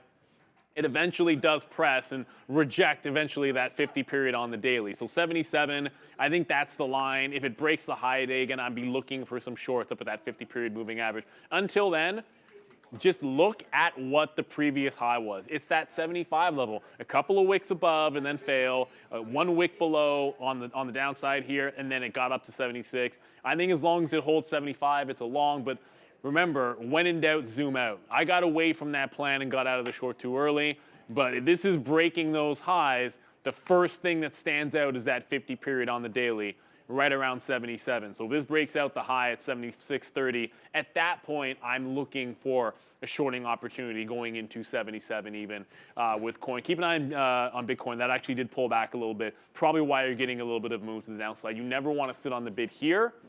Here meaning Coinbase, when you are in any kind of a collapse or any kind of rapid decrease in Bitcoin price. A lot of times Bitcoin will run a ton or have a big strong move and Coinbase may or may not follow. But trust me, if it's going downside heavily and there's some profits to be had or some profit takers that have a place to actually get profit on Coinbase, believe me, they're likely to very much take it. At that moment, we always have to talk about earnings plays. Like if something's reporting tonight and it's moving, okay, well, you don't always have to talk about earnings, but if something is reporting tonight and it is moving and it's a stock we care about, then you know there's going to be some setups out there. So I want to get to AMD. It won't be the only chip name. I want to talk about Intel as well because that was maybe a missed opportunity for me, and I think something's setting up there that I'll get to. AMD, after the bell tonight, it hasn't been that great a time for AMD when you look at the daily chart. You're talking clear lower highs and lower lows in a trend to the downside. And off of the most recent bottom, again, holding this recent trend, so when 107, this support broke, it established lower lows all the way through. It has yet to really even test the bottom. I mean, I could just draw a line in here. That's what you should do, Neil. You should get in there, and sometimes, like if you break down here, and you just go to this low, you can show me drawing the trend line live. It's fine. So there you go. You haven't tested the bottom of this sort of recent trend. Now you can draw it here, breaking down to that level. Some people would probably look at it at this level. Either way, if I draw it off of that low, it's the same thing. You're not testing it till you either get to 88. I drew the 91. If you draw it off of here, then you get 90. So those are the two levels I'd look for support next, maybe after the earnings play if it is bad for AMD. You're not close to any of them, and you have this consolidation with a 97.5 top. So you know where I'm going to get at. The consolidation has a lot of room to the bottom to still go, and an obvious level at said top at 97.5. That's multiple days in a row you got there. It was on my note to wait for it. Candidly speaking, when 11 o'clock hit, I got up out of my seat because need to go. And 97.5 came right in, almost perfectly. I got back, and it's at 97 even, or at least testing out 97. Didn't want to chase it. I think you get a second shot at this 97.5 area. It looks pretty strong going into it. That is the only level outside of 100 or area that I'd want to short it outside of 100 on AMD. So there's room for it to go in the downward trend. So I would not just think, okay, it's up today, this is going to be strong going in earnings. It's never always that obvious. But there's plenty of room if we continue to fall and hold some of those highs. So 97.5, that's a level on AMD. Got away from a little something on Intel, which was, hey man, if it's holding the highs and it's strong, didn't mind the notion of shorting it. Obviously, you know, the 36 short, it gave you a couple of scalp trades before it broke out. So it's really not that bad of a notion at that level. But then what happens? It holds a double bottom and then breaks it back out. Well, you got to flip to a long in that situation. Yesterday, I flipped to the long on Intel. After that same setup, we said, okay, enough of that. Can I zoom out? Yeah, I mean, it's a very similar setup. Short early, worked, short, broke it out late in the afternoon, and then you reversed into a long when it showed that kind of strength in the afternoon. Today, it just, you know, the dip was not very strong. It flipped really, really early, and only now am I saying I should be long this stock. Obviously, 36 is going to be your level. So, you know, long off this one. It was a missed opportunity for me. There's room to 36.5. You throw out what the daily chart is telling you post-earnings, which is another one which is bouncing off the 200-period moving average. Just reclaimed the 50-period. Top of the channel. I mean, 40 is the top of the channel, but it's been making higher highs since about March or so. Is that March? Okay, well, this high is all the way in April, but anyways, it's the March bottom, and then it's been making higher highs since it made that bounce. So Intel, lots of room if it's going to continue this move post-earnings, and should have already flipped in it, but I didn't. Not in that trade. Like the 36 level on Intel, you get the 36.5. That is, you know, the local high, and then from there you got the 37 level. So every 50 cents on Intel, usually like some take profits. Obi's name out there, Amazon. Yeah, Amazon's at an interesting place right now. So I heard Obi say 132. So this is Amazon in 132.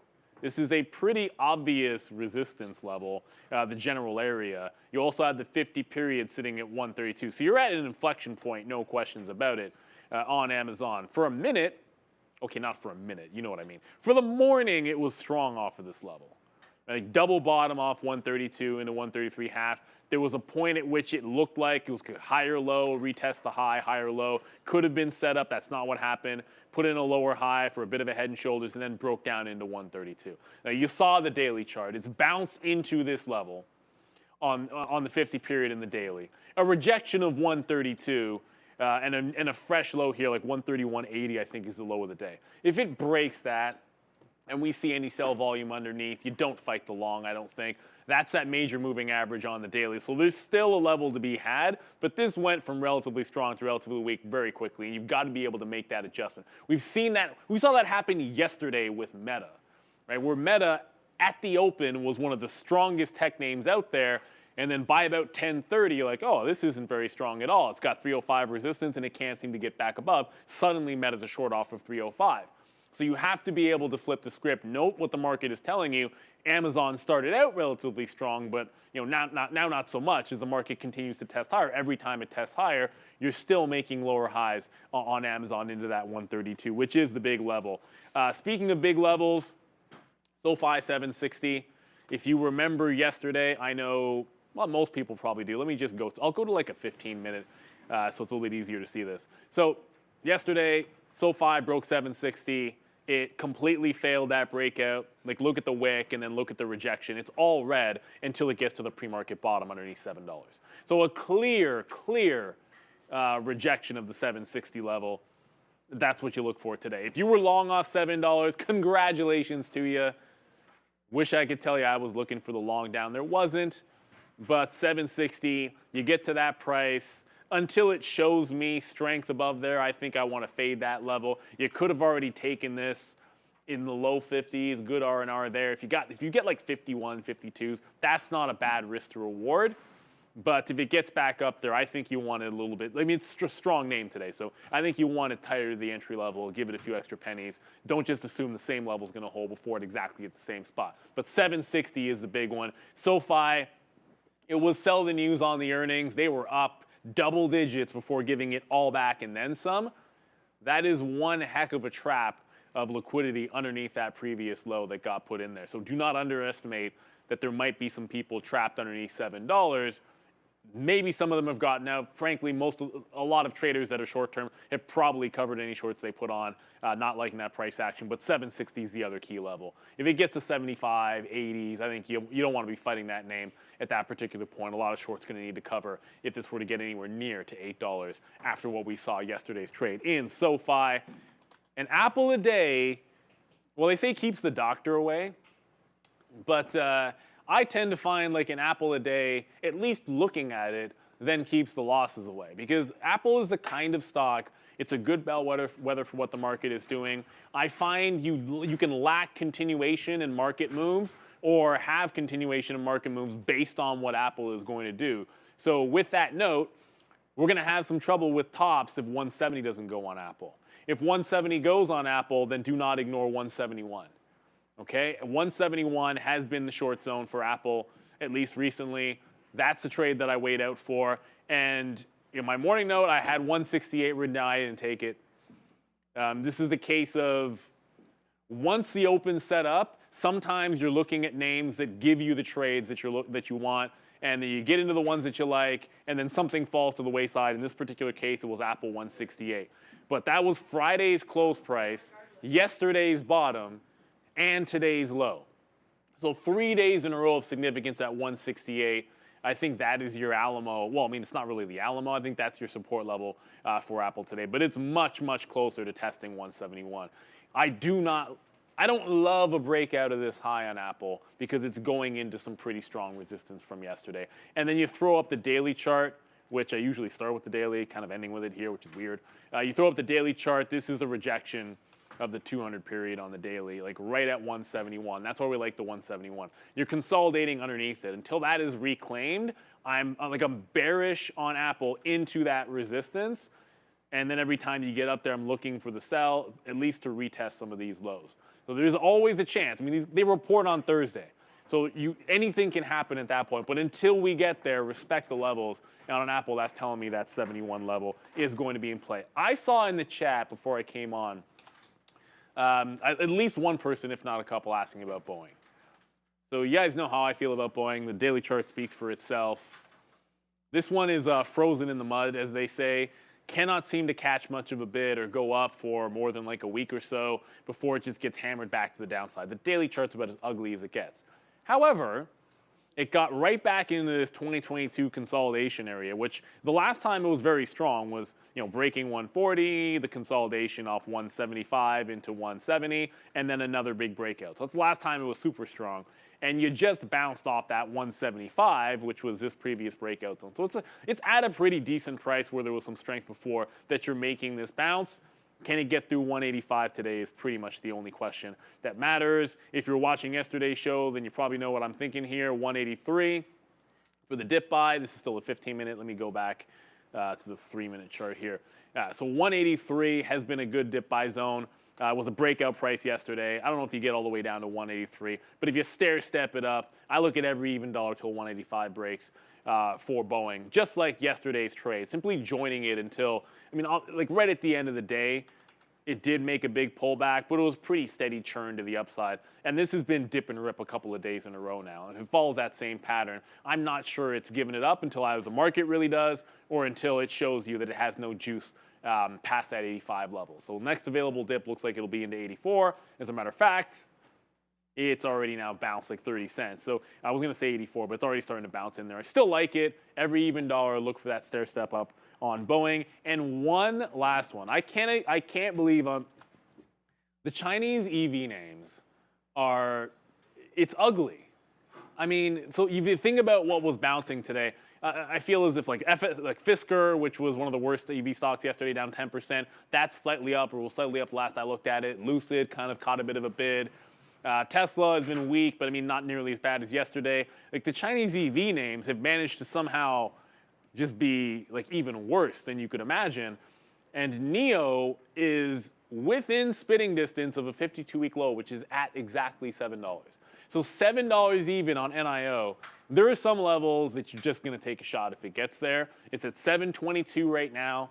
I'm pretty sure I saw the low was 718, so you're getting pretty darn close to it. Now remember, Chinese ADRs don't always have the most amount of volatility and movement in the afternoons. So if it gets to that level, particular about price, like I'd want 1s, 2s, and 3s. The other way to play that, if you want to give it a little bit more room, is just anticipate a fail break. And if it breaks 7, let's say it gets down, gets down to 95, 96, 97, I'll see where the buying comes in.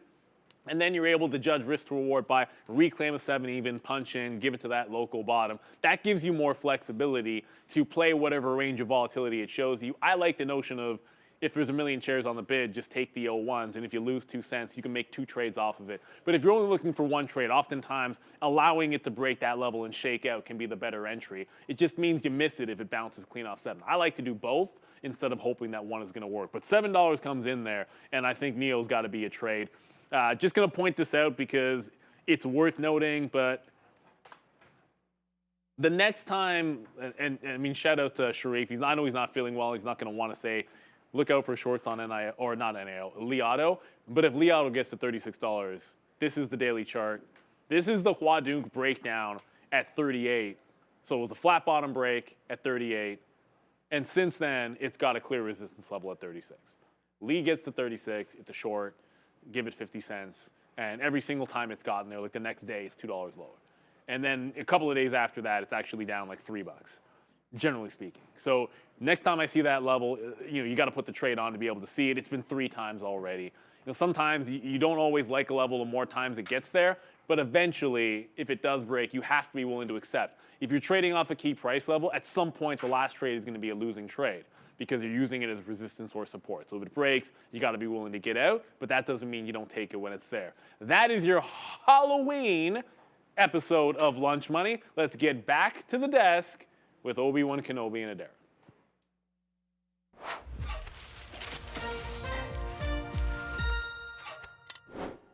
Happy Halloween here at the Midday. We're all dressed up and the market is playing tricks on us. So just a normal day of trading. How are you doing with your position? Definitely not too many treats and a lot of tricks for sure. Oh yeah. I lost my chain of thought there. So that 132 kind of comes in. We get that craziness on off of that 14.4 break to the downside, and then we kind of are just chopping around at the lower end of this consolidation. So it seems like the range here on the NQs is just between that 14.420 and in and around this 14.370s-ish area, where we keep on just ping-ponging between both ends of this area. So I'm curious to know how well we hold some of these levels here. But that 132, a little weak there, but kind of failing to follow through low of day as well.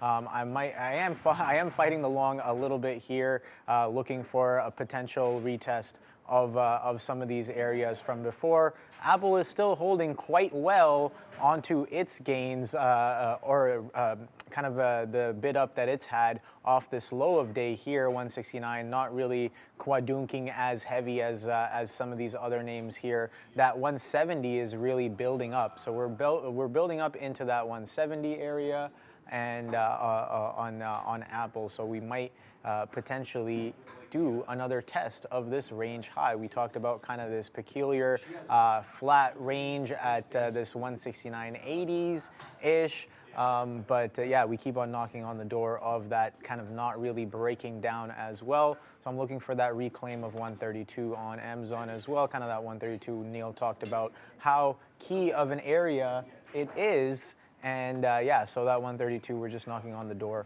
of that. So let me know in the chat what you guys are trading, what you guys are working on today. Ponzi Fonzie saying those Jedi mind tricks won't bring treats in this market. Yeah, for sure, definitely. Some of these tickers, yes, for sure, I'm interested in, but some of these I'm definitely not going to be too involved in, because the tricks are definitely galore, more than the treats. So how about you, Adara? What do you got going on there? Yeah, that you're involved with NVIDIA and AMC. Yeah, I mean, AMC is gorgeous. AMC is, I have nothing bad to say about AMC right now, except I'd love for it to pick up around 1050, but I will address AMC in just a moment. Also, just someone in the chat, in a pickle, I love that name. Adara loves AMC with 3 exclamation points. Yeah, I mean, yeah. But basically, NVIDIA, I was kind of playing the range here, in and out. I liked kind of the out here, although I admittedly kind of got out too early. Got out here, then I bought at the bottom of this candle. Probably closer to this range where I should have purchased instead of where I did was probably that lower 401 area, or below that 401, like that 450. We're still like pretty strong within this range though, so if I can get out around 402, I will be pleased as punch. I will be happy as a clam. Insert weird idiom here. But yeah, NVIDIA's continuing to kind of run within that range, so I'm trying to hold on to like the whole having faith in the positions, having the trend is your friend until it bends. Right now it has not bent. AMC, I got out part of my position at this 1052 area. I set to get the rest out around 1058, because that seems to be a bit of a ceiling here. And I'm enjoying this, but you know what? I mean, I can always get kind of back in on a dip. We are seeing like some little dips here. So, you know, we're flying with AMC for the time being. But yeah, I think around 1058, I'm comfortable exiting for the time being. Also, Tesla is being interesting. I mean, when is it not, truthfully? But I saw some mention of Tesla in the chat. Now, I'm always talking about Tesla. Tesla around VWAP, I mean, we're definitely seeing these, I should have shorted this around this 198. I'm going to keep an eye on this 198, because we are seeing these lower highs, I would say, pretty markedly on our friends Tesla. The lower lows are not quite coming in, but yeah, I mean, it's definitely Tesla in that 197, 198 range is absolutely interesting to look at. So I shall be keeping an eye on my friend Tesla. I also want to look at Netflix, because Netflix around VWAP, I mentioned this earlier with the SAG meeting with a Hollywood, potentially regarding the strikes here.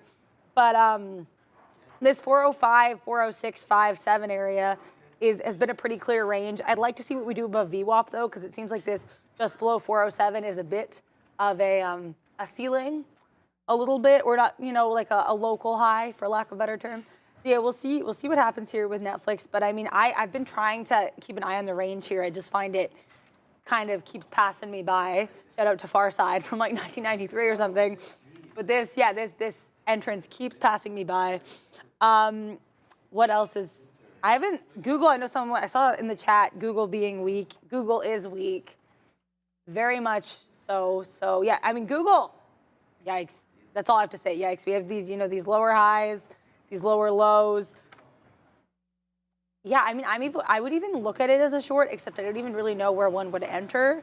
And as someone who has very limited experience with shorts, I think it would probably be something more clear-cut I'd look for. But yeah, I mean, Google definitely interesting. I'm going to keep an eye on that once I'm safely out of my NVIDIA trade as much as I can be. How are you doing with Amazon right now? Just, I guess, doing the tango here with some of this price action, kind of craziness.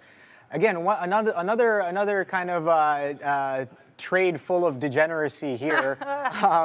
So I don't really stop out when the 132 comes in, because I'm like, okay, I'm going to give it 20, 30 pennies in and around this 132. I can understand that the level is not going to be as clean as I want it to be. So I do get involved, and I do kind of buy up all of this. Even the quadrunk that we had straight down stops exactly kind of in the 80s right there. So I like that stall on the rebid. I add into the position, kind of comes back into that 132, and we do get that pop. So I do piece off of the position right there. Another instance of mischief managed right there on this trend. Like, why am I not getting short? This is clearly a 133.5 kind of is holding that range to the downside, that range trend to the downside as we kind of just ping pong around these levels. I should be thinking short. I got to get much better than this, but that 132 hold does have me leaning a little bit more biased to the long side. So I may or may not chase this move to the upside if it does come in, as that 132 failure to follow through to the downside holds the 80s quite well, and then you're getting that little bit of a rebid there on the NQs, kind of potentially looking for a knock on the door of that 14.4 once again.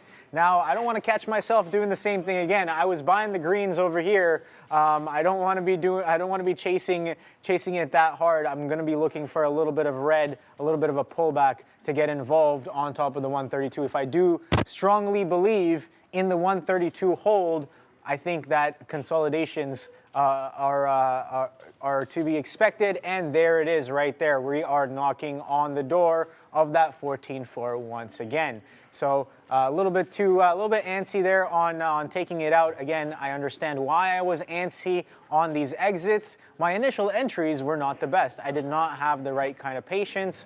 Or even if they weren't the best, I didn't necessarily get out when the dollar did break, when the reasons to kind of get in, and I kind of got a little cheeky with it and pressed into the position, pressed into the idea when it held even further. This could have very well continued to the downside and like broke my face off if that 132 quadrunked quite heavily. But the fact that the market is holding up quite well here is helping that idea out a little bit there. But that 14.4 keeps knocking on the door. AMC new high apparently. Are you still? I got out of AMC on the old high. Yeah. That AMC. Let's take a look at AMC. Yeah. I haven't really taken too much of a look. Wow, take a look at that. That's very trendy to the upside. That $10 hold and clean kind of a trend here. I don't have a moving average right here on me, but here, let me just throw one in. Let's just do whatever moving average right there. Moving average, that's way too many. Let me see. Sure, whatever. Double EMA, fine. I'm looking for something. What is a double EMA? That's interesting. I'm just looking for a regular EMA here.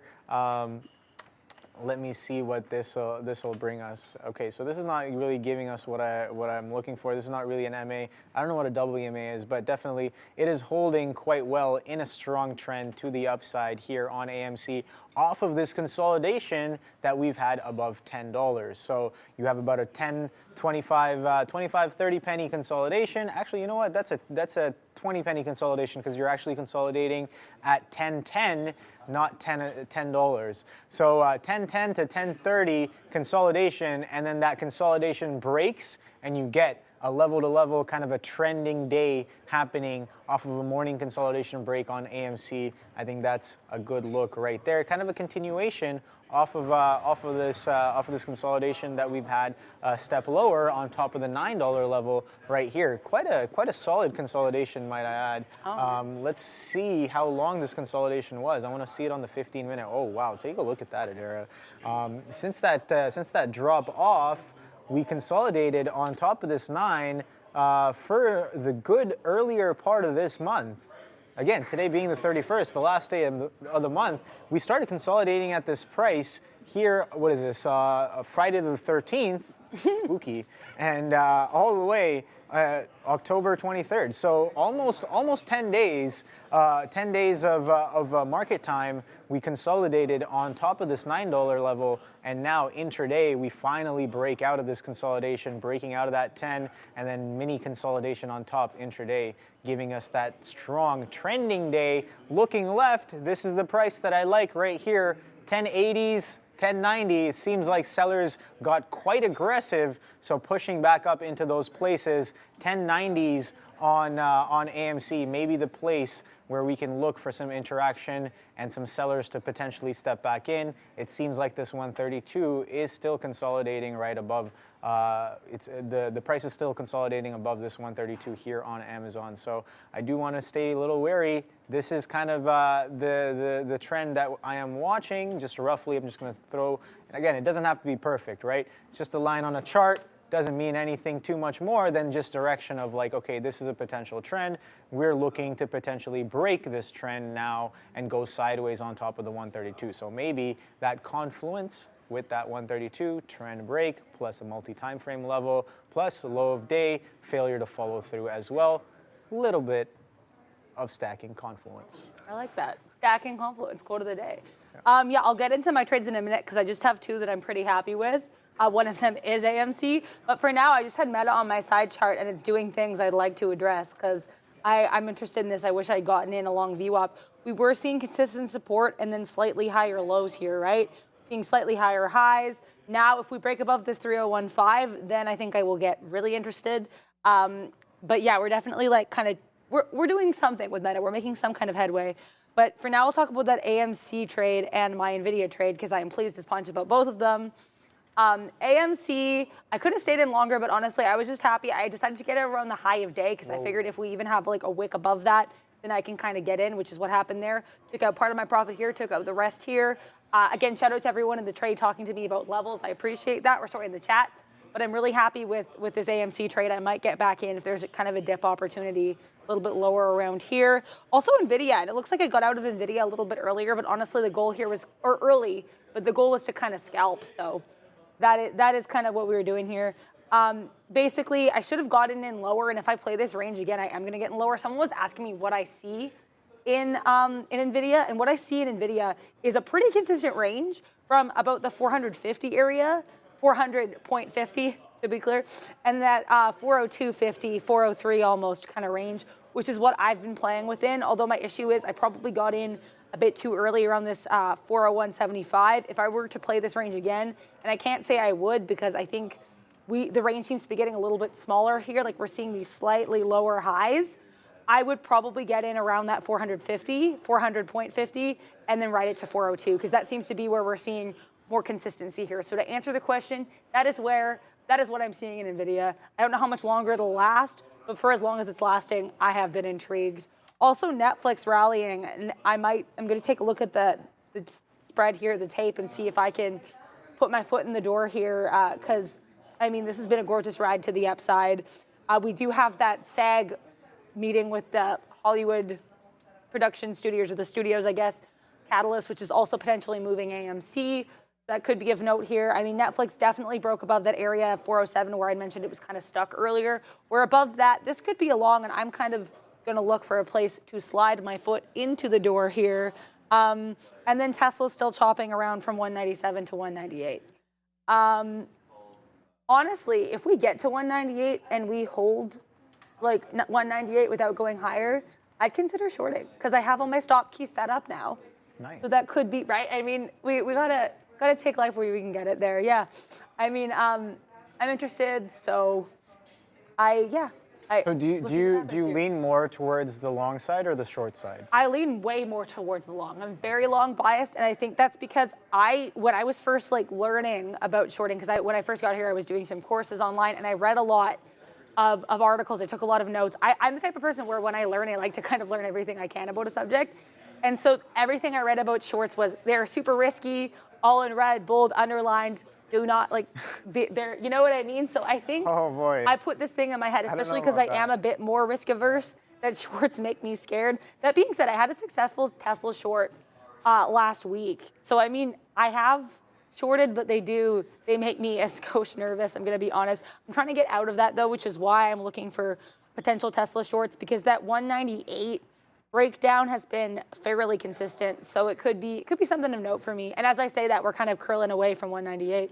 But yeah, how's your, speaking of shorts, Amazon shorts? Yeah, so exactly. I was like, oh, that picked up quite quickly, so I did get a little bit short here. But here's the thing. Yeah, shorts can definitely be risky, but so can long. That's true too, right? Everything's risky. Every trade has a little bit of risk and some reward based around it. So I would stay a little cautious reading up on a lot of those things. I feel like there's a lot of misdirection when it comes to market knowledge. Okay, that's all I wanted. Off that pop was a little scary, but I was like, oh, I did miss out on the long. As you guys saw, I was long here, and then I'm looking for, oh wow, take a look at that. Oh boy, yeah. There was a little bit of stacking action on the ask as well. 132.20s had like 200 lots stacking on multiple gates. And I'm like, okay, yeah, I do want to get short here. This is a great place to get short. The seller's on my backside as well. And it seems like that dump is coming in quite heavy, as that size might be chasing down a little bit into the 132, and I covered too fast. Oh boy, okay, all right then. Next trade. It's okay, it happens. It's fine. All right, so good place to short, I think. The failure to follow through, we saw some stuff on the tape coming into fruition. Watch out, low day, that might be coming in. I covered way too early. I sold way too early on the long, and I covered way too early on the short. Maybe a consistent problem happening here. I do got to get better with my position management rules. That's what we were talking about over the weekend and earlier this week. Sure, the entries can be there, but if I'm getting antsy on my exits and not really holding for the bigger picture move, even though I have an idea of okay, the risk to reward is this much, I should be at least holding for this much. If I'm risking this much, it makes sense. Kind of that 132 retest makes sense. I should be holding down into that level. But again, position management rules that's what it's all about, and I do have to get better at making and following some of those position management rules as, got to be more efficient in picking up the move that's being given. When something obvious like that kind of shows up, pulls up onto the tape, you have size on the ask, kind of chasing it down, not really chasing it down, but it started stacking up, and then it wasn't really there from before. And we saw that happen near a previous level where we kind of resisted as well. So I think a great reason to get short, just to give it back down into the dollar, right? Give it back down into the 132, because in that moment, the probability of that 132 test, in my opinion, shoots up. And also, you're getting a confluence with that trend turned potentially resistance turned support as well down here at that 132. So a lot of confluence there for that quick scalp short. In that moment, if you saw it, you saw it, but the trade is done for now. Let's see where we go. I keep talking about that 14.4, and take a look at how interestingly messy that 14.4 on the NQ is. Straight chop and straight consolidation, using that price as of right now as a bit of a core, and giving us some nice opportunities to take scalps off of some of these names as well, right? I'm not the best at it. I'm not as efficient as I can be, but again, it's a work in progress. We are trying to get better, 1% every day, right, Adara? That's the focus. Hopefully, here. Right. And people are telling me, I think somebody was talking about the UVIXI earlier, so I did have the UVIXI kind of pulled up. I think they were like, oh, double bottom on UVIXI, and I saw this action kind of happen, and I was like, oh, UVIXI looks a little bit heavy. Oh, there's my BP alert. Hello, coming in. All right, so we were talking about interacting with BP when it came back into VWAP because VWAP was strong. All right, so now I have a reason to pull up BP onto one of my charts. So which one do I give up? Maybe not Apple. I already have Apple on another screen. So I will pull up BP now and start taking a look at what this tape is up to in and around this VWAP. VWAP I have on my chart as 36.53.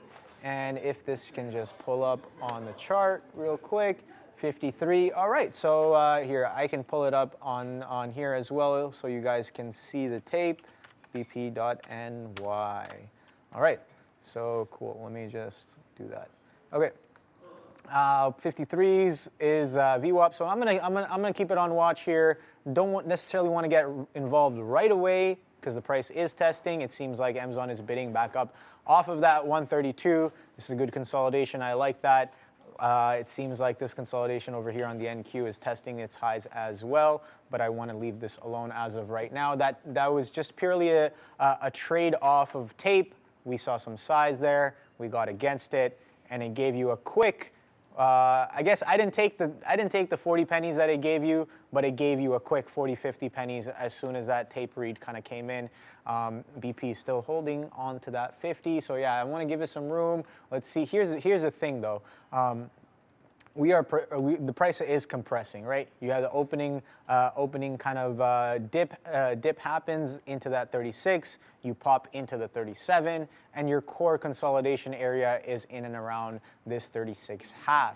So, and that happens to be VWAP as well. So I'm going to give it some room. Let's see if we can bid back above VWAP and take this to the upside for a potential reversion. But again, bigger picture, it's sold off on earnings. It gapped down on earnings. Pre-market trend was down on earnings. Pressure out the open was down on earnings, and we are making relatively lower highs. Sure, we're compressing on the off the lows, but I think this may be a little dominant. So I do want to see what we do with this VWAP price. Again, I was long biased, but if we start breaking off this price, I do still want to get involved in and around VWAP on BP as it is earnings day one. Adara, what do you got going on? I shorted Tesla at the worst time, and my stop key is like not working or something. Because I had it set, and I am like pressing it, and it's kind of not doing things. The original goal was to kind of have a stop at this 198.70 area, and clearly this has not been fruitful. So just trying to exit this trade right now. You know, I made a played stop at shorting here. It failed. Lesson learned. I was interested in the 198 because we were kind of seeing that range, as I said earlier, of that 197, 198. So I was just gonna take it down to 197, and instead we ran up. Honestly, I'm just gonna have to take the L on this because I can't mentally handle being in this trade anymore, especially when I'm struggling with the stop key right now. But you know what? We learned something. We're learning here live. Yeah, and I mean it's learning how to manage positions when. In situations like this, right? So I mean, this is I think why shorting scares me. Also on the side thing, it has like the number in red instead of. So boy, yeah. What is that? The market just flew. Yep. Yeah, sorry. I'm just gonna try to get out of this Tesla, really quickly. But yeah, this has been an opportunity. This has been a learning experience, and I'm gonna stay positive about it. And yeah, I mean, we got out that, or I guess we got partially out. No, we're entirely out here. Yeah, so I mean, this was unfortunate, but I learned something, and I tried it, and this is the update with the live Tesla short. Nice. That I maybe should have waited for next time. It's always troublesome when some of those stop keys don't work right away. It can get a little flustering for sure. I found myself multiple times where I'm like, I set up a new key, and I'm like, okay, this can potentially help me out, and I'm like pressing all the keys, and yeah, no, we can take a look at that after the show just to see if that's set up. I appreciate properly. that. I might have messed up. Yeah. And yeah, no, stops are definitely important. Putting in a stop, something I definitely do not do sometimes, and something I am working on to be more disciplined with. So I got to keep it real, right? So that 132 is holding right now, but I saw somebody in the chat saying UAL is up while the other airlines are down. So that's very interesting. Let's take a quick look. UAL a little bit sideways, so I don't know about up or down, but definitely sideways since yesterday, but that VWAP hold is quite nice. Let's take a look at American. Okay, so American, bit of a V shape. So it was down on the day, but it made a beautiful recovery all the way back, about a point to the upside. Is that a point? No, actually, no, not even a point. About 20 pennies, 25 pennies back to the upside there, but holding VWAP as well. So similar story as yesterday. VWAP hold was quite strong. Sure, you get that nice quadrunk out the open, but we reclaimed all those opening prices as well on UAL. So let's take a look at Southwest. Southwest about sideways as well. So yeah, I don't know, man. It seems like a lot of these airlines are just kind of range bound as of right now. We know that, what was it? Yeah, let's take a look at Spirit as well. Spirit down on the day, quite heavy relative to comparatively to the other airlines as well. So bit of a sell-off on Spirit Airlines. Let's take a look at Delta real quick. Delta sideways as well. So it seems like a lot of the airlines are just going sideways. I don't think they're really up or down, but it seems like Spirit Airlines is more to the downside than it is up. But off that VWAP, it seems like a lot of things are consolidating and chopping and churning in and around VWAP these days. So it seems like that is a great place to structure ideas, structure trades, or potentially just look for tape in and around some of those areas. So it seems like that's been a great place. So let's see what you guys, yeah, Save is definitely dying, says Hertz Scrambler. Okay, yeah, definitely. Save is a little bit more dying than the other names. We just covered that. I'm just looking through the chat here. Okay, so Ponzi Fonzie saying Apple short started here. Wow, as soon as I take Apple off my chart, eh? All right, all right. Okay, I see you, Ponzi Fonzie. 170, I like that. A little bit of a failure to follow through. 170, yeah, that 170. I was kind of waiting for this level to interact. These pre-market highs in and around this 170.20. Again, I'm going to extend this line here. We saw what this line kind of did. I don't want to trade based solely off a line, but it could give us some guidance as to where a strong recent trend might turn from support into resistance. And it seems like that price is potentially up here, closer to that 171. But that 170 definitely pre-market areas as well, kind of interesting. Can I? No, I can't Control Z that. Okay, that's fine. I'll keep that up. But yeah, I don't want to use that as a potential target.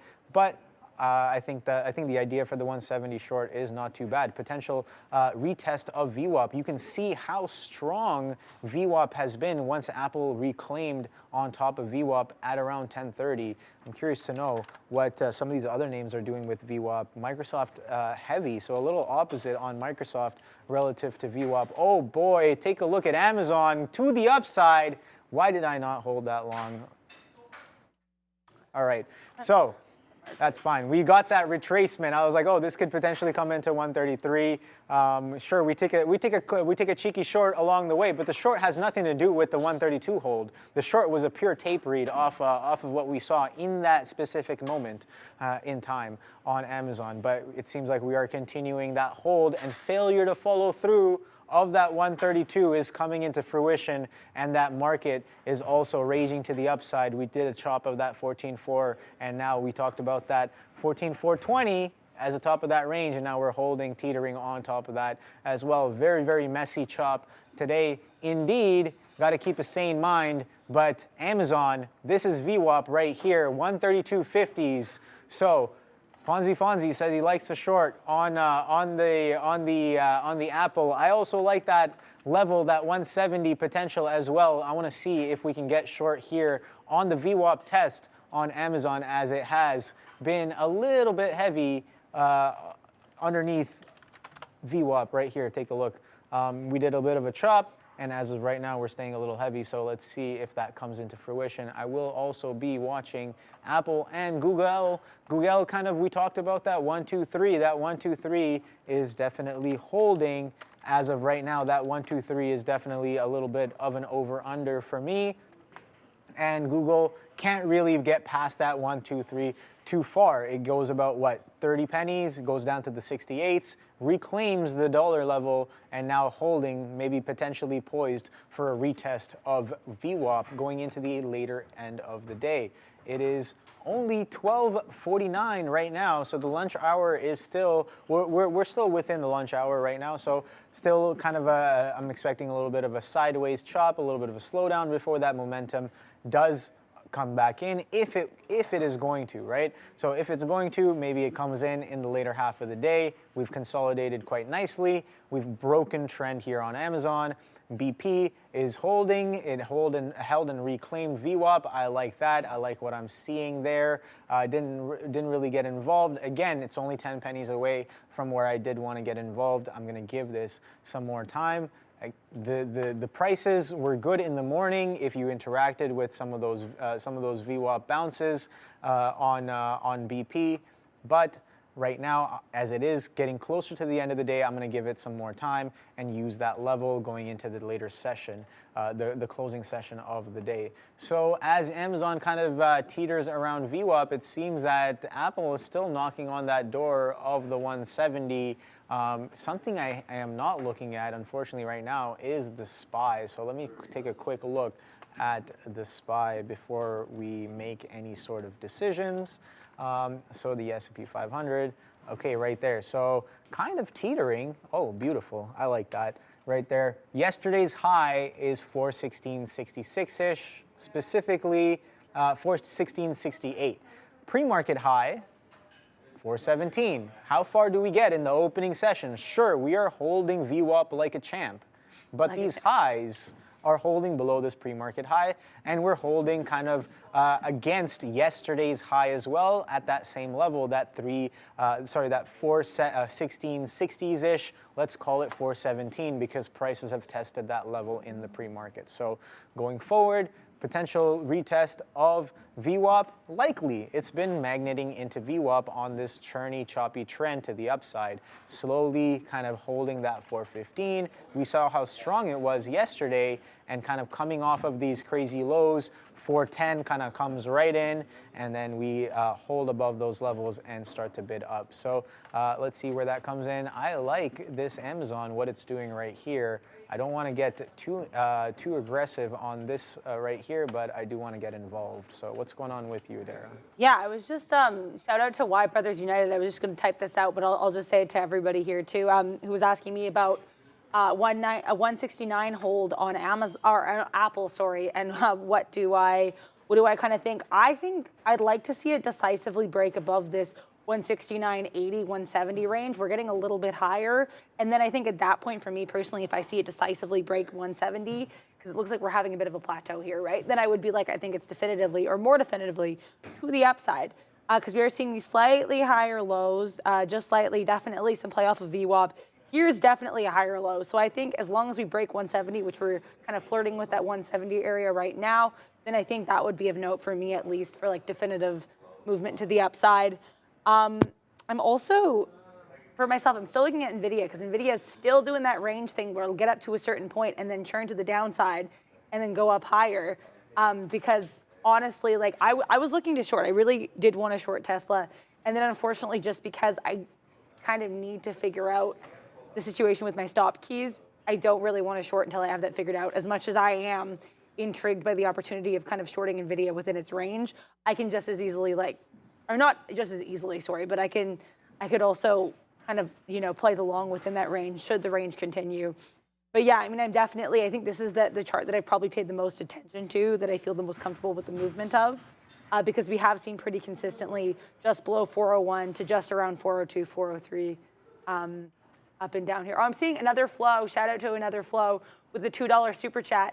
I know nothing about gaming, so I can't really answer this question, but Xbox Series X or PS5 digital edition. Do you have any input on that? Because I'm so sorry, I know nothing. I can speak on that. Okay. I'm more of a PlayStation person myself, but I have strong opinions when it comes to PCs, PCMR for life. But gaming is gaming. gaming is gaming. So if there are good games on consoles, then yeah, I see that Fabian throwing in the bang. Yeah, man, PCs are the way to do it. But yeah, a lot of Xbox exclusives and PlayStation exclusives are great as well.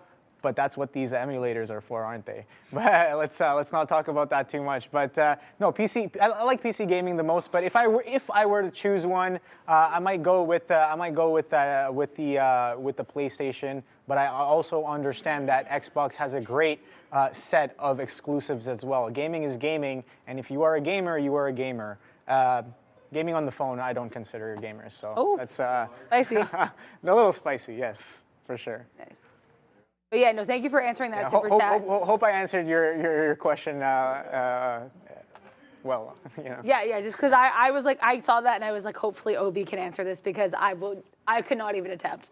Also, I'm still looking at Netflix just because I'm finding it hard to find a definite point of entry here. I usually, for whatever reason, prefer trading Netflix when I see a clear range.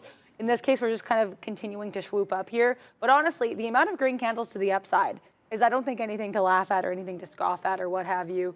I'm going to keep my eye on the tape to see if there's a decent point of entry on a little baby dip to like 408.5. Looks like a pretty consistent kind of area here. You know what?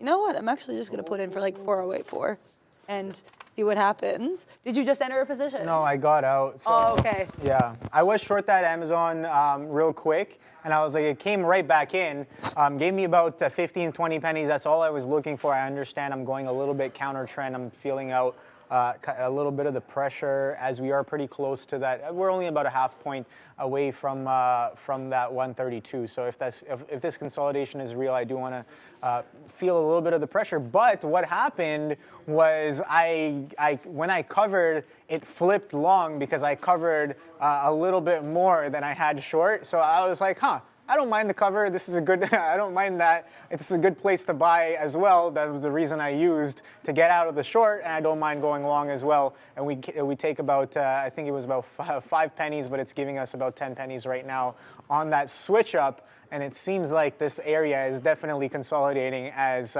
we are chopping in and around both prices. I think that might be a good way to measure it. I don't know. I don't want to get too cheeky with it, but it does seem like this consolidation is real here on the Amazon. And take a look. We haven't really gone anywhere with these futures. These futures have gone absolutely nowhere. Straight chop.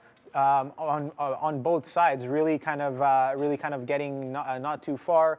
What was this opening price? Opening price here was literally that 14,420 area were these opening price areas, and now we are holding above that. So going forward on the day, I do want to keep that in mind. If the NQ decides to hold its opening price and consolidate above that, I might want to stay a little bit nimble on the shorts and maybe a little bit more aggressive on the longs. I'm still trying to feel out what I want to use that nuance to kind of how I want to use that nuance to change up my trading. But that is something I have been considering. I do want to be a little bit more I guess like water, right? Shout out to Bruce Lee. I love that philosophy of his, being like water. But yeah, being like water in and around some of these concepts. I think I was talking to Adara about this yesterday as well. Strong opinions, yes. Loosely held. Yeah, right? I appreciate that. So until it works, I want to stay adamant on it. I want to be aggressive on the idea. It's working. I want to be aggressive. But as soon as it doesn't, I want to throw it out the window. So that kind of pushes the concept of strong opinions weakly held, and I'm really trying to bring that into my trading to help me out with that position management and that risk management as well. Yeah, I mean, I'm personally trying to get into Netflix just kind of around this 408.50 area because we're noticing a little bit of support, but the lower low is making me nervous. You know what? I feel like if I got in this, I'd just be getting in to get in, so I'm gonna get out. I was going to get in, and then I was like, you know what, I think I need to, because what made me nervous here is I took another look, and we're seeing this lower low, and that's where I was like, nah. Until there is a clearer play. Yeah, James Doubt, know when to hold them, know when to fold them, know when to walk away, know when to run. I'm not going to continue singing that, but I appreciated that. Shout out. Yeah, also someone saying in the chat here, the MVE, forward bounce play. Let's see. Up on the day. Ooh, you know what? I have to say, I'm a little bit intrigued by a forward long. I know I just said, like, we did have this head and shoulders earlier. I would say this is a head and shoulders in the 5 minute. And then we went down, but it looks like we're in for a bit of a rebound here. This is a stock that's been quite beaten up lately with, as we were mentioning earlier, like negative news catalyst after negative news catalyst, right? So Ford, still positive on the day, and we are seeing higher lows, and we're flickering above VWAP. I might actually try to get it on Ford. I did not think that this was something that I would be getting in on, but you know what? I would agree. To answer your question, I do think it looks like something of a bounce. We did have that, that retracement here, the head and shoulders pattern, but it looks like we're recovering a little bit. And on the longer term, like these higher lows are of interest, so I'm going to keep an eye on that. I also want to bring up AMC again, because AMC is still pretty much running. It looks like we're pulling back a little bit from where these highs were. So it looks like about just around that 1070 area. But I mean, definitely, like AMC has had quite the day. Like we're up almost 7%. It's a very strong name on the day. Really happy I got in this dip here. If we continue to kind of see movement upwards, and if we don't really break below this 1060, 1058 area, I have it on my side chart. I'm not going to say I wouldn't get back in. I'm very open to the AMC movement here. What else am I looking at? NVIDIA, I've kind of given up playing the scalp range for now because we've kind of gone out of the range. Now we're kind of steadily heading higher to that 404. So I'm going to kind of just watch and let this one run for now. Same with Tesla, running up above that 199 area, 199 area. This is kind of where we had a bit of a ceiling earlier. So if we can break 199 decisively, and as I say that, we kind of run up, this could be of interest for me. I kind of like what's happening here. I like the action. Yeah, this market is it's been so much going on with this market right now. How's the Amazon short? This market is definitely consisting of a lot of chop here. So yeah, again, a little bit of a cheeky short here as we attempt to push through VWAP as well, and then kind of this consolidation highs. And take a look at that. Oh boy, that selling comes right back in real fast. Let's see how well this move can sustain to the downside here. Yeah, I am kind of staring this tape down quite heavily as I am kind of counter trending quite a heavy kind of trend here to the upside. Like I said, I do want to stay as nimble as possible if I can on some of these shorts and be respectful to the long idea. So as I stare this tape down and attempt to talk at the same time while juggling, no, I'm joking. So I'm looking for that 132.5, kind of that VWAP test to come right back in. And that's all I'm looking for, just looking for a dime. And let's see if that comes into fruition right there, just sitting on top of the 50s. And the market does seem like it is catching a little bit of a struggle. We kind of pushed up into this level here. What is this, 14,440? We talked about this, and yeah, okay, so the tape speed is kind of speeding up. I do want to, let's see, I do want to get out of this soon enough if the pressure is going to go against me. But that VWAP, kind of a chop and churn in and around this area, I do like getting involved around those kind of things. So that 42 coming in as well on the ES. We talked about that 42 kind of being a level of interest going forward, and we are knocking on the door of that 42. So going forward, let's see if that 42 stays resistance. Take a look at this. In the morning, we had some strong selling off of these same levels, and we did a bunch of chop all day, and now we're attempting to retest some of these levels up here at the 14.2. So let's see if those sellers kind of come back in. Where is my Apple? Apple's still holding that 170. All right, that's a good look. Hasn't necessarily gone too far off that 170, so that's definitely helping us a little bit as well. Let me take a look at Google real quick. Google, a little bit sideways, nothing too crazy, not really doing too much either, but it seems like this Amazon might be a little strong there, Dara, so I will be looking to get out of this soon enough. Yeah, I mean, definitely, I think like you kind of mentioned, like Amazon trying to figure out what it wants to do. This whole market definitely trying to figure out a position or a life path, if you will.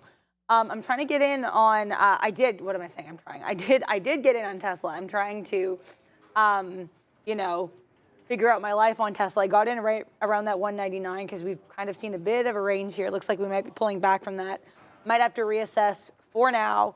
But yeah, I mean, we've still kind of like, if you can kind of see here, we've still kind of held pretty strongly around that 198.50, 198.70 area. So I'm going to stay in this, I think, for the time being. I don't plan on staying too long above 199, mind you. I kind of like to get in, get out, take a couple cents, kind of figure out what happens here. So yeah, so I mean, I'm very, we'll see. I'm hesitant. And as I say that, the market kind of dies. So it looks like we might be saying sayonara to our friend Tesla a little bit earlier than expected, but you know, we adapt. Someone's saying short Tesla.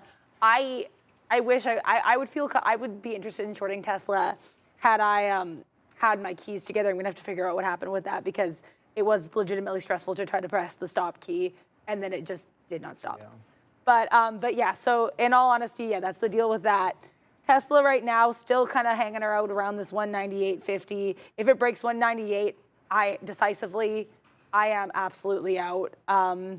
Honestly, yeah, like we're just kind of still strong around that 198.50. So we'll see what happens here. But like I said, this is not something I'd even stay in super long. I just kind of like playing, you know, the range in that, see what I can get there. Let me see what is happening, what I have kind of on watch here. You know, let's look at AMD because this one is reporting earnings tonight.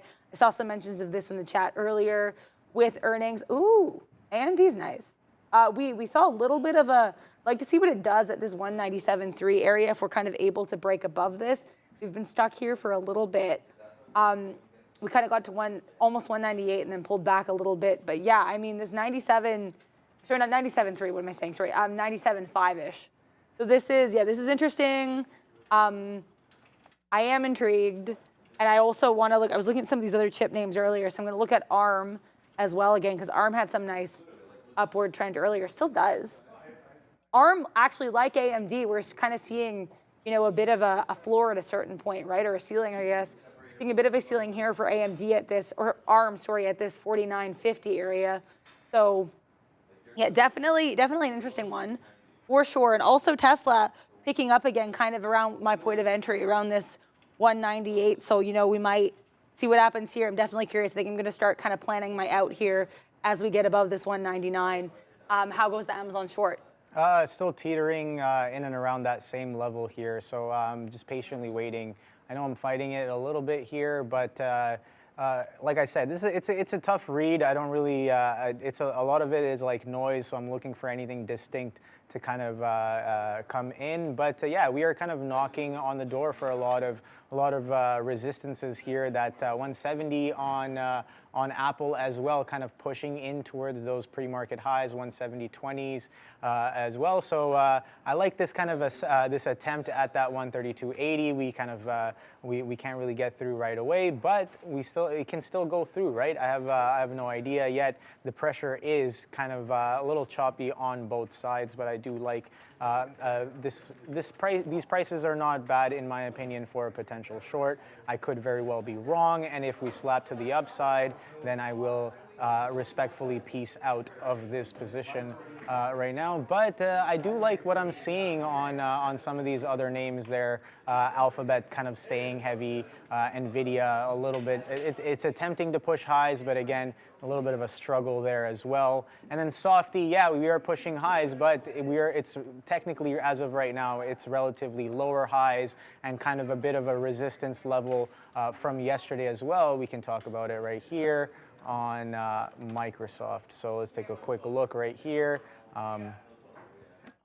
Was that Softy? Yeah, it is Softy right here. So yeah, yesterday's kind of levels came in, and we rejected those levels after a strong quadrupling. We are making relatively lower highs with respect to this consolidation that we've had in the morning. Again, VWAP, sure, give or take a couple points above VWAP, but VWAP has been staying heavy on overall today. So maybe potentially for the short side, a little bit of a confluence there. So I'll be watching Google. That 1, 2, 3 hold is definitely interesting. Maybe we get another retest of it for now, but it has been holding trends and holding underneath VWAP quite nicely, just like a lot of these names here. So I'm looking for a little bit of a pullback. Still pretty much break even here on this Amazon position. We'll wait and see what comes into play. Max DeWolf saying NQ reaching for equal highs. Who could have possibly predicted that? Yeah, a little bit of a V shape there on the NQ, kind of knocking on the door of these pre-market highs as well. So yeah, it's happened. It's happened quite a few times, man. It doesn't happen every day, but it does happen. I think over the past couple of months, it's happened a few times at least that we get a strong V shape kind of recovery on the day, and then we do whatever going forward. So yeah, it is definitely believable for sure, in my opinion. Yeah, I shout out to Robbie V for mentioning to me in the chat Apple long, because I had been saying if I see Apple, I said this earlier, if I see Apple decisively break 170, I could be enticed. And you know what? It did, and I'm really happy with the entrance on this. I bought it on the dip at that kind of 169.99 area. We bought it, and then it kind of flew to the upside. We're kind of having a bit of an issue breaking this 170.20. So depending on how many tests of that we make, we might just take those profits and go on a little jog away from here. But I mean, Apple's been pretty strong. We do have this strong uptrend. As I was saying kind of earlier when I was assessing my own interest in Apple, we do have these slightly higher lows and these slightly higher highs as well. We had a bit of a plateau, and then we kind of went above that 170, which, to me is a sign of confidence. It looks like we could be heading up here higher, at least for a little bit longer. But yeah, I mean, I am intrigued. I'm in the trade for now, so we shall see how this one ends up unfolding. Also, Jameson T looking to break higher. Let's pull up A, T, and T. This one was an earnings move from, I believe, last week. I'm going to see if we have anything else. All these communication stocks reported last week. Only thing I'm seeing is unusual options activity alert in Benzinga here. Looking to break out. Oh boy. Yeah, I mean, oh, did the market just take a little tumble? Yeah, it took a little bit of a tumble. Ooh, I should probably check on my friend Apple in a moment. But yeah, I mean, for now, we're kind of dipping around VWAP for AT&T. I'd probably like to wait and see what it does at VWAP right now. I'm not seeing it as a huge breakout at the moment, but I mean, earlier today, we did have these, this pattern to the upside. We seem a little bit stagnant at VWAP, so I'd probably wait to see if it kind of breaks below this 1534 area for myself personally. Also, we have a super chat that I also don't think I'm capable of answering. Again, $2 Stream Deck or a gaming laptop with lots of very fun emojis. So thank you, another flow, for your super chat. Steam Deck? Or Steam Deck, okay. I'm not too familiar with the Steam Deck. I do play games on Steam. But again, I'm gonna have to go with the gaming laptop for sure. Again, it's a much better tool. It's up to you, right? It's what your preference is. If you're gaming on the go, then yeah, definitely the Steam Deck may be a much better choice, as it is a lot more portable and a lot more in tune for the gaming. But with a gaming laptop, you can do so much more. Yeah. So because I was such a I guess a strongly opinionated PC gamer. When I did get a laptop, I pretty much got a desktop replacement, one of those heavy MSI Dominators back in the day that pretty much is a replacement for your desktop. And take a look at that, those levels that we shorted at. When the market fails to follow through these highs, I think we can get a little bit short here. Covered a little bit there on top of VWAP 132.50s, and it's finally coming in nice and hot on top of the 132. We talked about that 132 level being a little bit of a key, so I am still looking for a consolidation above this level, but that little bit of a sell-off is nice. So we won't look, like Neil likes to say, not going to be looking a gift horse in the mouth for too long as that kind of comes in. Like I said, we're volatile, we're choppy. I could be holding for the bigger picture move, but time of day, I gotta stay as nimble as possible on the short side. That's kind of what I told myself there. So I think I'll take that about a 20%, 20 cent violation of that VWAP from before, in and around the 50s right there. I have my VWAP at 132.50, and we covered right at the 50, and then I guess some right here in the 30s where we get that strong quadunk and a little bit of a quick stall, and apparently a rebid now off of those levels. So again, good places to kind of interact. The bigger picture, I think, is that push off the 132, but the sell-off might have us testing this 132 and maybe consolidating. Again, bigger picture move. We are bidding up incrementally, and buyers are stepping up day after day after earnings.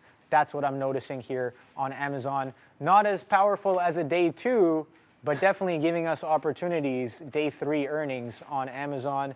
And that reminds me, let's take a quick look. Yeah, take a look at that. BP, what did I say? I don't want to get too antsy. I don't want to get too, aggressive and get involved before I really need to. It is still chopping in and around that VWAP. I'm going to be keeping that in mind going into the later half of the day on BP. So I will pull Apple back up on my main right here so we can keep track of that as well real quick. So, all right.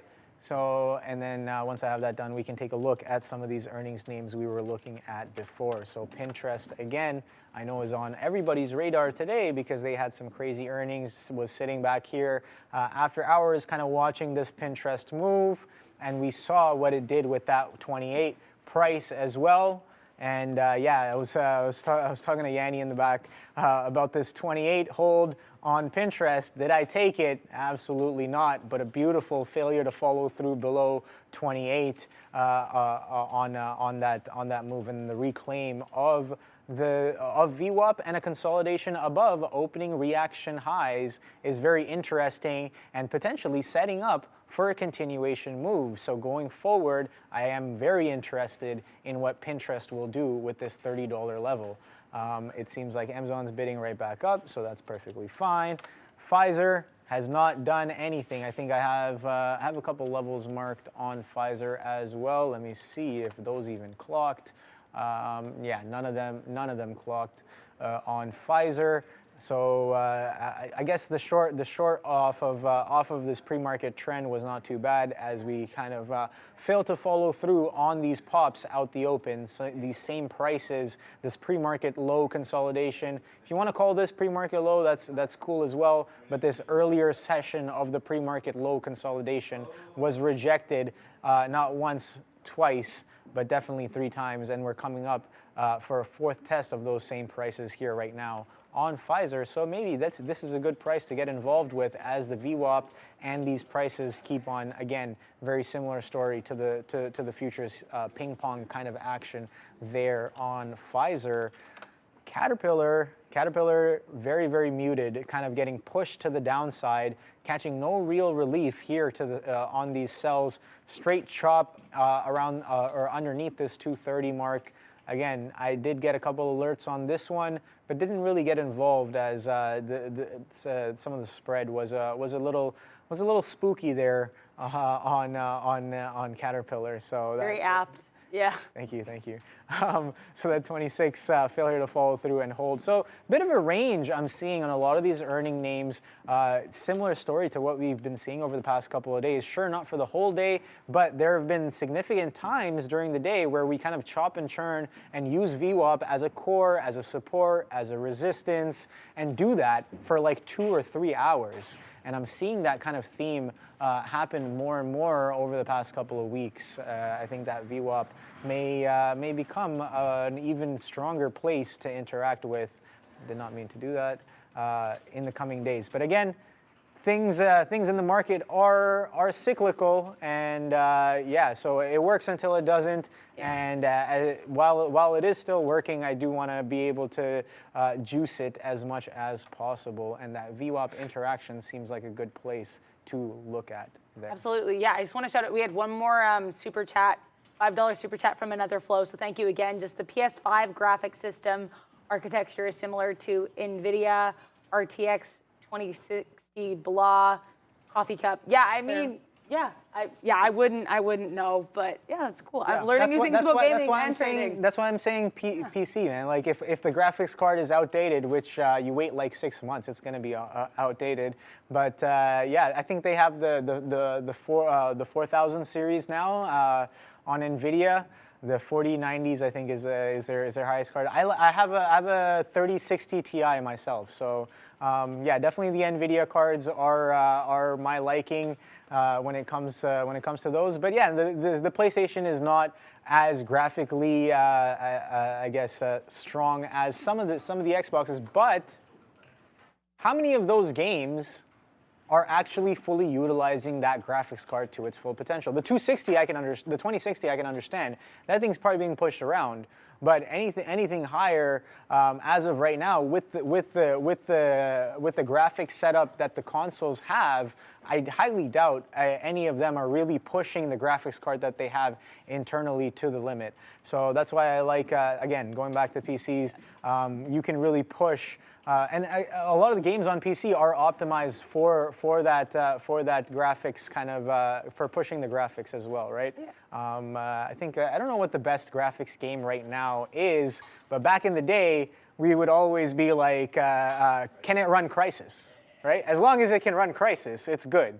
Right, so Crysis was a pretty heavy graphics game that I think that came out in the 2000s, mid to early 2000s. I think was a release date, but very badly optimized. As amazing as it was, so you'd have to have a pretty hunky PC to really run that game. So that was a saying back in the day. Can it run Crysis? If it can run Crysis, it's good enough for a lot of things. But yeah. As of right now, I don't know what I think Cyberpunk it has some strong graphics. I think some of the COD games have some decent graphics as well. Learning new things. Red Dead Redemption as well, some solid graphics. But yeah. I will get to my Apple trade because I'm letting that run. But I also want to update on Sean's Palantir shorts. I'm just going to full screen this on Twitter here. Yeah, like. These very funky little Palantir shorts. I'm sure these will be gotten into in the afternoon as well. But pardon? Only a few fills. Only a few fills. Yeah. So update on the over 80 fills there. Over 80 fills. Whoa. This is masterful. This is bang indeed. So then I started blasting. I love that. I love that meme. I don't know. Yeah. We got this reload on there. Yes. Yeah. I mean, definitely. Yeah. This is beautiful. But yeah. So this is the update on these Palantir shorts, which is making me very much want to figure out my stop key so I can do some shorts because that is gorgeous. Well, I don't understand why your stop key has to do with shorts. So I can feel more comfortable leaving shorts. You got the stop key? Shorts are just as risky. Just as risky. That's what I'm saying. You got to get over the mental. Okay. She said she's been reading a lot about shorts, and I'm like, there's a lot of. I feel like there's a lot of propaganda around the short. Propaganda. Definitely, because a lot of people are like, oh, shorting is so risky. Same thing with the selling options. Yeah, Okay. sure, everything is risky. Crossing the road is risky if you don't look both ways. Does that That's a mean you're good not going to point. cross the Okay. road? Right. So it's like that's why I get a little emotional when it comes to some of these resources that really kind of push the wrong idea for the short side. Again, I am a little biased on the short side, so I get a little attached to that view. But again, they're both just as equal. You know which concept I do like? Going back to Bruce Lee, you got to be like water. Okay. You got to so be just you got to adapt be able the to market. flow both ways. It's the same thing. So it's just buying and selling. That's sometimes you're buying before you're selling. Sometimes you're selling before you're buying. Is it a good place to buy? Is it a good place to sell? That's kind of how I look at it. Regardless of long or short, can you take a risk? And if the risk allotment is fair enough for a short in a selling area, then maybe that's a fair place to get short or sell, right? Same place with buying, vice versa for buying. Awesome. So yeah, definitely. You want to if anyone's like, oh, that stuff is too risky, that stuff is way too risky, you always want to read it and and view it with a little bit of skepticism. Thank you. Yeah. I appreciate that. No. For sure. A lot of I am a skeptical person when it comes to most things. I'm like, oh, a lot of this new information, I might be like, this might be fugazi. So I do want to protect the mental. That's a big part of protecting the mental. There's a lot of resource. Even when I'm reading like trading books, like sure, they can be written by like great traders, but again, the concepts and the mindsets, I'm always kind of back testing in my own mind. I'm like, okay, am I able to work with this mindset, right? So, for sure, yeah. Shorting and going long, same thing. Okay. Yeah. I appreciate that. I mean, yeah. Let's see some shorts, Adara. Let's see some shorts. That's what I'm looking for. Yeah. I just think I don't like. It's only longs, but like when you get into the shorts, you'll start feeling like, okay, this is pretty much just the same. Yeah, I was just really traumatized by my inability to leave that Tesla short. I think that was kind of the issue, but I should have just reacted more quickly. It is what it is. But yeah, I mean, I'm in this Apple long right now. This was, I liked that. I said if it breaks 170, I'm interested. It broke 170. I was interested. I was like very much, kind of getting a little bit nervous when we were wicking up to almost, that 170, 10, 170, 15 area. And then we went to the downside. I got a little bit scared, but I decided to kind of stay in because we were continuously seeing this pattern to the upside. Happy I did, but we seem to be a little bit stagnant around this 170, 10, 170, 15 area. So I might cut this a little short. I appreciate everyone talking about, the shorts in here. Thank you very much, Sean and Obi, because those are good opinions, and I just need to get out of my own head about it. I'm looking at Netflix here because I was looking at this, honestly, on the downside, and then I didn't take it, and I probably should have. But, I mean, this could potentially be like we're building from along here, or we could be going short. I'd like to kind of watch here because either way, I'd like to be involved in Netflix in some capacity because I do like the movement we're seeing here. Volume is a little bit negligible, to borrow a word Sharif uses a lot, shout out there. Around, like, we're about like 1.5 mil volume, but I mean, Netflix, much like AMC, could be seeing the volume and the trading that it is seeing because of the, the SAG, the Actors Union meeting, or Screen Actors Guild, sorry, meeting with the Hollywood studios to potentially discuss the strike. But yeah, so I mean, lots happening in these film stocks right now too. I actually want to check out Paramount and Disney as well.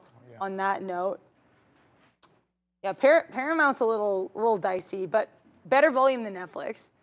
Kind of jumping around here. Yeah, I don't know if this is something I'd get involved with. I'm not seeing super clear patterns here, although the volume is impressive. Let me see. I think there was there some analyst movement on Paramount, or was this yesterday that I saw this? Nothing on Paramount today. Disney is actually pretty gorgeous to the upside. Wow, yeah, that thing is straight to the upside. People are saying Disney, like, kind of having a bit of a rally ahead of the holiday season for Disney. Could be the case here. Let me see. I'm seeing some unusual options activity here on Benzinga. I mean, it still could be the movie studio stuff, but yeah, I'm definitely interested in Disney. I think for now I want to kind of deal with the Apple situation before I get involved in too much else. But it looks like the market, like stuff like NVIDIA, is taking a bit of a downturn. Could be an opportunity to short. Yeah, definitely. I pulled up the Disney chart because I was looking at Disney yesterday, and I was looking for a potential continuation. Yesterday we made a little bit of a double top with respect to a previous price here. Take a look at that. End of day, I did have Disney in mind, but unfortunately I didn't come back to it today, but it seems like we are picking up quite nicely. So maybe one for the options account here, potentially. This 80 hold doesn't seem so bad. And take a look at that. We've had buyers off this 79 pushing up into the 80s over here early in October, and at the end of the month, we pretty much come in at that same price and hold that 80 base. So yeah, a bit of a downtrend for sure since the past two earnings, right? When you have stacking earnings that are selling off and creating a downtrend, that might be something to perk up about but definitely that 80 hold as of right now seems like a decent place to buy as we keep on pushing about 5 to 6 points off that 80 mark on Disney, and we're seeing a little bit of that pressure coming in today as well. John, talking about an oil dump, and I think I see Crispex. Yeah, welcome to Trader TV. I think we got a new subscriber there. Crispix, nice. All right, so pro day trader saying short Netflix. Ian talking about Meta. And John talking about the oil dump. All right, so let's take a quick look at oil, and then we'll go over to Netflix and Meta. All right, so first we can start off with, I guess we can just go, I know I don't have, my oil futures are a little bit delayed, so I'm just gonna go to USO here to get a look on it. And yeah, a little bit to the downside there, 76, 75 coming in to play. That 75 level is testing right now. I am not familiar with this chart, so let's take a quick look left and see what this chart is up to on the bigger frame. All right, so we had that craziness in 2020, of course, and then we climbed all the way back up, and we are making relatively lower highs. 80 seems to be that sweet spot that we are pulling back off of and churning in and around that 80 to 75 for the past few weeks. We got that strong selling action, kind of that action. So this is the weekly chart, and you can see whenever you get these long red bars, I'm seeing right away, these red bars have shown up in a recent trend to the downside. We got a slow creep back up, can't really follow through all the way up. You do about a 50% retracement, and then you start getting some strong selling as well. So that's very interesting. Definitely oil is in play, it would seem. And yeah, doing some crazy moves here for sure on the longer time frame. But on the day, definitely a bit of a short off of yesterday's consolidation, right? Bit of continuation we're seeing from yesterday's action. We got that sell-off in the morning and consolidates all day from about 11:30 into the close. That same consolidation showing up out the open, but then as of right now at about 1 o'clock, we are getting a continuation of a little bit of continuation of that quadrunk there on oil. And as I look, Apple is blasting to the upside right there. We kind of talked about where I may want to get involved in Apple. If that price potentially comes in, I only want to get involved in and around these areas. These areas are also going to confluence with yesterday's kind of a double top there at that 171 area on the Apple. Quite a consolidation indeed, and now we're testing it from the downside. So either I'm looking for a lower high, or that 171 to come in some sort of meaningful fashion. So it seems like that 32 long is coming into fruition. Nice slow chop. Nice little bit of a level to level happening off the failure to follow through below that 132 on Amazon, and we're getting a little bit of tailwind from the futures here as the ES has broken past that 42, not distinctly just yet, but it has broken past as of right now. We can still chop and churn, but yeah, NQ knocking on the door of the highs as well. So we're seeing a little bit of similarity across the board as these tickers push back up towards these highs. A crazy V-shaped recovery. We've seen quite a few of these, like I mentioned before, but that crazy quadrunk to the downside was quite aggressive right out the open, and we've only pretty much dominantly bid up since that sell. So something to keep in mind. You don't want to be chasing that selling pressure, being like, oh, it was there in the morning, so it has to come back in. We've wiped all of those prices and gone a little bit above, so got to stay wary and keep on our toes. But that something to mention again is oh, you know what? I didn't finish going through all of those tickers. We only looked at USO, so we were going to take a look at Netflix next. So let me just finish that off. I do tend to lose my train of thought every now and then. NFLX. All right, so Netflix. Still doing the chop sideways, man. That 405 kind of holding very well. That consolidation, that area was a consolidation zone yesterday, just above the 400. That 400 hold and that drive through the 400 beauty on Netflix yesterday, but we were getting a little bit of a pullback and holding that 405. Let's take a quick look left here. And okay, so we kind of we had a strong earnings, of course, a couple of weeks ago, and we're holding above that earnings range, that consolidation range post earnings. Quite a distinct hold above this 400 level. So going forward, if any sort of consolidation is happening above this 400, I might be poised for a long in terms of mindset there on Netflix. Anything above that 400, take a look at how clean we held that 400. Sure, you violate a little bit, but fail to follow through, as the next day you have a strong opening drive with volume that kind of pushes off that 400 level on Netflix. I want to take a quick look at the weekly to see where we're sitting here.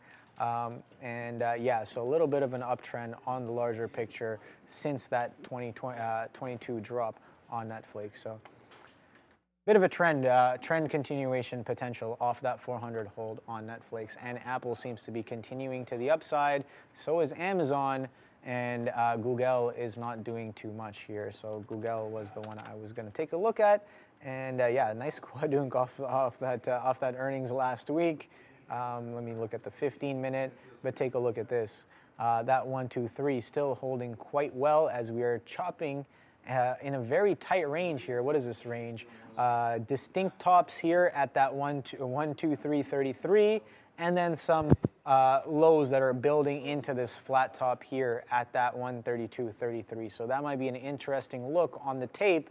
Curious to know what's happening at that 123.33 on Google, as the past 1, 2, 3, 4, 5 15-minute candles have stopped on the to the penny at that price on Google. So you know what? I want to pull up Google and just take a look at that tape, just for some potential information here.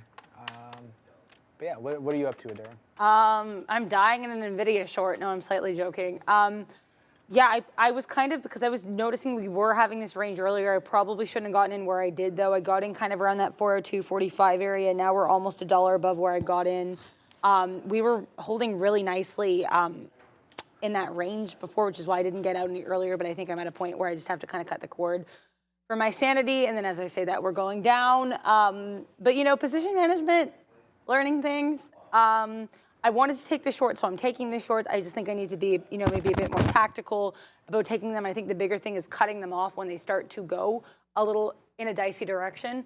Also, sorry, we had one more super chat from another Flo for $5. Thank you so much for the super chat. Sorry it took a minute to get to you here. YouTube Final Fantasy 16, no commentary. Yeah, I mean, yeah, lots about gaming for sure. I can't really comment on that. Definitely sounds interesting. I've heard of Final Fantasy. So super cool. Might have to check that out. Yeah, so I'm looking at Netflix as well. Yeah, Obi just mentioning Netflix. Quick scalps, pro day trader is saying. I mean, as someone who likes scalping anyway, this is kind of what I was looking for. And this is I trade Netflix like fairly frequently. I mean, as short of a time as I've been trading, I do enjoy kind of scalping Netflix since its earnings, because those earnings were strong, as Obi was just kind of saying. So I'm definitely, I've been enjoying kind of playing in and out of this range here. I wanted to get in just below 408, around 408. It looks like we might be having a hard time kind of getting to that level. So we're going to have to see here. I'm going to keep the bid in for now, though, because I think we could drop to that point and I can just kind of catch the fill here. I'm also looking at, I saw some people saying Tesla struggling with 200. I agree. Honestly, if I continue to see this struggle at 200, I might be interested in this Tesla short. The only thing is, though, too, is because we are seeing a pattern kind of to the high side of the market. So I'm not sure. But you know what? I want to get some practice here. We're noticing a movement to the downside. I'm going to try this. We're going to try and we're going to see what happens. And as I do that, we move back up. So yeah, we're gonna try to get out of this. But yeah, I mean, I think the thing is, I just need to get better at kind of knowing A, when to short, and then B, when to get out of these shorts. 'Cause I think that's the thing I'm kind of struggling with at this moment, is I'm not shorting at like I'll see it go down a little bit and I'll be like, this is the time to enter. I think much like with longs, with the, you know, planning entries ahead of time, I think I need to be doing that with the shorts as well, especially because, like I said, I'm not using stops right now. So I mean, we're gonna kind of see what happens here. It does look like we're having trouble holding above that 200 area. If we break above 200, then I'm definitely out. But I kind of waiting to see what happens a little bit here. I also am in Netflix. I did get into Netflix here, so I'll probably set some points of exit on this. I got in just around that I got in right at 408. So we're definitely kind of dancing around that area now. If I can get out maybe like part of it around 408.50, that could be of interest to me. Don't know how long I'll stay in this, but we are seeing, you know, a bit of a movement. Like someone was saying here, it's definitely a range play, definitely some scalp movement. Yeah, also someone in the chat saying, shout out to Vihu, Tesla goes down, wait for some time. Yeah, that's what initially I was going to get out right away. And then I was like, you know what? Tesla does kind of head to the downside. We have seen with Tesla the constant inability today to maintain or to get to that 200. So yeah, so I'm interested for now. And Netflix also still moving up, so I might stay in this one for a little bit longer. But yeah, Netflix, Tesla, that's on my radar right now. Yeah, I think definitely. Also, I'm happy. I want to bring up NVIDIA because I'm happy I got out of that short when I did. Maybe shouldn't have gotten in the first place. But yeah, I mean, we'll see. If NVIDIA breaks 404, this could be kind of a continuous long here because NVIDIA continuously seeing these higher highs. And honestly, yeah, probably not one that I should have shorted in the first place. But yeah, definitely NVIDIA of note as a long, I think, right now. What are you kind of looking at still? At the Amazon plays? No, I'm looking at a few other names here. Again, I'm seeing the market kind of pushing towards these highs. So I am watching, I guess, Apple and Microsoft and Google quite closely just to see if those names can kind of give us some continuing pressure to the upside. We kind of talked about that consolidation right there on Google, and I did pull up the tape real quick just to see what's going on with that 123.33 we just talked about, kind of like this very distinct flat top here. And yeah, so it seems like that area is holding as of right now, as the market is kind of pushing or attempting to push through its highs. So maybe this level will be broken soon enough, and Google will start its path to retesting that VWAP. VWAP kind of being at 123.70. So all the way up here, which is also kind of this previous high, this consolidation high from a little bit earlier right there underneath that 124. So as of right now, we are holding that as resistance. So I'm curious to know whether or not this consolidation breaks to the upside or to the downside, but that 42 is holding above, and we're attempting to push for new highs relative to the pre-market session on the NQs as well. Amazon still holding underneath that 133. Again, I think these were great places to buy. I was short, so I covered, and it seems like that same place was nice to kind of take the long into that reversion trade. We were looking for a push into VWAP, and VWAP was right here at the 132.7 or 50s, and then we got a push right past that. But as of right now, we are holding kind of above that. So here's what I'm watching on Softy and Google. I guess Google we talked about. It's right here. We talked about what I'm watching on Google, but we can talk about what Softy is up to as well. So Softy was looking like a decent short there a few minutes ago. I was looking at it and I was like, huh, you see this high right here? So this is a 3-minute. This high right here start to fade off. And I was like, okay, we trended back to the upside. We held 335 and this consolidation high from before. Now we're testing it. We've made a lower high. This definitely trapped some shorts because I was thinking short there, but you pretty much hold very well onto the trend that you've had off of the 335 test, right? So the failure to follow through of the short idea on the lower high does not come in. So the failure to follow through does come in, the follow through does not come in, and then you get that reclaim above this and definitely some strong buying pressure. You can see that volume candle kind of being one of the highest in terms of this trend. This trend is pushing up, and one of the highest volume candles is on the break of this previous structure from before. So let's see if that's just some exhaustion or we're going to get that real continuation. Opening prices on Softy is, what is this opening price? Let me just get specific real quick.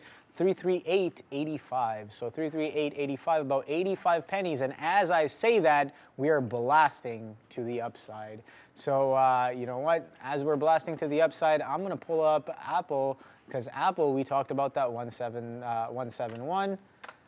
Apple is coming into a place where I may want to get involved in, because clearly we missed out on the long. We had the idea for the long off the 132, and that Apple coming in hot, real hot, into that 171. Let's see what's up with this. Is there some market news? Because a lot of things are moving at the same time, but again, volume coming in with respect to consolidation breaks as well. Take a look at the NQs. Holy, blasting to the upside, very, very strong. And there's that distinct push on the ES, 4205, breaking through that as well. Let's see how far we get. 133 coming right back in again. Let's see how far we get with this 171 on Apple today. Maybe, like I said, that potential support turned resistance on that trend that I'm looking for. Yeah, I am just trying to get out of this Tesla short around 200, as it kind of, I said if we break above 200, it has the strength there. I'm going to leave. We did. I'm just trying to get this right now.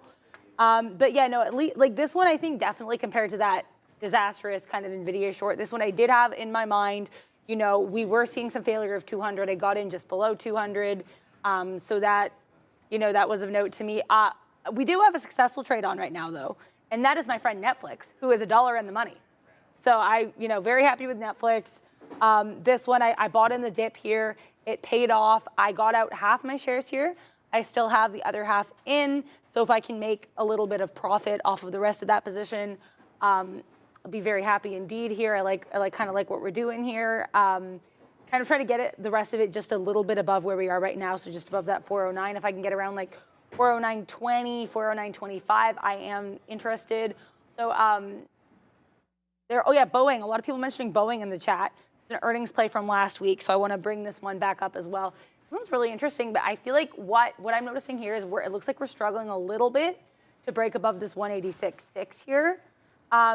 Could be like a bit of a dip play, but yeah, it's just like what I'm noticing, these very, like with the rest of this long, we've kind of had steady, you know, a bit of a stutter step to the upside, but not as much kind of within this range as what we're seeing here.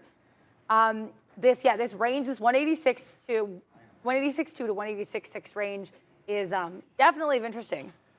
So definitely of interest, definitely interesting. But yeah, I am kind of looking what happens here. I would like to see it kind of what it does at this 186.6 if it actually is able to break this, because right now there's not a lot of definitive direction in my opinion either way. But also Netflix pulling back a little bit, so I might try to take the rest of my profits soon at that 409 area. We were trying to get a little bit higher. Looks like we might miss that. That's okay. That's what happens. Sometimes you have to reassess your positions.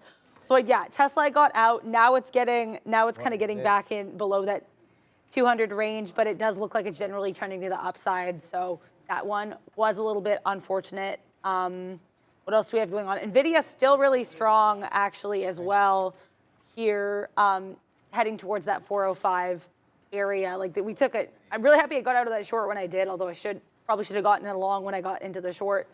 But yeah, I mean, definitely strength. We have 1, 2, 3 green candles to the upside here. NVIDIA is let me see what else we have going on. Yeah, Microsoft pretty strong too, Microsoft positive. But this NVIDIA trend to the upside is definitely of interest. Yeah, and here's Microsoft. This one positive on the day. Oh, this is interesting. There's some craziness going on here. Sean just pointed this out. Some news coming out a little bit earlier. I still don't necessarily know what the news is. I'll put it in your personal chat. Here, I'll thank you. Pull it up. Missouri finds the National Association of Realtors Brokerages guilty of conspiring to inflate commissions. After 2 weeks of testimony, the Kansas City jury found NAR Home Services and Keller Williams guilty of collusion. That's from Housing Wire. So both Redfin and Zillow Group are quadunking to the downside. Take a look at that expanding volume. Definitely a breaking news play there. And I had pulled up Zillow because somebody in the chat was like, what's happening to Zillow? I'm like, I haven't heard that name in a while. So I pulled it up and take a look at that. Wow, blasting to the downside. Oh boy, the short is pretty much, I think the short is done now. You got to look for that reversion on a potential too hard, too fast kind of move there to the downside. But yeah, I definitely missed out on that. It's very rare to kind of catch a breaking news trade right off the bat there. You got to have scanners, you got to have systems in place to kind of put that in. But I remember a couple times on the floor, I caught that. Apple had that AI news, and I just happened to have Apple on my screen. So I pulled it up, and I was like, oh, breaking news, momentum, get long, tape read, let's go. And then I was out just as fast. I think it was like 30, 40 seconds, that trade. But yeah, these trades come in real hot, real fast. But it seems like you've gotten quite some continuation. These are 3-minute candles, so we've been selling off for quite some time here, almost 15 minutes straight. This is about 5 candles to the downside, give or take, before we kind of start to slow down and chop and churn here on Zillow Group. But yes, okay, so Amazon here rejecting a little bit of that 133, and Apple as well catching a little bit of a sell in and around that same place we were talking about before. But I was waiting for that 171. We didn't quite get up to 171. We only could get about to 170, 74.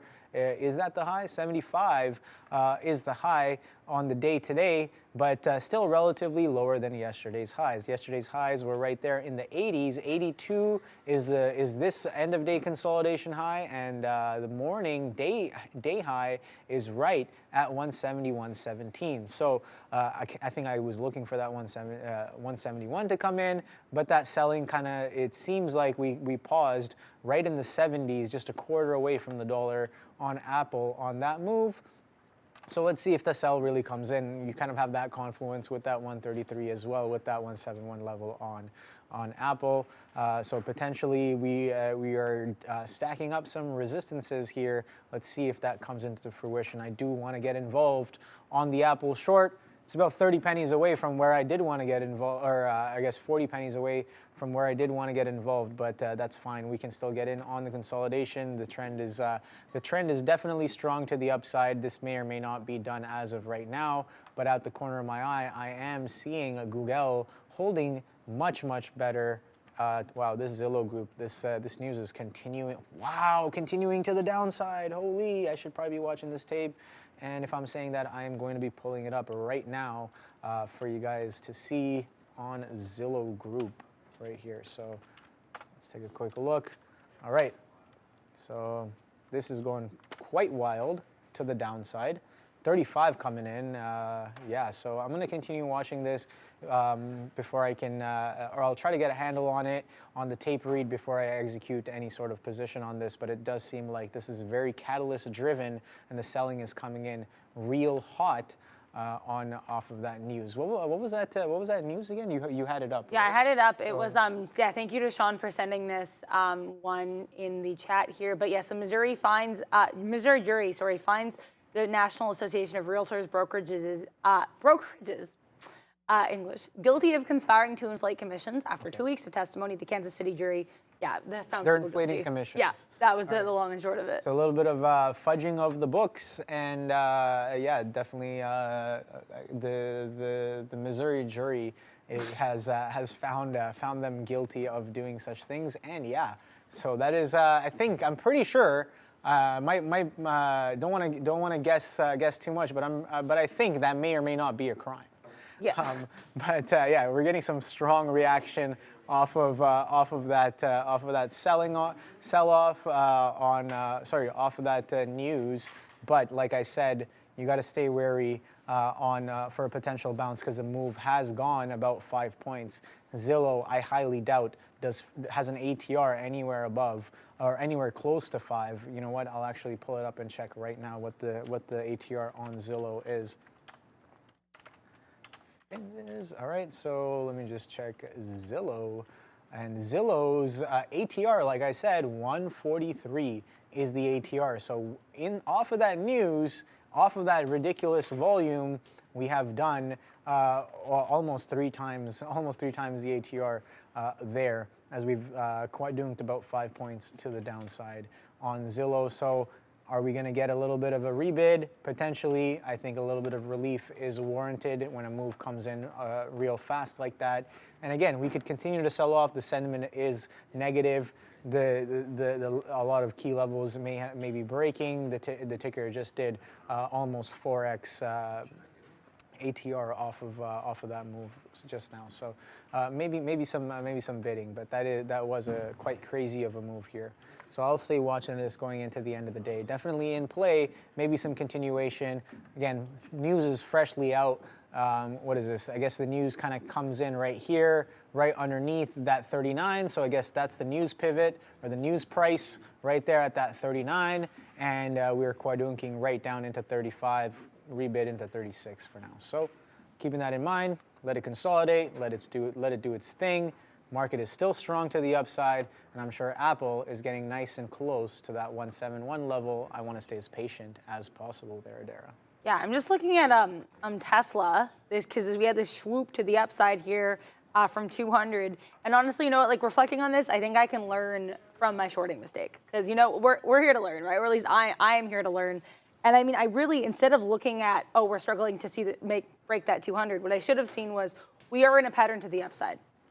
So you're looking, you know, in retrospect, I can definitely learn from this experience. This is not something I'll do again. Instead of just looking at, because I've said this before too, since I've become more comfortable with tape reading, sometimes I will read the tape to the extent that I don't look as much at what's happening in the chart. So definitely I'm going to learn from that, hopefully from today. I think I've definitely, this was pretty painful. So, especially when it happened earlier here too as well. You know, my lesson is going to be with all trades, but especially with shorts, because I do, for whatever psychological reason, find it a little bit more psychologically scary. I think just, you know, have a really clear out, really clear exit, and then have my plan here. But yeah. What's going on? Yeah, I was feeling a little bit of a lack of the force, so I just threw the hood on, and I think I got like a +5 force bonus right there by throwing the headpiece on. But we're getting, speaking of the force, we are forcefully pushing to the upside here on the market, as we are quite distinctly now breaking through some of these highs. The NQs are making new highs. Apple coming into that 171 as well. And yeah, I'm patiently waiting. I'm looking for reasons to sell, I'll be honest. But there are absolutely no reasons that are convincing enough for me right now on Apple to get involved in the short. I'm watching Amazon as well, and off the 133. Yeah, Obi went to the dark side. Hey, it's all about balance, right? I think, is it all about balance? I don't know. I think Neil knows a lot more about the Force than I do, about the Star Wars in general. I'm just a fan, you know. Definitely feeling some of the Force today, as we've had some decent trades, some good trades, some bad trades, some mischief managed as well. And yeah, this Apple, oh boy, we are blasting to the upside here. Give me a reason to short, but nothing yet. That 171 might be something here, Dara. So let me know in the chat what you guys are trading today. We're about 5 minutes away from ending the midday show. So was expecting a Tarzan costume. That's jokes. I saw that too. That's pretty funny. I had to have a laugh at that. Yeah. I maybe thought about it because like Amazon, right? Yeah, right. I think that's the that's the obvious joke there. Yeah. Maybe I'll do the Tarzan call when I take that graduation trade. Potentially, you'll definitely be hearing me in the back. You know, if you hear a call of the wild randomly on the show, you'll know what has happened. Yeah, so I'm just looking at the chat. What have you guys been trading? I'm curious to know. Nat Gas, KMI. Okay. I think here's the thing. I have a little bit of thing with the Nat Gas names. When I first came here, again, I think it was like tax laws or whatever. We're not necessarily allowed to kind of dabble in some of these natural gas names here anymore. But when I first came to the floor, I was looking at cold to kind of try to formulate some strategies, to try to look at some potential offside of the move to get involved in, or when players get caught offside, right? So here we're seeing a nice clean fade here on Nat Gas today. A little bit of a 50 reject. I don't know what the futures are really doing, but it seems like this is a short ETF. That means Nat Gas is up. So we can either look at cold for the short ETF and or Boyle. I think I might have got that the other way. Boyle is the long ETF, and it's definitely to the upside there, pushing into that 70 mark. Very, very strong, kind of a flat consolidative day yesterday in and around the 60s, but we got that very, very strong action. Now, I don't know if there's any catalyst that's giving us this strength for today, but right off the bat, I don't think I'm seeing anything right away. Let's check out our friend Henry right here, Henry Hub, natural gas futures. Yeah, definitely doing some volume here. 9-month high. So okay, so right here, let's see what the 4% pop is on right here off a quick read. Colder weather, higher heating demand for the next over the next 2 weeks. So just off of some heating demand, we are getting some nice bidding on the Nat Gas ETFs and the futures there. And it would seem that the market is also doing a little bit of a bid up here. Like I said, I'm gonna stay as patient as possible, Adara. What do you got on watch? Honestly, yeah, I mean, I'm still looking at NVIDIA to get like, a bit of a dip buy around this like 405, just below 405, 406 kind of area. This is of interest to me for sure, because NVIDIA has been like definitely a beast to the upside, lots of strength there. Also Tesla, which has taken a look at 200 and did not look back.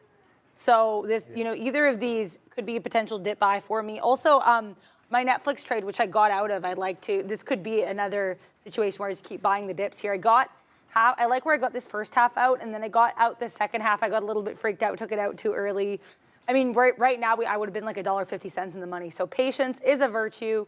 Definitely a big thing that I've learned here with regards to throughout the whole day, like just watching kind of, it's something I've learned in general with trading, but especially today, with some mistakes that have been made with regards to those shorts I was doing. I think it's just going to be a lot of evaluation, taking time to figure out my stop keys so I feel more comfortable in shorts. Because even though you can short regardless, I just think it'll make me feel more comfortable taking those risks and being able to practice with those shorts. But yeah, it's definitely been a crazy day with the market. As Obi was saying, some wins, some losses.